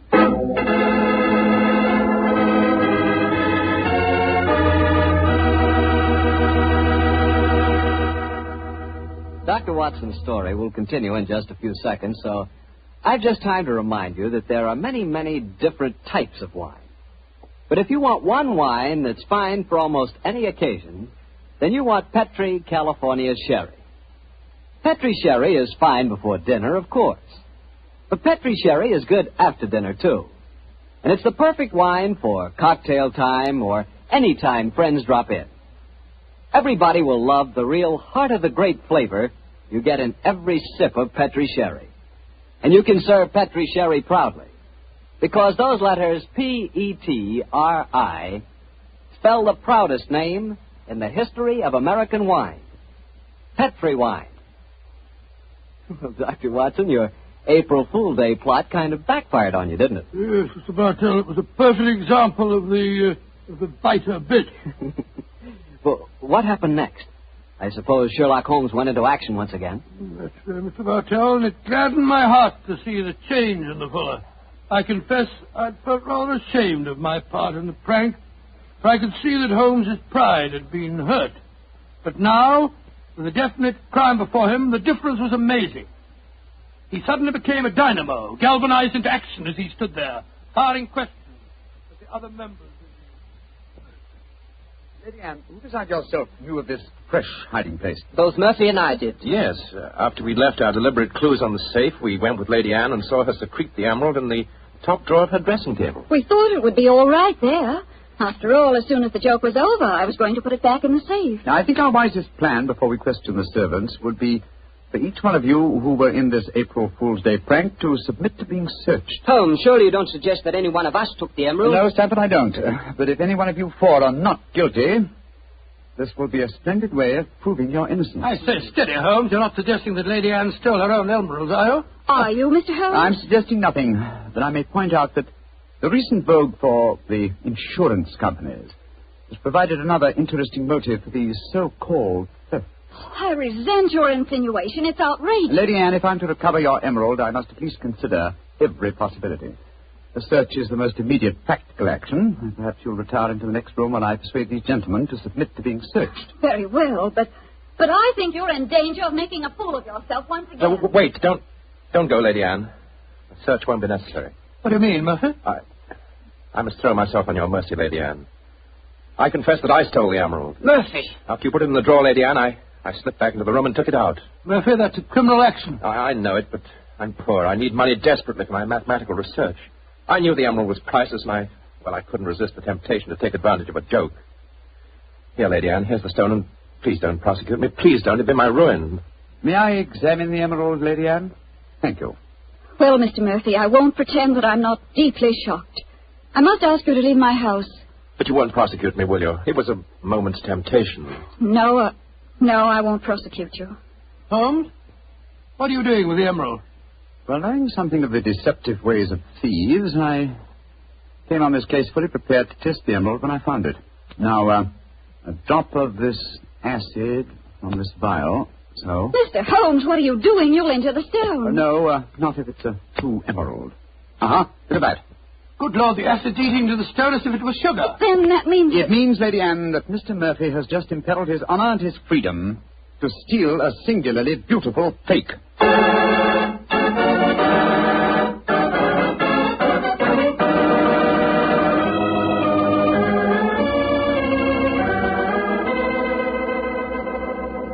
Mr. Holmes, this joke has turned into a nightmare.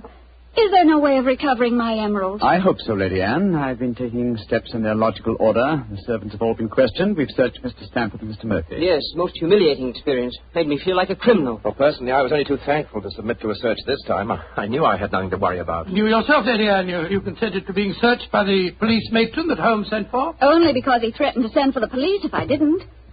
But distasteful though it was, I'd rather endure that than have this story on the front pages of the newspapers. And in spite of all these rather unfriendly proceedings, we've got exactly nowhere as regards finding the emerald. No, Stamford, but we have at least eliminated the possibility that the thief is secreting the jewel on his person. Still somewhere in these 2 rooms, eh, Holmes? I think so, though there is one remaining possibility. And that is?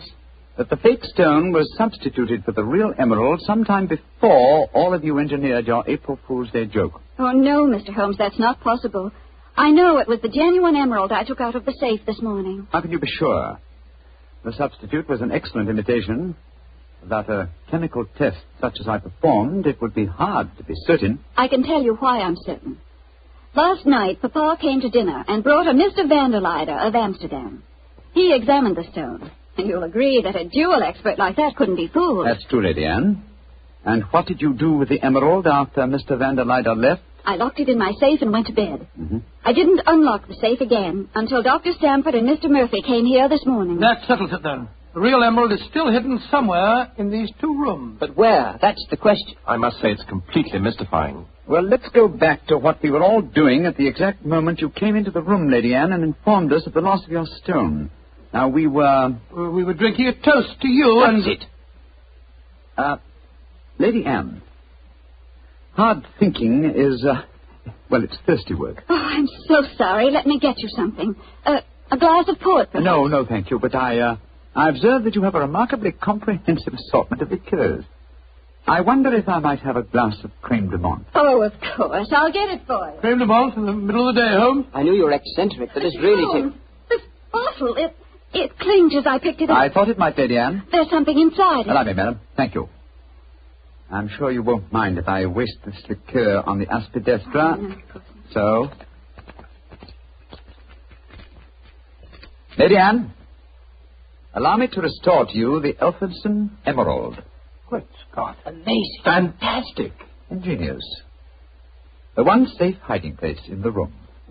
Where could a green gem be more effectively hidden than in a bottle of green liqueur? But who stole it? Who substituted the fake stone? Frankly, I don't care. The gem is restored. That's all that matters. I prefer not to go to court. Neither you nor I, Mr. Sherlock Holmes, would show up in the best of lights.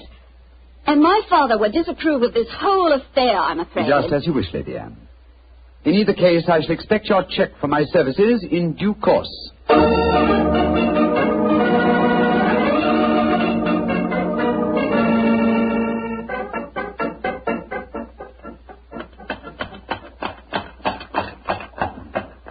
Well, here we are at the Criterion again, Stamford. Won't you come in and join us for lunch? Thanks, Watson, but I'll keep the cab and go on. I actually have a patient this afternoon. A rare and delightful experience for a young doctor, as you probably know. As rare and delightful as a client is for a young detective, Stamford. I quite understand, and I'm correspondingly grateful to you for your profitable hopes. I'm glad it was profitable for you. Personally, I feel pretty stupid about the whole thing. Well, goodbye. Goodbye, fella. Goodbye. 39 Onslow Square, cabby. You're remarkably quiet, Murphy. Well, I'm afraid my conscience won't let me do much talking, Doctor. I'm heartily ashamed of myself. Well, thanks for the lift. I'll leave you chaps. Oh, nonsense. You'll join us for lunch, Murphy. But, no buts about it. I insist. Come on. Well, it's awfully nice of you. Oh, come, Murphy. Any one of us can make a foolish mistake. It's just lucky that you didn't have to pay for yours.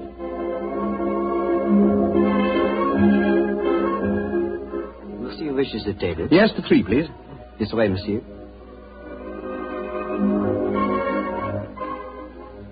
Does this table please you? Excellent, thank you. By George, I'm as hungry as a hunter. How about you, Murphy? No, I'm afraid I have very little appetite. This whole case has upset me dreadfully. You mustn't take it so much to heart, Murphy. By the way, Doctor, I'd like to have your opinion on the case. Who do you think staged the theft of the emerald today? Perfectly obvious to me. Lady Anne Partington did it herself to collect the insurance money. If she hadn't, she'd have insisted on your finding the thief. But you needn't worry, old chap. You'll get your fee all right, I'm sure of that. I'm not worrying about the fee. But I assure you, Lady Anne did not engineer that fraud today. You mean that it was Stanford? Tell him who was responsible, my dear Murphy. But how should I know? Oh, come now, Murphy. Let's not fence any longer. You did an excellent job, a superlative job. I was almost sorry to spoil it for you. I don't think I understand you, Holmes. Oh, yes, you do, Murphy. You're a splendid actor, too. I was so deeply touched when you had apparently stolen a fake jewel, and all the time you knew that the real one was safely hidden in the bottle of creme de menthe. To be abstracted at your leisure. Ha ha. You scoundrel. Holmes, do you mind telling me what's going on here? I'm completely and absolutely in the dark. Surely it's obvious, my dear doctor. The imitation emerald was a brilliant copy. What makes you so sure of that, my dear Because Holmes? this April Fool's Day hoax was only conceived yesterday, or that is what you wish the others to believe. Such a superb paste gem could not have been made at such short notice. Therefore, it must have been prepared by someone who knew about the hoax before it was arranged. Now, my dear doctor, when Stamper told you about the plan last night, whose idea did he say it was? He told me that it was Lady Anne Partington's plan. Precisely. And yet Lady Anne referred to it today as Stamper's idea. Obviously, you, my dear Murphy, presented the plan to each as the notion of the other, and so only you could have arranged the real theft behind the hoax. I repeat, a splendid job. Thank you, Mr. Holmes. May I also compliment you on your cleverness in frustrating my plot? Look here, what is all this? One of you is a criminal, the other is a detective. Yet you're throwing each other compliments as if you were in the same profession. The dividing line between the criminal and the criminal investigator is thinner than you might imagine, my dear doctor. How very true, my dear Holmes. Would you consider coming over to my side of the line? Together we'd make an unbeatable team. Oh, you flatter me.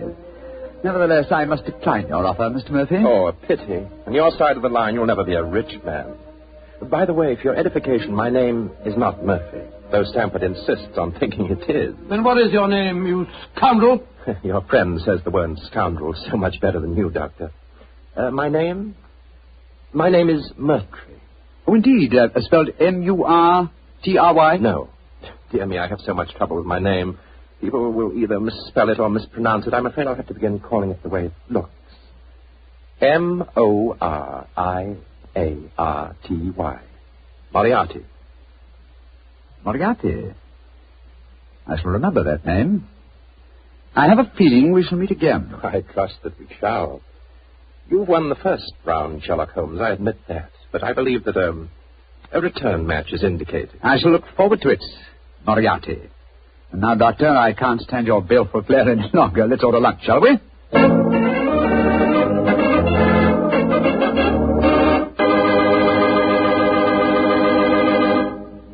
Doctor, that was a pretty hectic April Fool's Day. Yes, it was. I never want to see another one exactly like it. I don't blame you. You know, I'd sure hate to have someone come to my house and pull a trick like that on me. Why, Mr. Bartell, do you have a precious emerald you fear may be stolen? Are you kidding? I wouldn't know the difference between a precious emerald and a piece of green glass.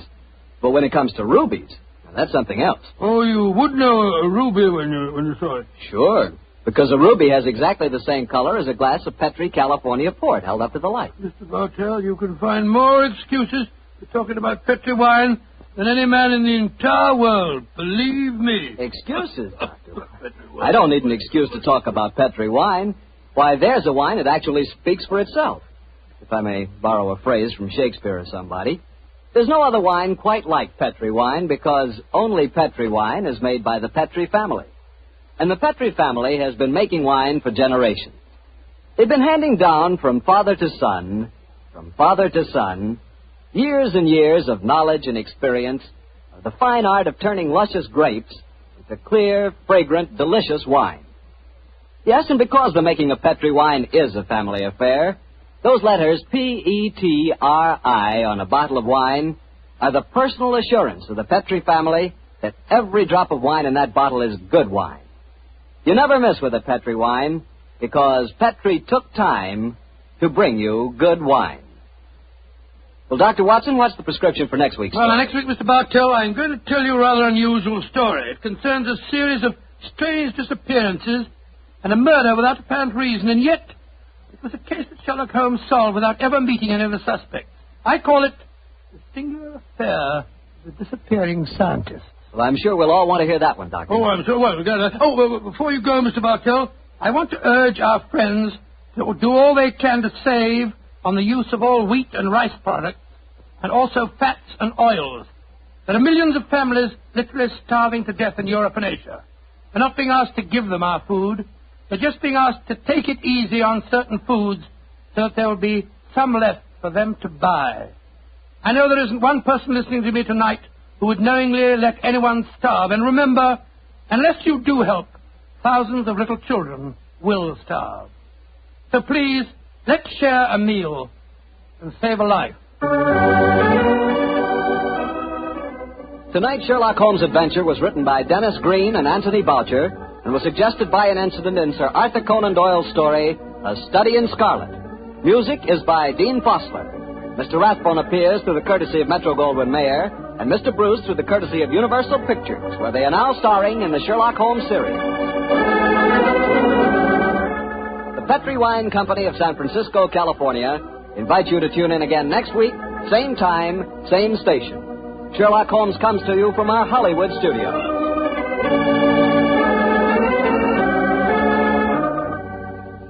This is Harry Bartell saying goodnight for the Petri family. For a solid hour of exciting mystery dramas, listen every Monday on most of these same stations at 8 o'clock to Michael Shayne, followed immediately by Sherlock Holmes. This is the Mutual Broadcasting System. Life is swell when you keep well. That's why Post 40% Bran Flakes have become America's largest selling Bran Flakes. Every 1 ounce serving of Post 40% Bran Flakes provides bran to help prevent irregularity due to lack of bulk in the diet. They're so delicious tasting and so good for you, too. Tomorrow, serve America's favorite Bran Flakes. Post 40% Bran Flakes. Thanks for listening to HOJO Radio. We'll be back again very soon.